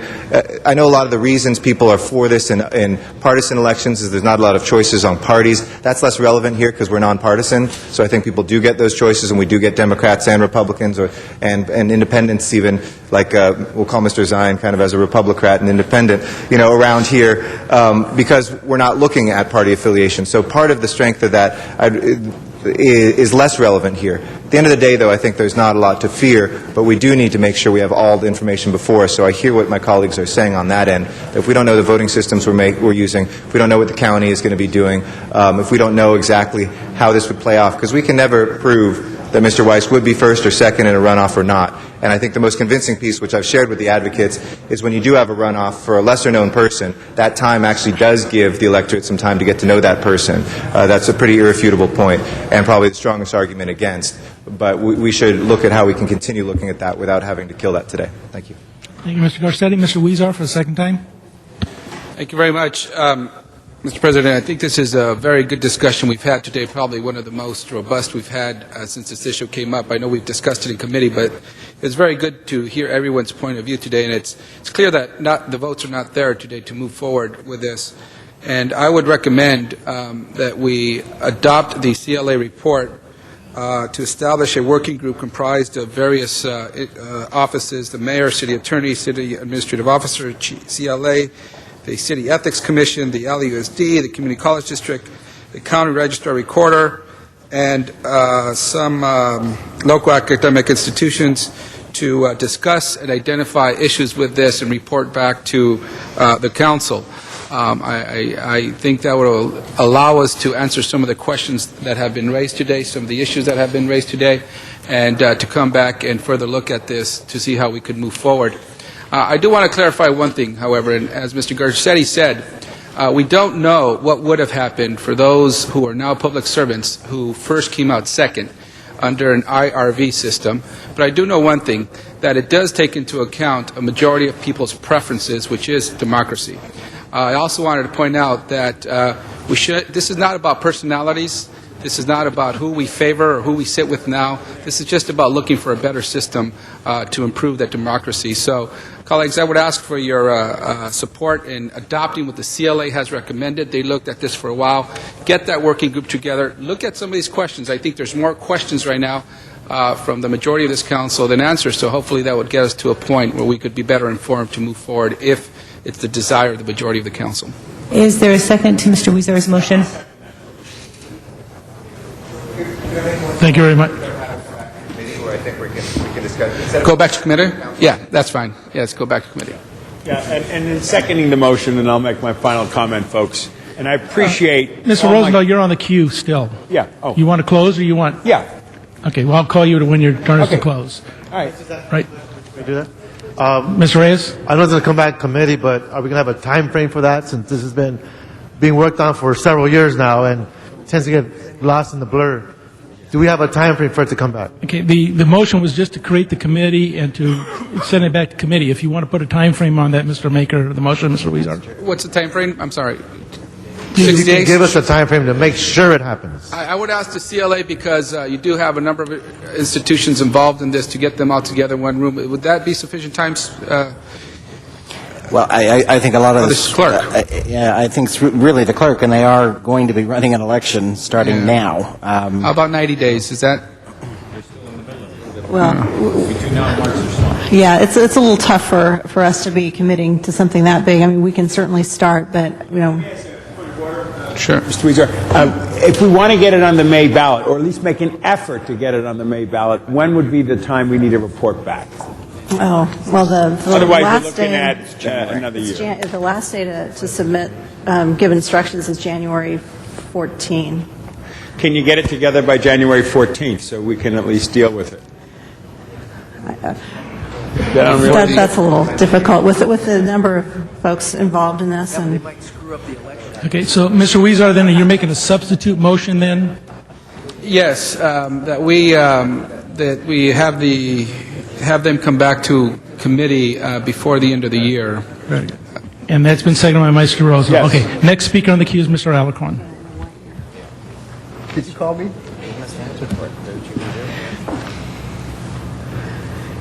I stand up with trepidation because this is a long conversation about something that I don't believe is going anywhere.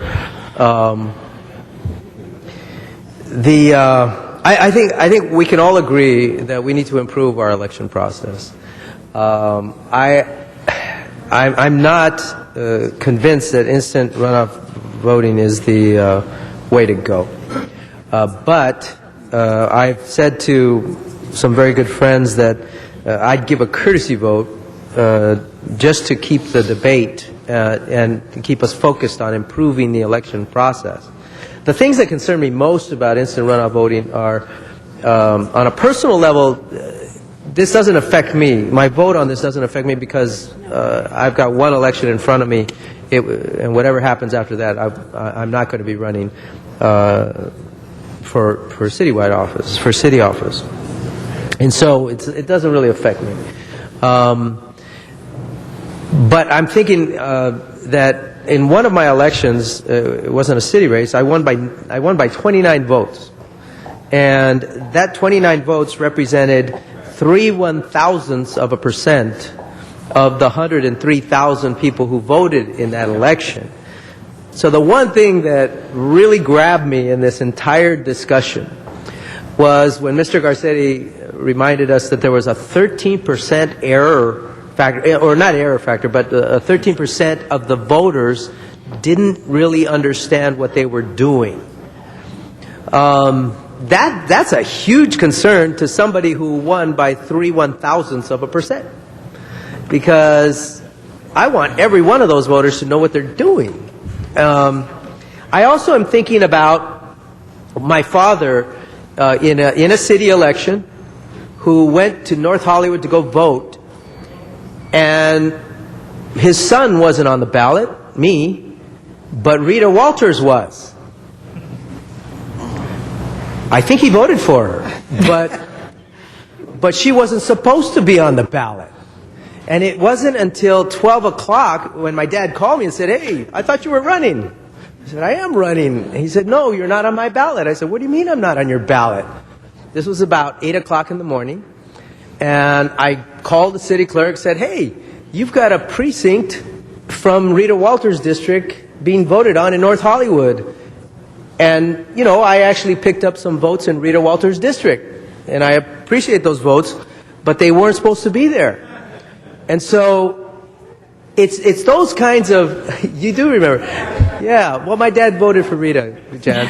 But what it concerns me when you talk about the margins of error, that the system is not quite ready for prime time.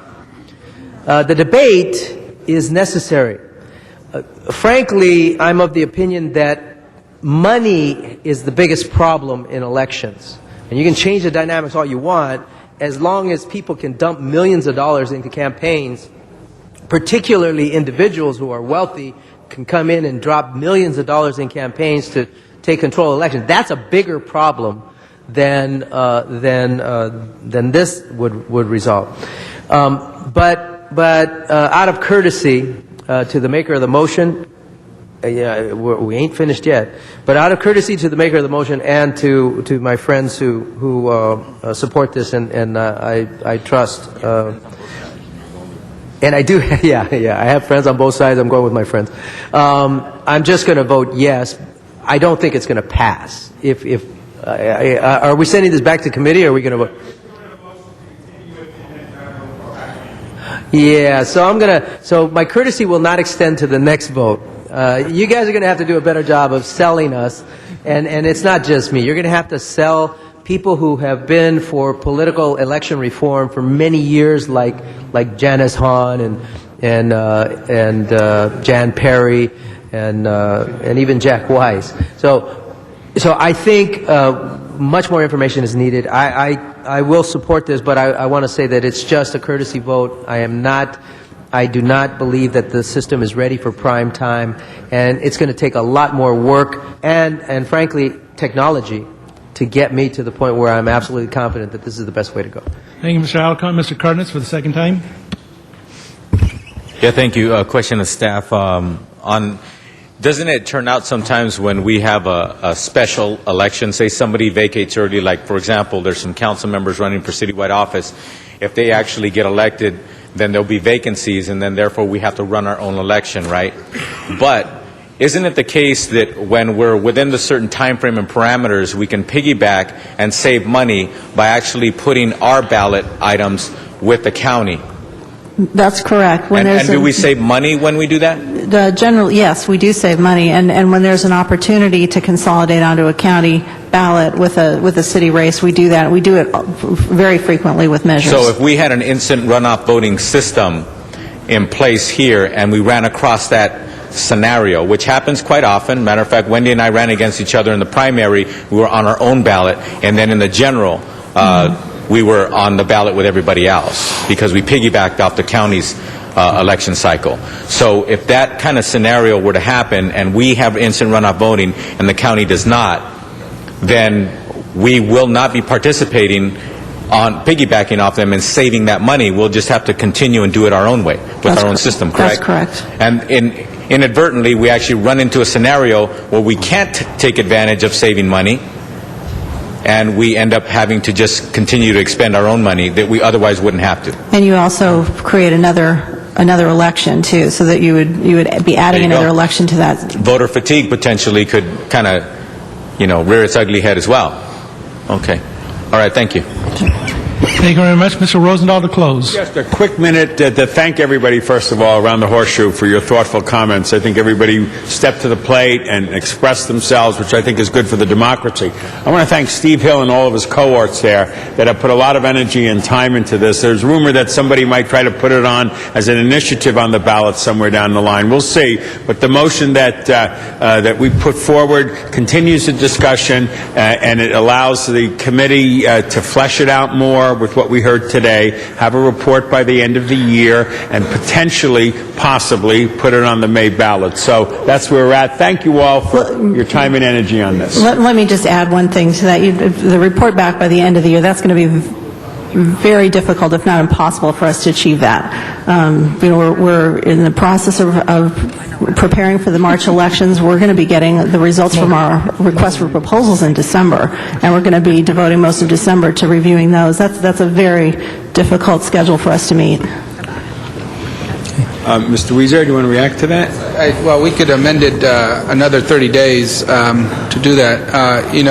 But let me be very clear. I understand your workload, but I was told that we were going to have the estimates for the new machines about a year ago, and that keeps getting postponed. So while I want to be, respectful of the workload that all our CLA, CAO, clerk has, at the same time, things just keep getting postponed. I want to get a realistic date, and that continue. Let's get to a final solution. At the end of the day, we have this working group, and then my colleagues hear it one more time and say, no, I'm still not convinced. So be it, but we need to get to that point. We've been prolonging this too long. Let's get that working group, let's get the information we need, and make a final decision if we're going to go down this path or not. But if we keep getting this pushed and pushed and pushed, and that's part of the reason why I think Mr. Rosenthal and myself wanted just to bring it today to this council to finally discuss it, because it keeps getting pushed back. And I think we need to get to a point where we're either going to cut bait or fish. Is that the way the saying goes? Cut bait or fish. I never fish, so I don't know. But and I'm just concerned about, so I'm asking our city clerk, if you don't mind, Mr. Chair, what is a realistic timeline for you to come back to us with the results from the working group? Well, as I understand it, the CLA's recommendations for us to share this with a multiple jurisdictions. I mean, I think we probably wouldn't even be able to get the group together in the time frame that you initially outlined. And seriously, I mean, we're devoting our staff resources to the municipal elections in March. So it's, I don't like saying that things are going to take a long time, but I think in this case, with those elections coming up, it's not realistic to think that we'll have something before then. Mr. Weezer, I tend to agree with her. She's being candid and honest here, and they don't have it together. So, frankly, they're not ready. I just don't want to lose it down the dark hole, and 10 years later, we're nowhere. So, can we set a date? What would be realistic for you? What works for you? We got to have some dates, feet to the fire, sense of accountability, sense of hope that we might go forward. Right. No, and I'm not objecting to having the group looking. Give us a date. What works?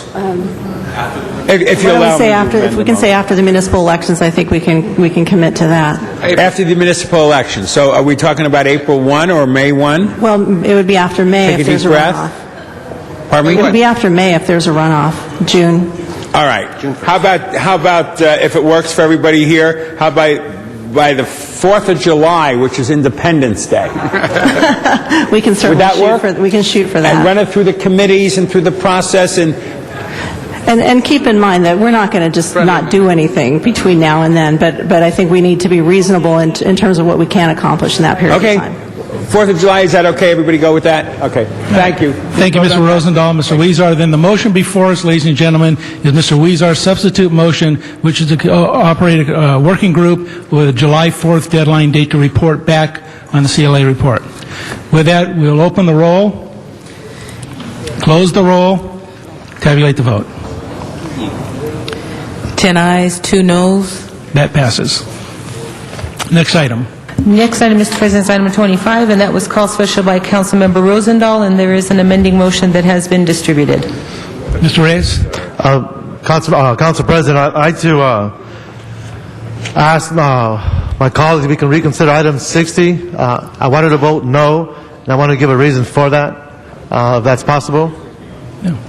All right, thank you. All right, we'll take a vote then to reconsider item number 60. Open the roll. Close the roll. Tabulate the vote.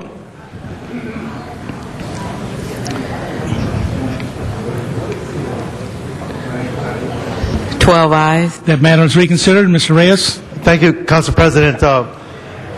With all due respect to my colleagues, I'm hoping that they are listening on this item. I want to make sure, because I pushed yes with the assumption that we were just going to pass a report regarding the CAO and CLE's recommendation. But what we in fact did is we moved $600,000 to EMD, which I know is important. That is important, but I want to make sure we understood the context of that decision. Yes, we have prioritized the fire department and the police department, but to move $600,000 out of our budget, city budget, for EMD is saying that issues that impact other concerns like housing, like recreation and parks, like senior services, like child care, like our programs that deal with subsistence levels for our impoverished, is not going to be as high a priority, because we did move the $600,000 in item 60. So I want to be registered as a no vote, not as a yes vote. I know most of my colleagues either were not paying attention, and not to be negative, not to put anyone down, but just seemed to me that that went through. We actually moved it, and again, I wanted to move on an action that actually was recommended by the CAO and CLA to actually send it back to committee so we can have a greater discussion as to the context of that impact by moving those dollars, and that's what we didn't do. What we did is we actually moved the $600,000. I just want to make sure that was clear for everyone. Yep, I have a Can I point get a of order. second on that? Second. Thank you. Mr. Weiss? Point of order, which is, maybe I should have been a little quicker on the switch when you said you wanted to move for reconsideration of the item, because my understanding of council rules is that if a member wants to change the way their vote is reflected in the rolls and it does not affect the outcome of a vote, the clerk customarily will do that, and it doesn't affect the outcome. My concern is now we may have some members who were here, at least Ms. Gruhl was here and she voted for the item. Mr. Labange, I think, was here and voted for the item. Now they're not here. And so if what you wanted to do was change the way in which you were reflecting, voted on the item, that would be another way to do it. And rather than just reopening the whole thing and having a redebate, we don't have everybody here. It's not.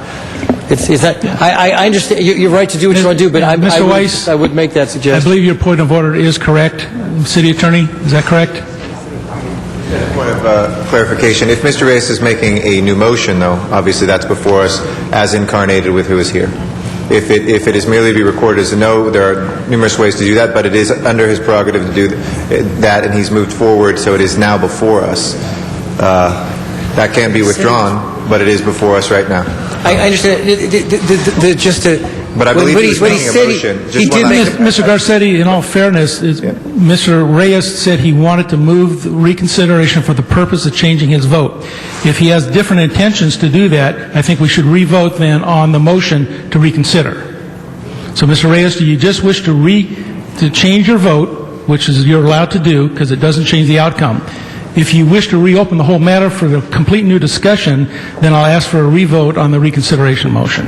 Well, there's just as a point of clarification, there's one can debate the ethics as to why, but there's only a motion that is a motion. Not a motion because, not a motion for any reason. There's just merely the motion and merely the vote. There isn't a motion for a certain reason. We could all say whatever reasons we want, but the vote is the vote to reconsider. Okay, well, just before us. That's under Mr. Reyes' purview to withdraw if he wants to withdraw it. Otherwise, he's made the motion. There is no because of. You can feel. I'm not saying this is what's happened. You can feel misled or whatever. But if we're just sticking strictly to the rules, and I have no dog in this hunt about the outcome, that was a motion, and people voted on the motion. No matter what the because part was, is not germane. All right, Mr. City Attorney, you concur? I concur. The matter was reconsidered, and it is before council right now. Mr. Weiss, you have the floor first. Okay, so I made a motion. I have a second on that. Could you just restate the motion? Because The motion is to reconsider, to support the CAO and CLA report, to send back the request to move $600,000 for EMD, instead send it back to committee so that CAO and CLA can tell us what impact will that have on all the other projects, all the other programs, all the other budgets in the city. I don't believe my colleagues was aware of that impact. The way it was framed, it was essentially a friendly amendment, which I understand, but I'm not sure if my colleagues understood that we were moving $600,000 from the budget, which means we'll have less funds for other programs that for some of us might be just as important. Okay, Mr. Weiss, you're first on the queue. I thought this money came out of just the police budget. Oh, I'm confused. Okay, Ms. Perry.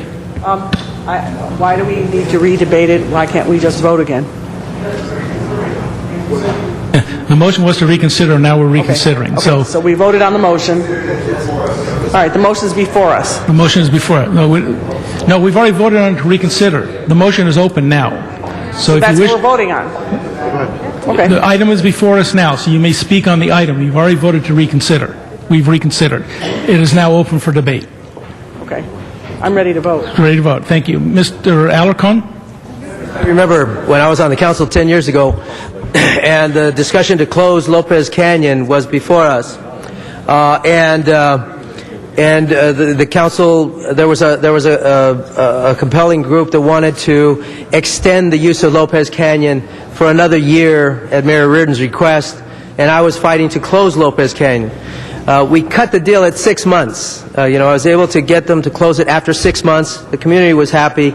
But then I remember after the debate, Zev Yaroslavsky turned to me and he said, Richard, you had $1 million in an amenities fund that goes to Lopez Canyon with the year extension. And I said, yeah. And he said, well, when we changed it to 6 months, you didn't take the $1 million out. I said, yeah. And he just looked the other way. He had the option to reconsider it, but he didn't. He lost. This is a procedural discussion, but we're talking about $600,000. The plan calls for a much greater expenditure, and the consideration of that is important. If a member chooses to reconsider that, then do it in the context of the additional dollars. I don't suggest we go backwards on the $600,000. The cows are out of the barn. The people that were here on that issue are gone. I don't think we should change our action on that. But let's also look at this issue. 7,000 rapes occurred. How can you not place a value of at least $600,000 on finding out who their rapists are? You've got to do that. And so I urge you passionately with Mr. Weiss to vote in favor of it. This is the initial investment. If you question the additional investment on the plan, which is much more than $600,000, then I encourage you to do that by going through the committee system. But we already voted on this, and I think it would send a horrible message. Since we voted for it, to change our vote at this point would be a disaster. I promise you it would be a disaster in the press. Mr. Yaroslavsky knew that if he asked the council to reconsider the $1 million give, it would have been a bad precedent to send. And that's why he did not ask for reconsideration. I urge you, let's send this thing forward as we voted on earlier. I urge your aye vote. And then if there's other discussion about the impacts, I have no problem with those going back to committee for further understanding, but let's not go backwards at this point. Okay, we have, did you have a point of clarification, of information or order? Okay. Make a comment. Sorry? I wanted to make a comment. Okay, we have Mr. Smith, Mr. Weiss for the first times, then Mr. Reyes and Ms. Perry for the second times. Mr. Smith. Thank you, Mr. President. Ladies and gentlemen, as you will recall, we had a 20 or 30-minute discussion on this issue. It was fully vetted. Everybody understood.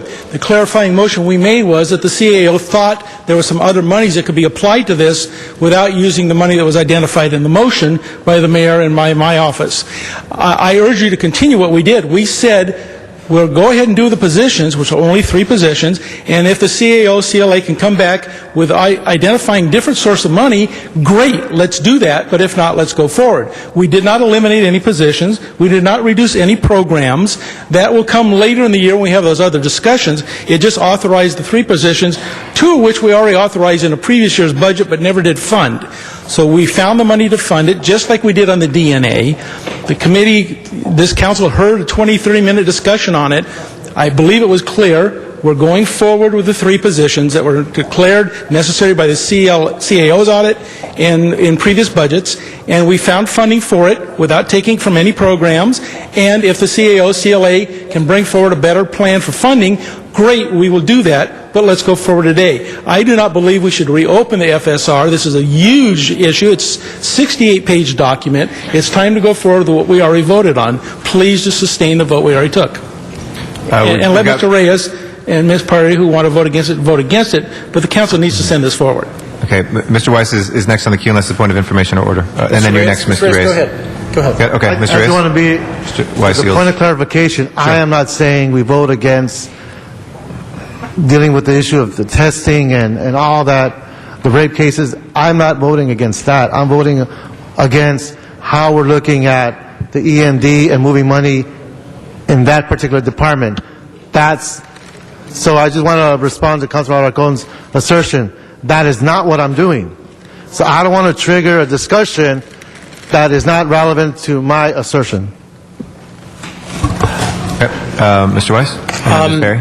Two points. One, I understand that's I understand that's where you're coming from, and the first time after we'd called the motion, after it'd been reconsidered, and you said that's what you're doing, I understood that. I'll just say that I really wish that what we're doing now we weren't doing, and that it had just been handled by a request to change a vote, because when we have a discussion, which we had for more than an hour, maybe close to 2 hours, and all those issues running the FSR, they're all sort of in the same pot because it is the same pot of money.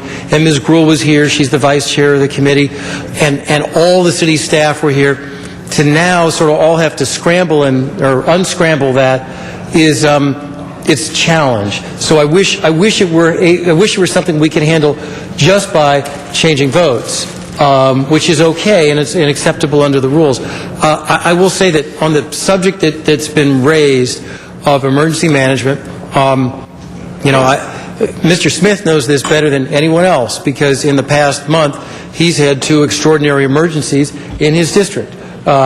He's had Metrolink and he's had the fires. And I heard from the mayor on this yesterday. He is extremely concerned about the city's emergency management posture, and he wants this done because he is concerned. I mean, it's fire day every other day in Los Angeles right now, and you can feel it in the air. I saw Mr. Rosendahl up at the Sepulveda Pass, at 4 a.m. last week.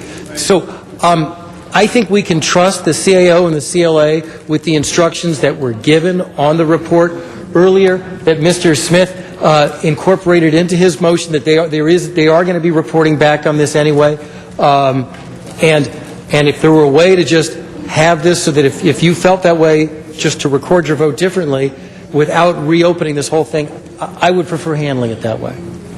Mr. Cardenas actually for the first time slipped in, so then... Question to the city attorney. Is it in order to make a motion to reconsider the vote on the reconsideration? No. That's not. It's not. That's not. But reconsideration can be done on most items, but specifically it cannot be done on reconsideration. Okay. Thank you for considering that. Ms. Perry. Thank you.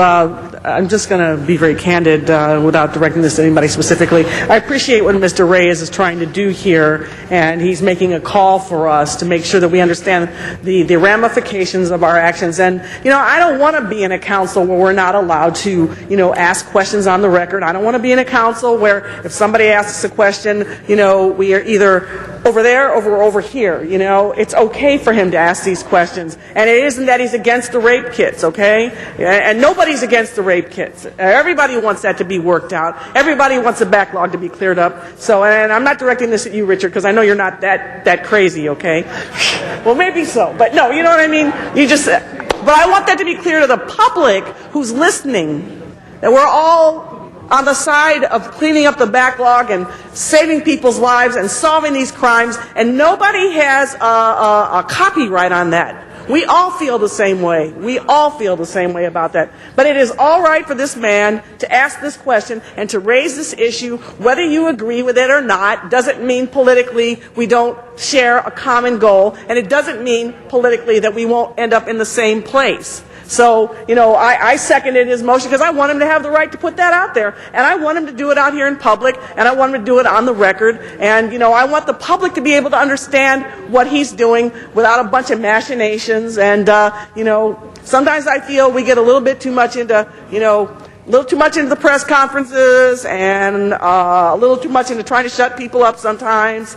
And, the only thing that does protect us here is the record, and be able to speak publicly on the record for the consumption of the public who's watching us. So I support what he is asking today. I believe that he has the right to do that. And while it may not change the outcome, and I do feel comfortable, I did talk to the CLA again to assure us that they will work this out without compromising other programs, and that they will come back to us and they will have this vetted for us through the committee process. And while I wasn't entirely comfortable with the way that this was initiated, it is an important issue, and I certainly recognize that. But again, I placed a lot of trust, as we all should. That's why we have a CLA. The Chief Legislative Analyst is here to represent the interests of the Council and advocate on behalf of the Council and provide us with information so we can make informed decisions. So whether, you're comfortable with that or not is up to you. But I want to say that I believe that what he is doing in challenging a process is okay. It's okay. And that's why I seconded this for him. And again, while it may not change the outcome, it's all right that he did it. And I support him for that. Thank you, Mr. Alarcon, and then Mr. Reyes. Yeah, just to clarify the record, I stand corrected on the issue of the rape kit. The message, however, the concept was that the member one on the substance of the issue, the $600,000 for emergency management, that remains the same. I don't have a problem with anybody asking for reconsideration. I've done it, and sometimes it's necessary because mistakes happen. In this particular case, though, I think the better way to move forward is to allow well, we can't allow the vote to stand. We're going to have to take a position, but to vote for the 600,000 and still ask for the analysis. I don't have a problem with getting the analysis moving forward.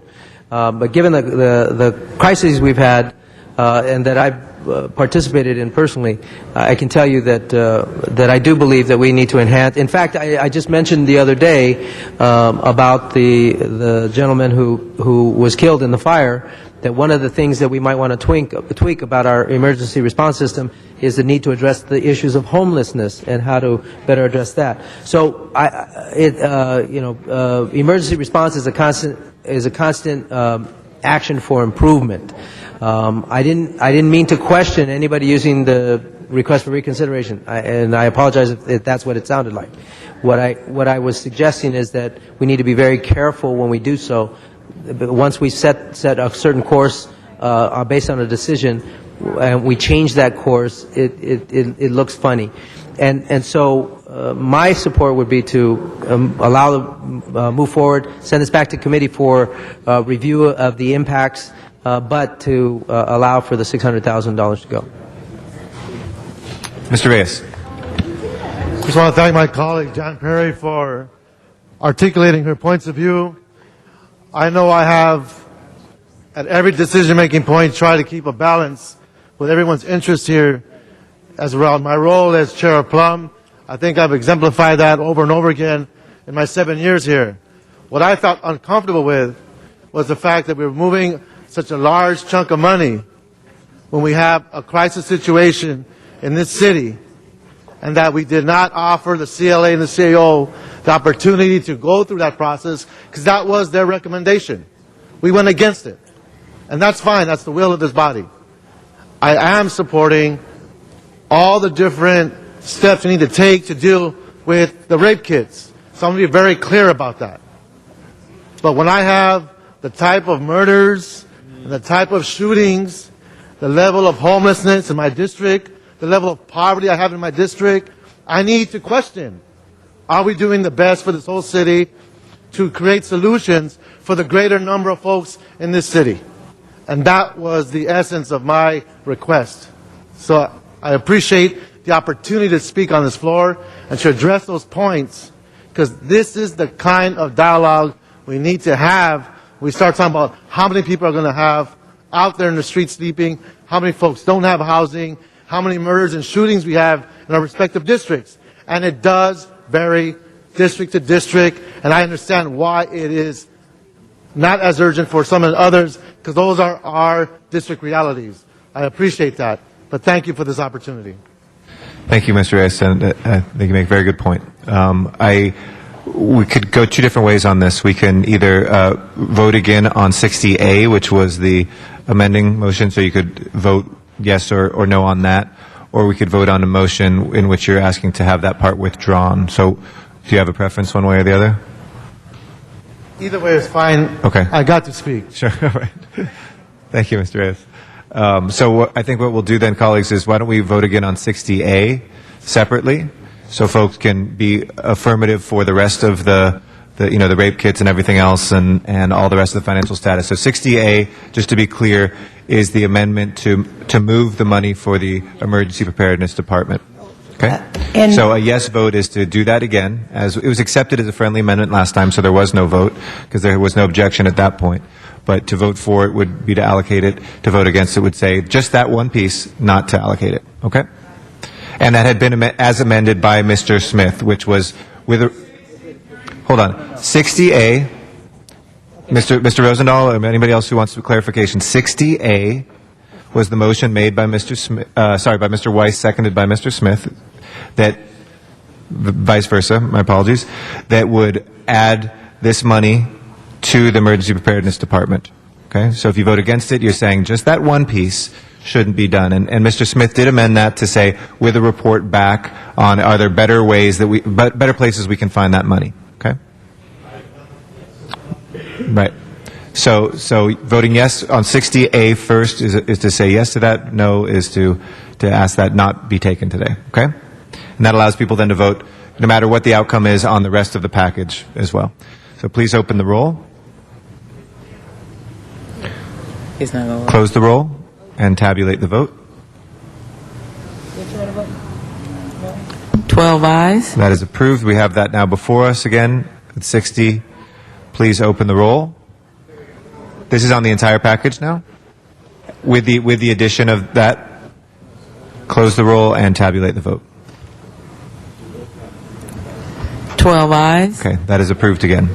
Next item, please. Next item, Mr. President, is 25, call special by Councilmember Rosendahl, and there is an amending motion that has been distributed. Yes, Mr. Weiss? Why not request that go forthwith? Okay, if there's no objection, we'll send that forthwith. Yeah. Though I think it is, Madam Clerk, correct me, you can't reconsider twice, right? So it cannot be reconsidered again, colleagues, just as a note as you follow the council rules. Next item, please. Mr. Huizar, did you have a point of information or an introduction? I saw you on the queue. Did you want to say something? No, I'm fine. Okay. Next item, please. 25. Okay. 25. So on item 25? 25, Mr. yes. Huizar.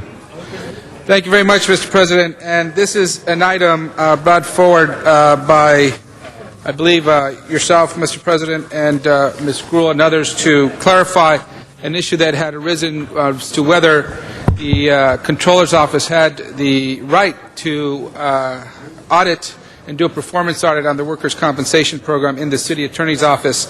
I asked that this item come back to the Audits Committee after it had been sent from Rules to the full City Council, because I believe there were some additional questions that needed to be answered. We held that hearing yesterday, and in fact, I'm very happy that we did, because there were some clarifications that were made there between the CLA and the City Attorney's Office. I do want to point out one thing, however, and that is that the City Attorney's Office asked whether the motion intended to include not only elective offices, but also appointed officers, which will include the CLA, CAO, and I believe that it would include the Treasurer and CAO. And that was a question that we did not answer, but I do believe that needs to be answered before that the item comes back and we vote on it again as a full ordinance, because there was some differences of opinion between the city attorney's office and the CLA as to what constituted appointed officer and what programs may this apply to, and so that needs to have some clarification. I would just ask that today I'm submitting a motion to make this apply not as to the regular process when we approve something on the March ballot, which would take up to about a couple of weeks, maybe a month, but that we wait till July 1st of 2009 to have this apply and be effective at that date.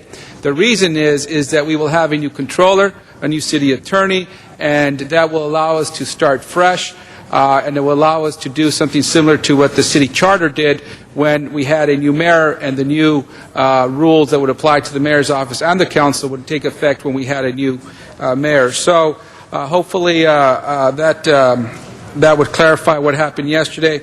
And I do say that I wanted to also add that we may have some additional discussions between now and the time this comes back to us in my committee, just to clarify the issue of appointed officers and so many other remaining issues that may have arisen there. Thank you.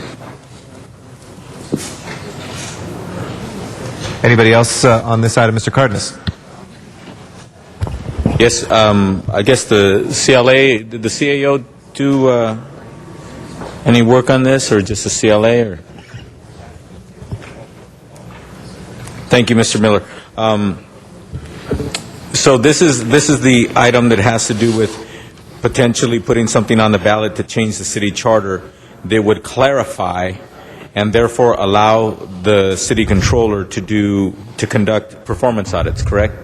Of specified programs, distinct programs within elected offices, yes. Okay, but with all due respect, specified programs, give me an example of something that it's your understanding that would not, that the controller would not be able to audit, not just audit, we have to say performance audit, because the controller does financial audits on everything in the city. She really has no limits on the financial audits, correct? Correct. It's just the performance audits that apparently need some kind of clarification, I guess.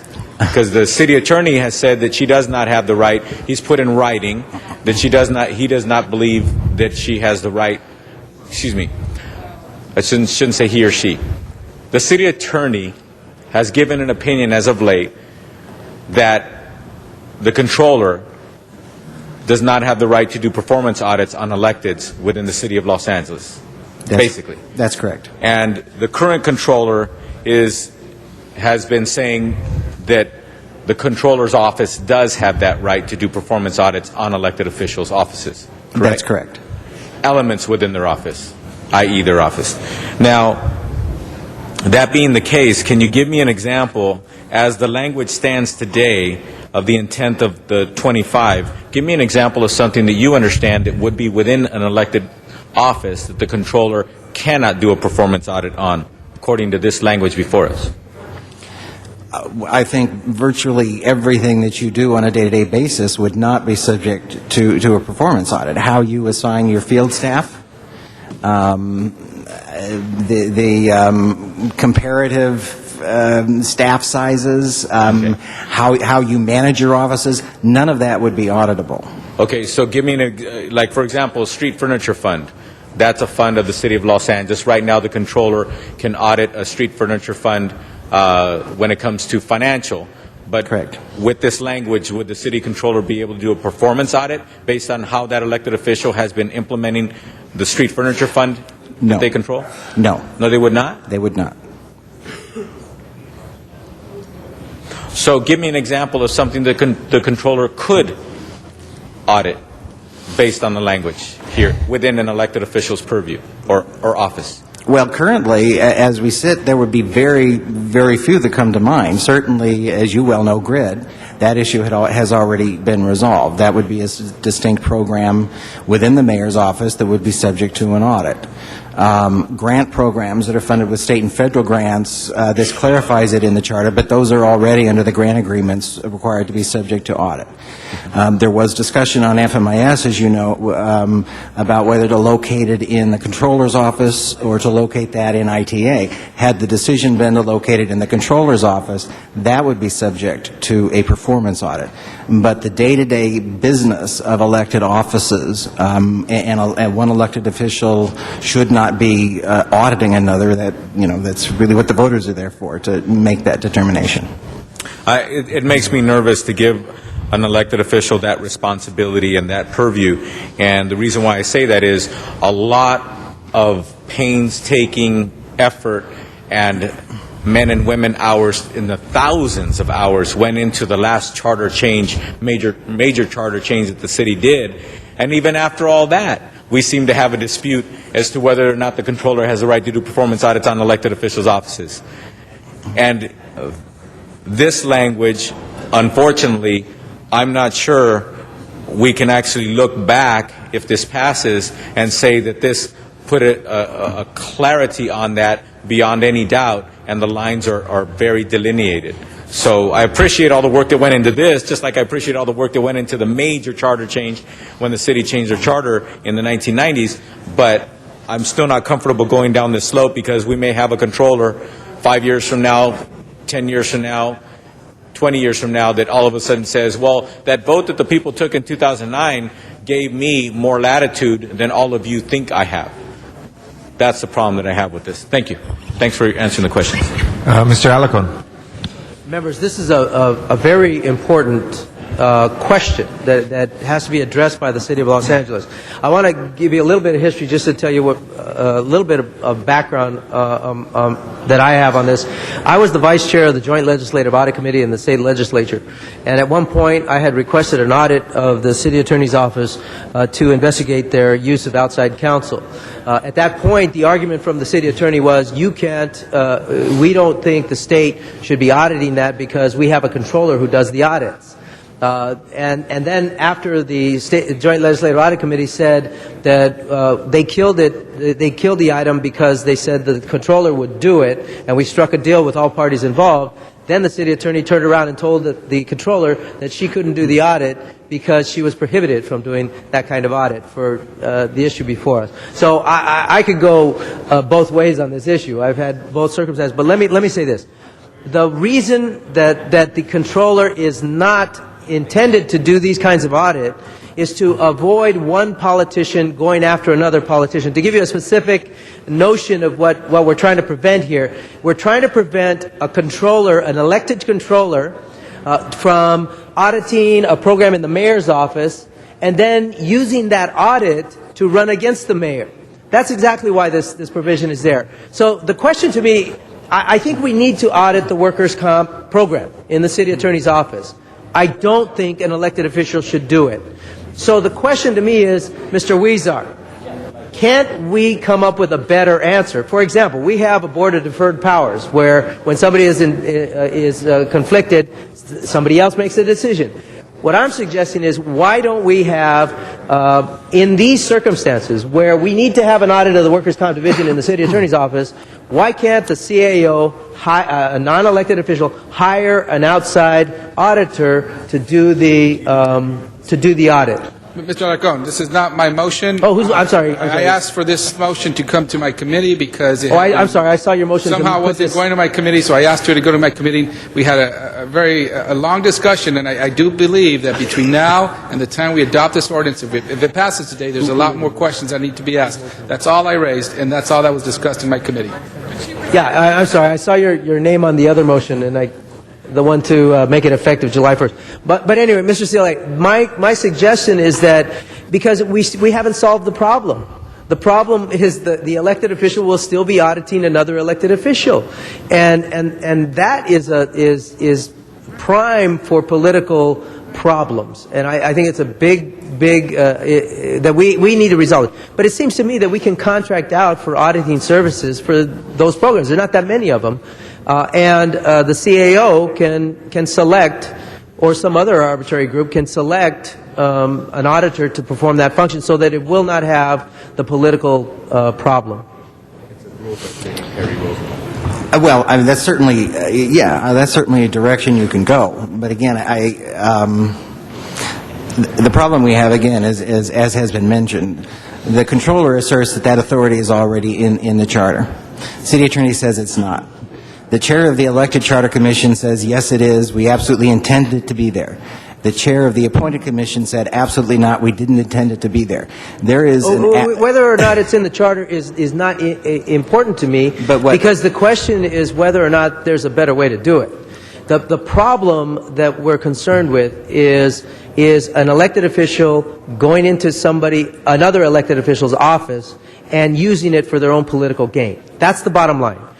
This suggestion doesn't resolve that. The charter doesn't resolve that. And I've read the charter. I know the question is the definition of program, and it's fuzzy. And the courts may go one way or the other. I'm saying, why don't we just forget about all that, present to the voters an option to allow the CAO to hire an outside, non-elected auditor to audit in these cases. And that would take the politics out of it. Well, that certainly was one of the options that was looked at. I think part of the concern about that would be the perception that whether that the mayor or the council through the CAO would move forth. I don't know that it would get out of it entirely, was the concern. The CAO doesn't want that responsibility either. Well, then pick some other party. Pick the county CAO. Somebody else outside, some objected third party, can hire the auditor to do the audit. I'm just suggesting that we can take the politics out of it if it's not the controller. But as long as it's the controller, you're going to have that political problem. Agreed. And I think that there are a number of ways of going about this. I think the issue at hand was to resolve the crisis that really did occur. This motion, I don't think, solves the problem. I believe it creates more problems in the future. I'll push my button again. Okay, thank you. Mr. Cardenas? Mr. Cardenas, yeah. I didn't think I was going to be able to speak that fast for a second time.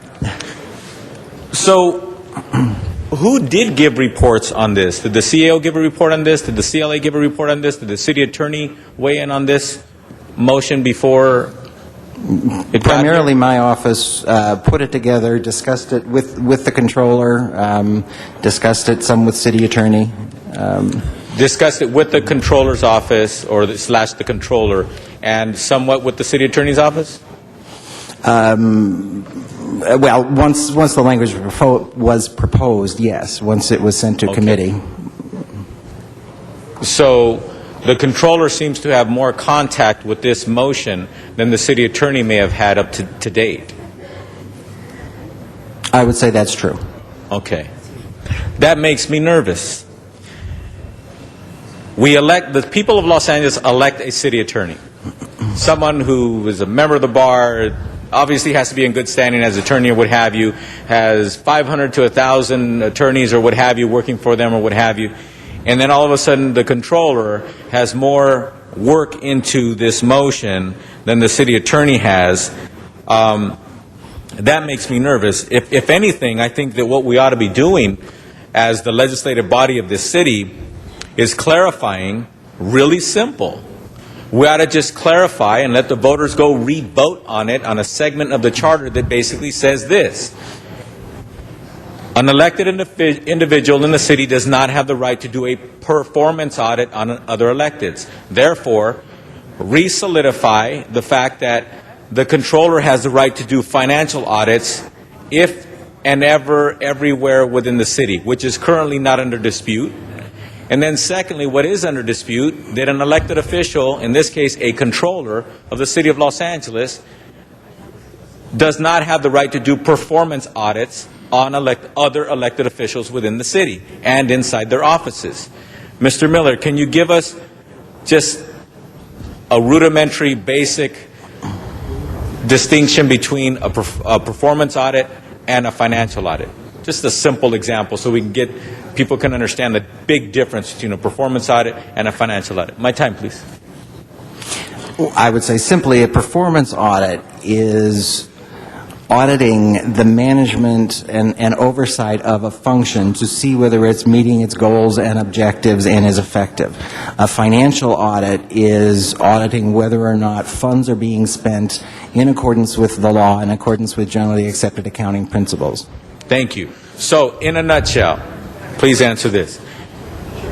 A financial audit only has a certain amount of latitude when it comes to subjectivity on the outcome of that audit. It's kind of black and white, right? Yes.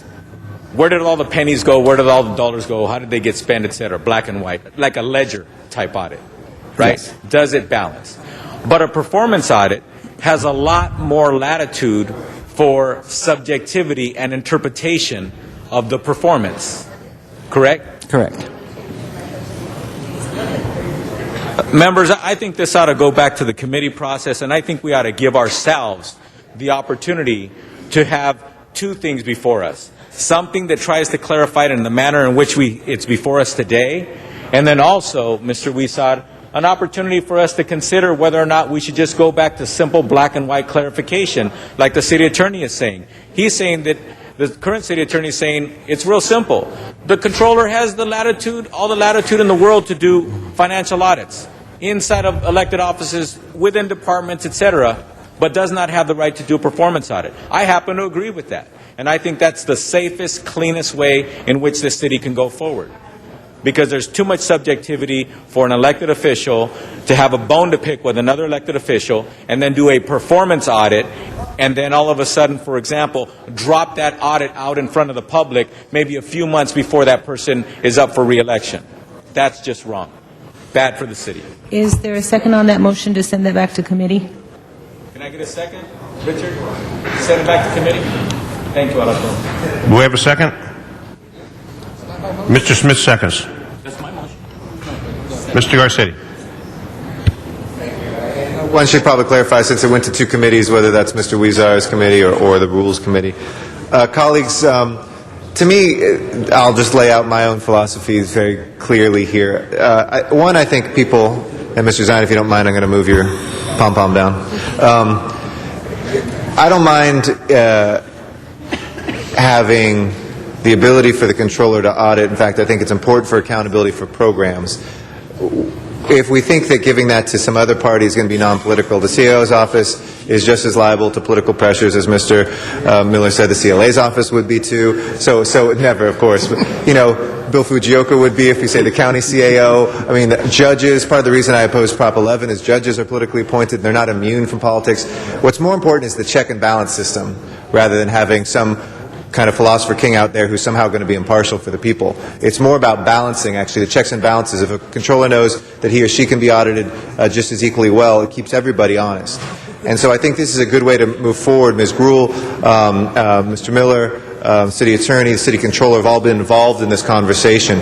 But to not do this, the consequences are the following, colleagues, because we should do this eyes wide open. So for Mr. Cardenas and Mr. Alarcon, if we don't move forward on this, what will play out, I think what we saw, and we had a moment where the council was, I think, the most adult body in the city, is with the city controller and city attorneys, they'll go to court. And we're going to have the choice of either hiring a lawyer for the city controller and being part of the party for the city attorney's arguments in a fight that isn't really the council's. So for us, it is critical to have a system which resolves that issue, which we can't just resolve by talking to Erwin Cherinsky, and we can't resolve it by talking to George Kiefer. They have different opinions on what happened. We have two former members of the Charter Reform Commission. But if we send it back to committee, Mr. Cardenas, I was saying, we will then send this to court, which means that we're going to have to pay for the controller's lawyer and take resources for the city attorney's office to argue the other side, and we're party to that, where the city controller is suing us. And to me, that seems to be a waste of time. So we have the checks and balances that will save us money, do it in the right way, that the city attorney signed off on, the city controller signed off on, that our CLA drafted, and that has the checks and balances. Because it's really about the checks and balances, not about whether there's some impartial body out there. So I would urge folks to go forward with this today, to put this before the voters. It allows all programs to actually have that, and to be able to make sure that we have a system, as Mr. Huizar looked at it as well, that will allow us to have accountability for the people for the programs that are out there. Mr. Alarcon. Alarcon? No, pass? He passed. Mr. Cardenas. Again, will you push your button again? For the I'm sixth going to go time. buy a lotto ticket. All right. My lucky day. Could I have the city representative from the city attorney's office come forward, please?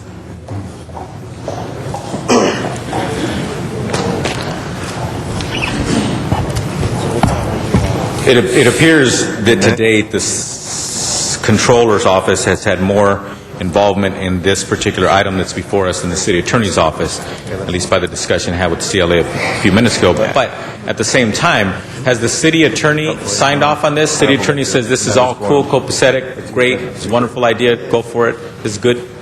Valerie Flores, Assistant City Attorney. We did not have any role in the drafting of the language. It was drafted by the CLA in consultation with the controller. We didn't see the language until the morning of Rules Committee meeting. We have not yet prepared the ballot documents, and so we could sign off as to form and legality, but we have not had any role except for answering some questions at the Audits Committee meeting yesterday. So far, the city attorney's office hasn't been involved in the policy drafting of this? No.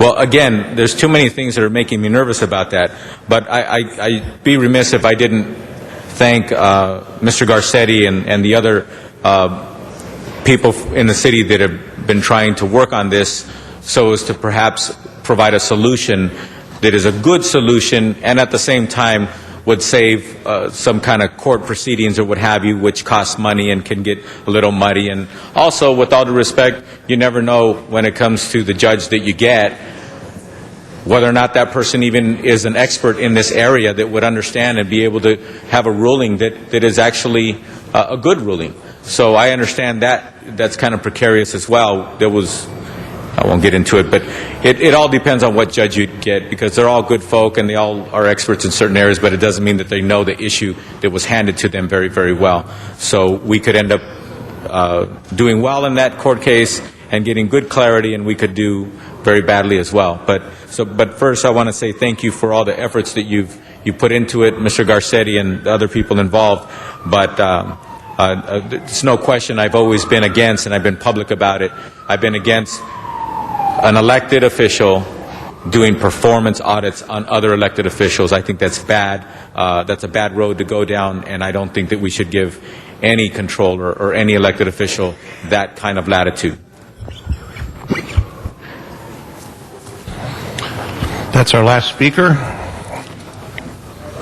and the matter is before us. Mr. President, the matter Yes. before Council, the first vote would be the motion to refer this item back to committee, and it would either be rules or audits.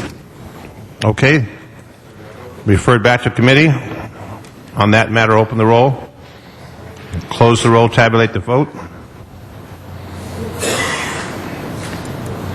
8 ayes, 3 noes.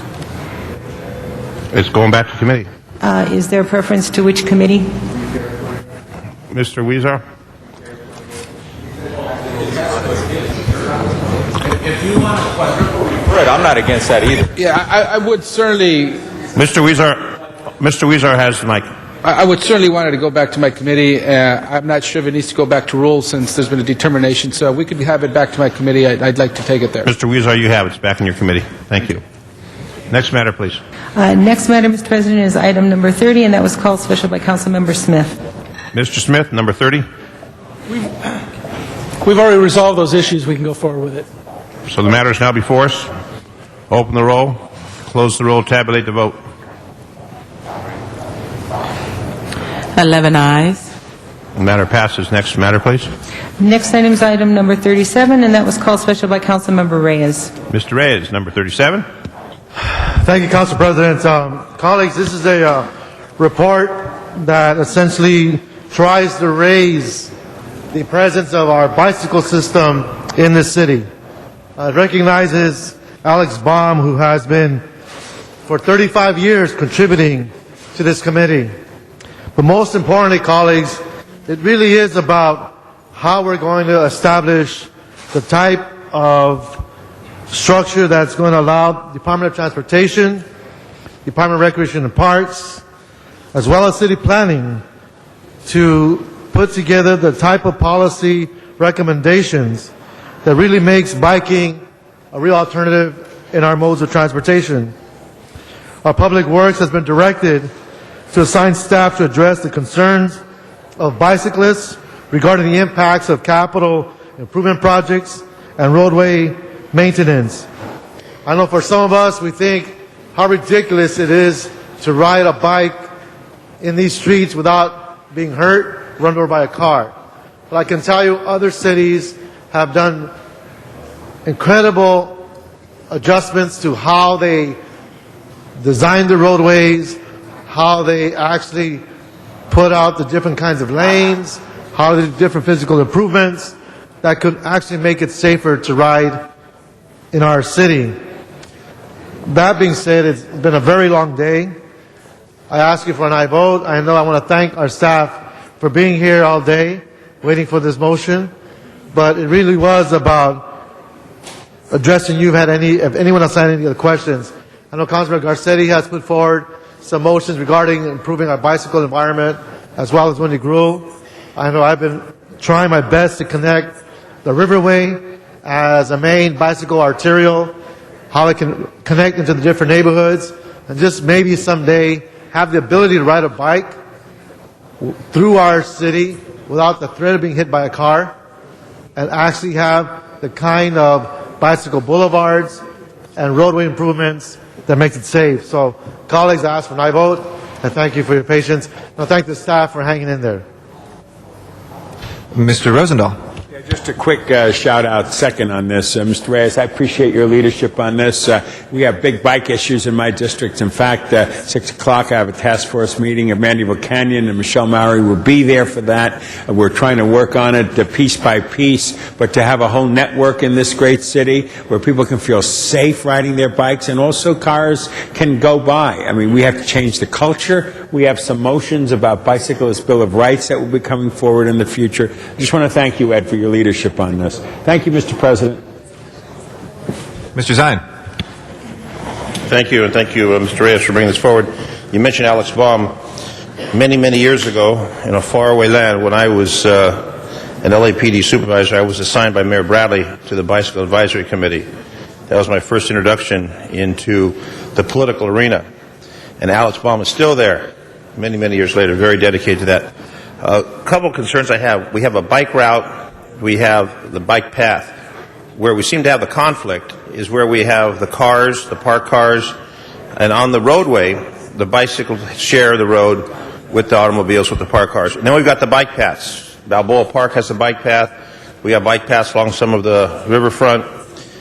Are we looking forward to establishing more of the off-road, and I don't mean off-road like they do with the motorcycles, but away from the traffic, away from the cars, so people can ride that bicycle in comfort as they do around Balboa Park. Families will see riding where they're very reluctant to ride on a roadway where it's designated bike route, bike, whatever the term they use.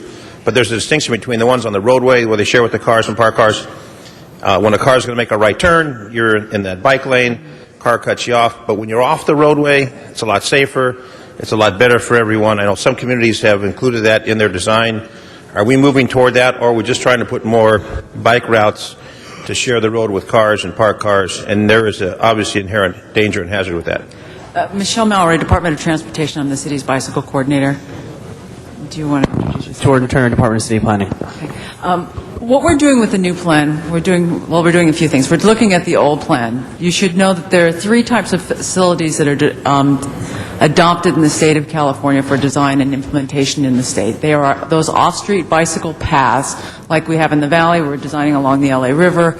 We've got one along Bayona Creek. There are a number of them around the beach bike path. We're looking to extend and build upon that network in this new plan.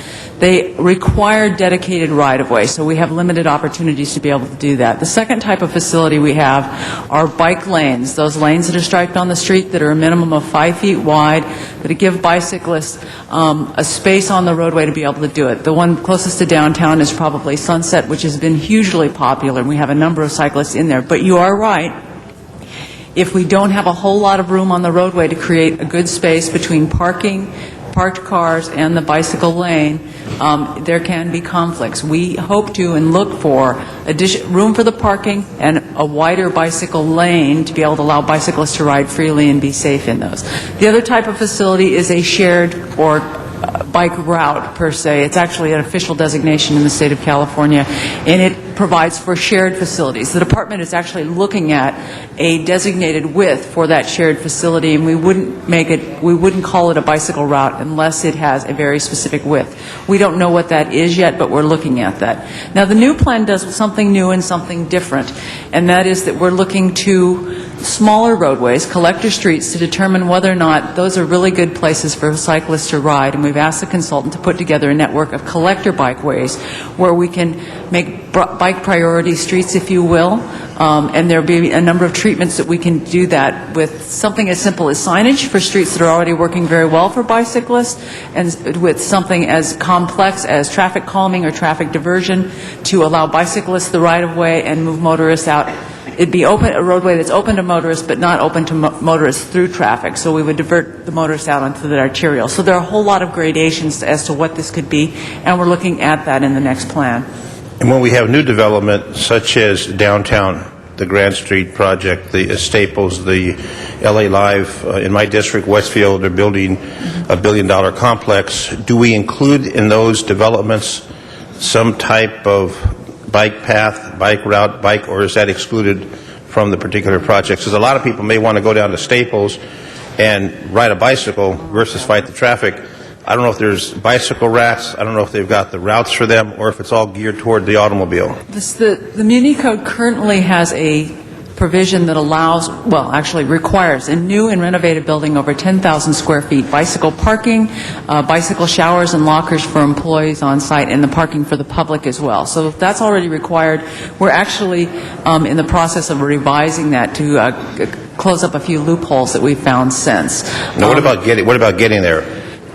The current street standards in the transportation element of the general plan, and the bike plan is a part of the transportation element, does not have a cross-section that includes bicycle lanes. So, for instance, a major roadway in arterial has a designation for how wide it is, how many lanes it is, and what it looks like. That does not exist in the city's general plan in the transportation element. We're actually hoping to correct that by making some recommendations through the new bicycle plan, and planning is going to update the transportation element in the next year? Hopefully. Actually, a part of the update to the Warner specific plan actually will include cross-sections to include bike lanes in some of the streets in and around the Warner Center area specifically. So when we have those kind of area-specific plans, have the force of ordinance, we're able to include those in terms of the new street designations and cross-sections in those plans. So specifically for the Valley, Warner Center will include cross-sections for bicycling. So that's going to be included in the new plan? Yeah, as part of the complete update of Warner Center, yes. Okay. I know Mr. Smith has horse trails in his district, which is good for the equestrian area. Most of the city, people ride bicycles. I just think we've really been behind the curve when it comes to establishing that. And with the gas prices as they flow up and down, you see a lot more people riding bicycles. And one more issue, I think we brought this up in another committee about licensing, where you can get a citation. And Mr. Reyes, did you do a motion on that? Do you want to talk about that part? Is it pertinent to do it here, or do you want to bring it up later? Bring it up later? Okay, we'll do that another time. Okay. Just be ready for it. Okay. Thank you, Mr. Zine. I might also want to note the Oregon legislature has just passed a law that will require mandate that motorists be found at fault until they can prove that in a collision with a bicyclist that the bicyclist was actually at fault. So motorists will be at fault first. That's a first of its kind in the country. This is a very European sort of treatment, and we were surprised to hear that Oregon has just done it. Kind of like they have with pedestrians and cars that we have that here. One as well would be great. Thank you. Thank you. Mr. Reyes. Yes, I just wanted to first acknowledge Alex Baum again, and this action will make him Chairman Emeritus of the Bicycle Advisory Committee, so I felt it was important that the public know that he will have that title and that recognition for all his hard work. And just from the Planning Department's point of view, we are going through community plan processes. That is an opportunity for all the neighborhoods to actually start identifying where they see these other roadways, these other paths that are not down the major congested boulevards and busy streets that we have, that we can actually find, hopefully through the consultants, recommended pathways that are side streets that could be accepted by the community as bike routes, which would make it much safer to travel through the city. So again, I believe we're getting more traction, sorry for the pun, but we are going to move on this item and ask for an aye vote. Thank you very much, Mr. Reyes. With that, let's go ahead and prepare the roll on this item and tabulate the vote. 11 ayes. That is approved. Next, we have item 40. I will, let's see, we have one card on item 40. I'd like to call that speaker forward. Zuma Dog, item 40. Yes, this is regarding CD14, and I just have to say it, my phone rang. Here's the concern. It says right here that, and I only want to use a minute on this. It says right here that on item number 40, it's the Clark's Fund, and it says relative to the amendment for the purposes, it says right here that if you don't spend, after all this time I'm not even prepared, it says here that what they want to do is if you don't spend the money, then it stays in the fund and it can revert to the general fund. So the people of CD14, they like to say they want to make sure that this Clark's money stays in the district and is not spent outside of the district or revert to the general fund or go to pay for extra things outside of CD14. I'm sure Jose Huizar will come up here and say that that is the case. But Deming says that there's no way, of course you don't spend money. If you get to keep the money, if you don't spend it, well, of course you don't spend it. And then it reverts to the general fund, and then it's not spent where it's supposed to be. Thank you very much. We can go ahead, please, on, actually, I'll withhold on this item, which will take it to a second reading next week. Next item, please. Next item is item 44, and that was called special for cards. Okay, and that is now before us, item 44. Zuma Dog, like come forward again on 44. You have 1 minute left, sir? Mr. Dog? All right, we will open the roll on 44, close the roll and tabulate the vote. 11 ayes. Next item, please. Next item is item 50, and that was called special for cards. Okay, Mr. Dog, item 50, would you like to speak? The clerk says you have 1 minute left, so this is 15, 50. Oh, you have 2. Sorry, she corrected herself. So you want to take a minute on this or 2 minutes on? Okay, please prepare the roll on 50 and tabulate the vote. 11 ayes. That is approved. Next item, please. Next item is item 51, and that was also called special for cards. Okay, Mr. Sachs is our first speaker on item 51.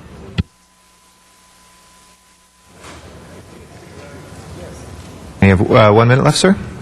Thank you. I understand.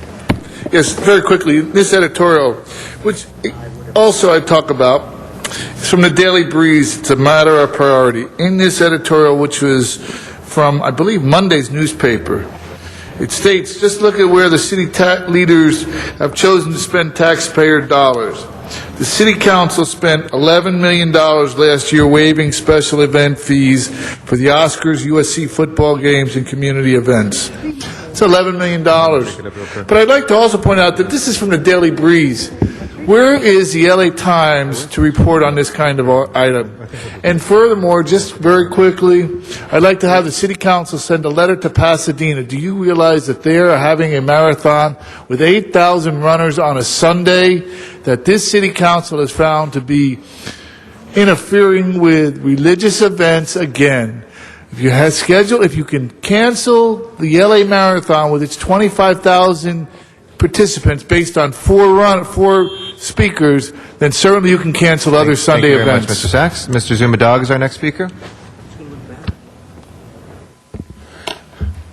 Yes, again, this is about special event fee waivers, and I'd like to thank the mayor, Antonio Villagrosa, for joining Zumadog and asking for a moratorium. I've been asking for a moratorium on special event fees all this time, and finally the mayor has got some sense for once in his life, and he's joining Zumadog, and now I'd say city council should get some sense. I want a moratorium. In case you haven't heard, you had the budget people come here today that said we're $500 million in deficit. They said that we're going to be spending into the general fund, into the reserve fund, and you're throwing parades and parties still, and you say you're going to talk about it, but I want something done much further, and you can make fun of me for saying this, okay, now I want to see something about this, the moratorium. Okay, this is for parties and festivals. This is no time. You got all hell breaking out on the streets. The city people here said there's not going to be any revenue coming in. This is craziness. Stop spending money under these circumstances. I got to save my time for item number 50, but give back your auto raises. You want to pay for this? Give back your auto raises. Give back your auto raises.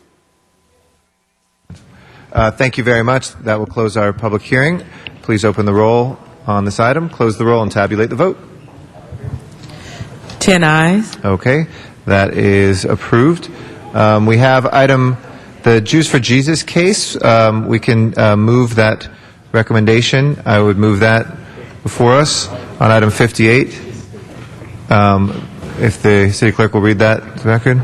And the settlement is, it's not a monetary settlement. The insurance company representing the defendant will pay $432,500 to the plaintiff to settle all claims against all defendants, including the City of L.A. The preliminary injunction issued by the court will become permanent, and the permanent injunction will require that plaintiffs be allowed to engage in First Amendment activity and all future Israeli Independence Day festivals permitted by the city, as long as the plaintiffs remain at least 30 feet from the festival entrance and exits. And the permanent injunction applies only to plaintiffs, the festival, and the city, and only in regard to the festival event itself and not other city-permitted events. Thank you. We'll move that forward. If we can open the roll, close the roll, and tabulate the vote. 10 ayes. That is approved. Item 61, we had a card, but the speaker has reached his time limit. Could you just take 1 minute on that last one? Okay. Mr. Dog, on 61, if you'd like to come forward, that's before us now. Okay, please open the roll for 61, close the roll, and tabulate the vote. 10 ayes. And that is approved. Okay. We have item 63, but we'll take a quick moment of recess. Hold on 1 second before we take that up.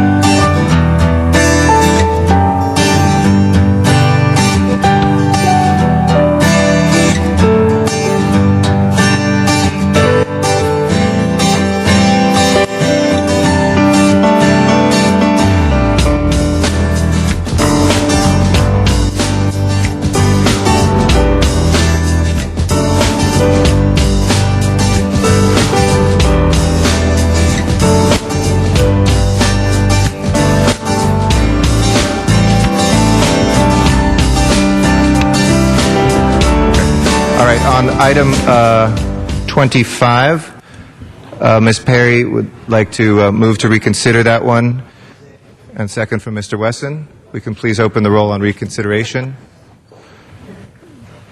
Close the roll and tabulate the vote. 10 ayes. And that is before us. Colleagues, this would give instruction if we move this forward to the drafting, and then we can take a final vote on whether we want this to go on the ballot. But today would be the last day to do a drafting, and the CLA has informed us in order to keep that option open, we should instruct the city attorney to draft this in order to keep the option. We can vote on whether we want to do it or not. So that would be my recommendation from the chair. Mr. Zine? Point of order. Sure. I thought we voted to send this back to committee. Yes, and sending it to committee would pass the deadline, so we couldn't work out anything between now and then. It would just give us a few more days. People would still have the option to vote against it, but it would do the instruction to at least draft it up, as we did with the solar one or other things. Okay. Okay. Thank you. Okay. So I'll move that. If we can open the roll, close the roll, and tabulate the vote. 10 ayes. Okay, that instruction is given to the city attorney. We'll bring that back, and everybody will be before us. That's the last one left, is now item 63, and I'd like to recognize Mr. Alarcon. But I have a second. I need. Members, there's been a lot of falderall over the question of the luxury tax that I proposed, and I want to clarify things. First of all, we only have 10 votes present, and we do not have sufficient votes for a majority vote. So I am going to offer this motion to base the luxury tax on the use of power, 4,000 kilowatts of power, for those houses that are greater than 5,000 square feet. But it's important for you to understand that this is in the context of a $400 million budget hole. My proposal will close only $10 million of it, and it only focuses on less than 0.5% of the households in Los Angeles. 6,300 homes would be in the category that would be reviewed. If they use more than 4,000 kilowatts, they would be taxed about $1,000 to $2,000 a year. And for people that own houses of these sizes, they would be able to afford it. The question is really the issue of the budget hole. And we are going to have to scramble to find money everywhere. A $400 million gap is not easy to fill. So there may be some constituents who say, well, why should I bear this burden? I offer that they should bear the burden in this crisis because they've been blessed with the wealth that Los Angeles has provided to them, and they should just give an additional, I called it a tithe sometime, to help our community. But the option would be that we have to cut $10 million in services or find some other tax that we spread to other folks. It's a tough decision. I recognize that. The message is whether or not the voter should have the opportunity to say that those who have incredible wealth in our community, many of whom, 500 of these houses are bigger than 10,000 square feet, they have in-home theaters, elaborate pools, they use more resources, not for essential use, but for luxury. And the question is whether they should pay a little bit more. $100 a month is not going to change a billionaire's lifestyle. It's not going to change a 50 millionaire's lifestyle. It's merely a way to spread their fortune so that the community during this tough time will have the opportunity to close the budget gap. We have a tough decision to make in May about the budget. So because I do not have the votes present, I want to carry this matter over. I will continue to work with it for the next 2 months to get it on the May ballot, but I'm asking all my colleagues, come up with your solution. Who do you want to go to? How are we going to close this $400 million gap? What services are you going to propose to be cut? What group are you going to propose that has to pitch in a little more in taxes? What fees are you going to increase? This is one offering that I make in the context of a huge economic crisis.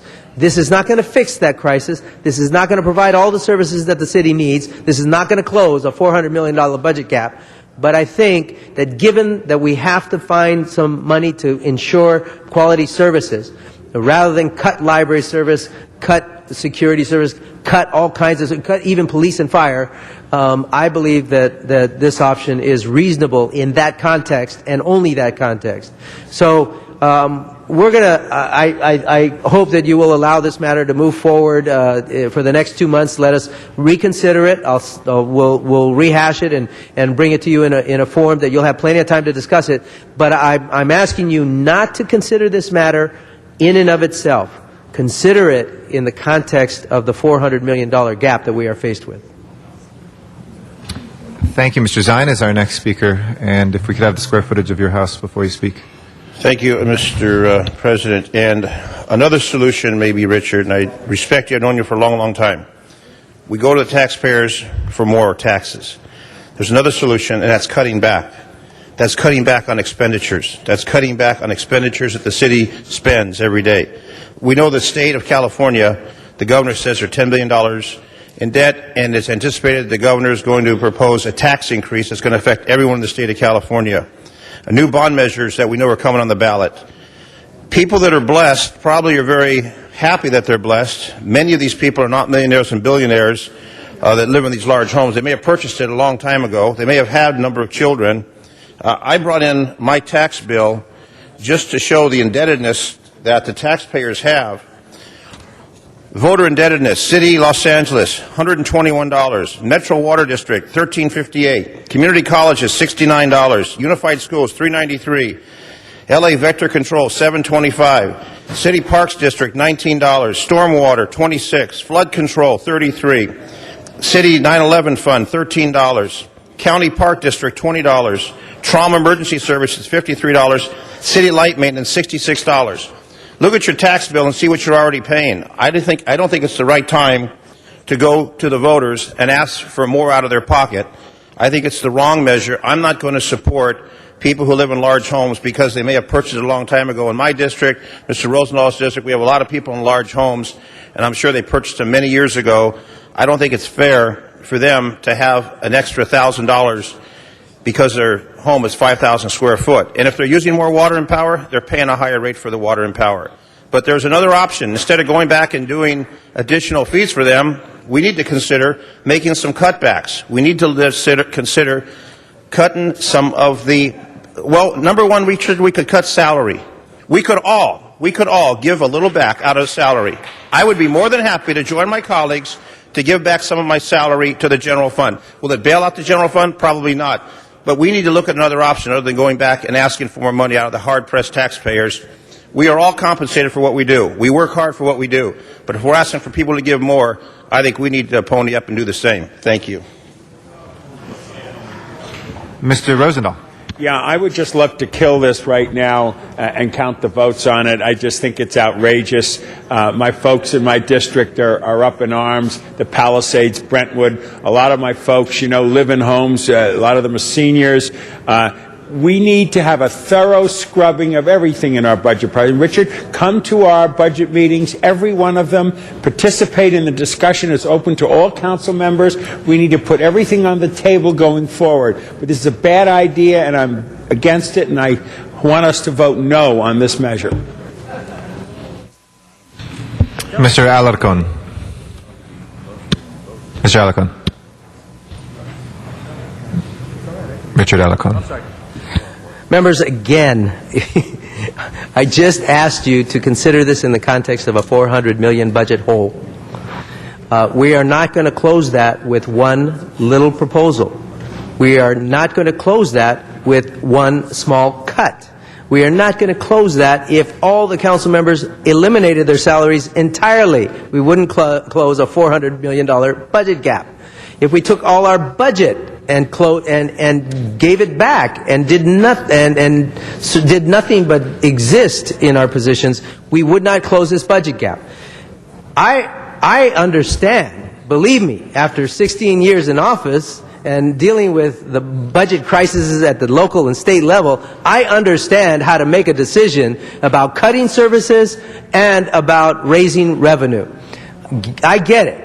This is one little proposal that if you don't do, we will have to cut $10 million in additional services.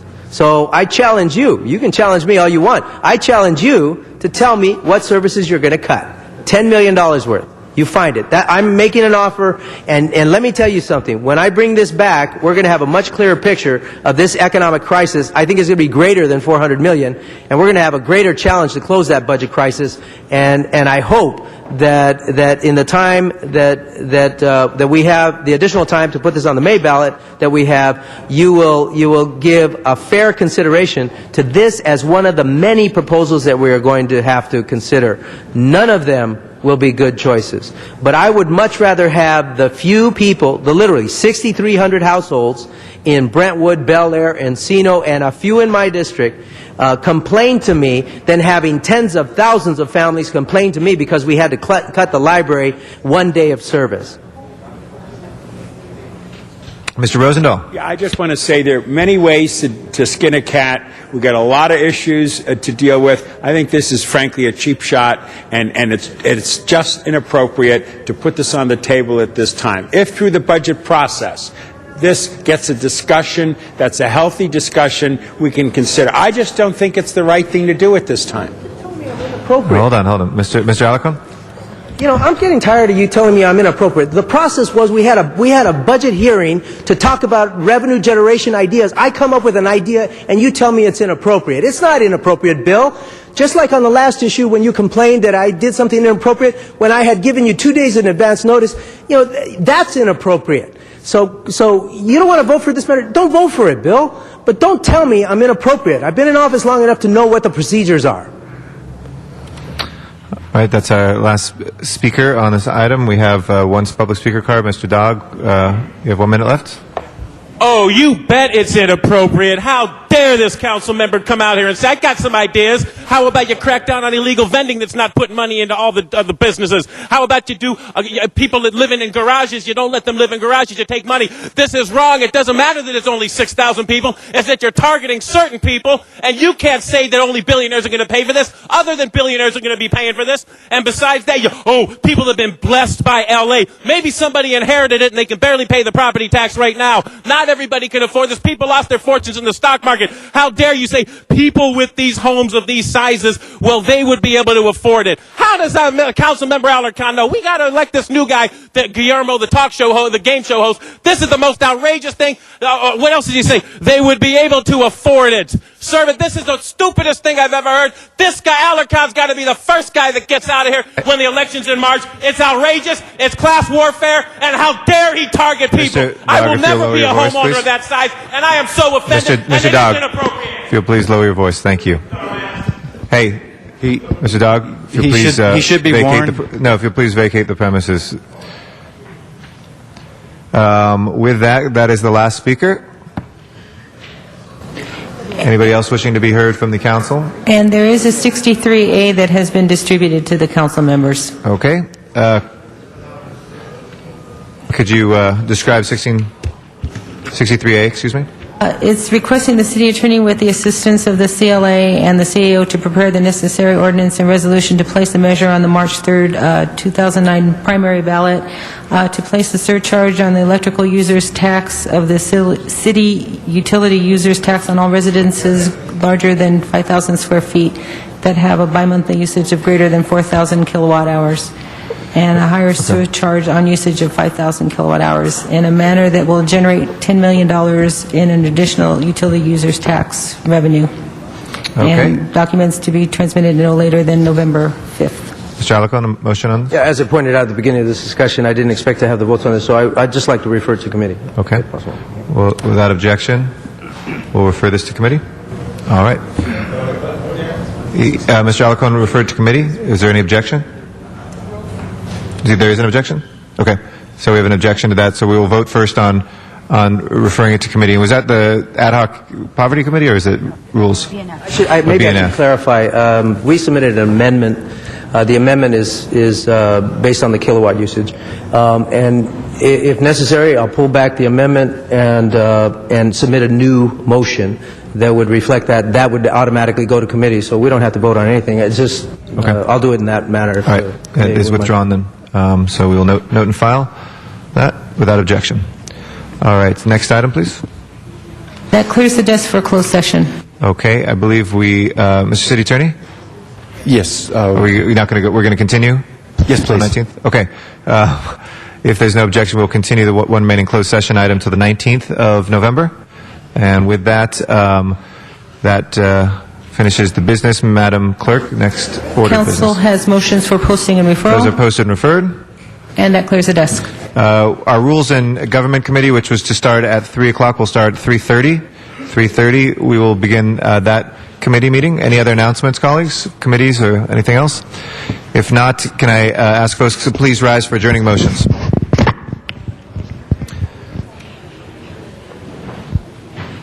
Colleagues, if I can ask us to please adjourn first in memory of Dorothy Dot Salzman, who died this morning at the age of 83 in Evansville, Indiana, following a lengthy illness.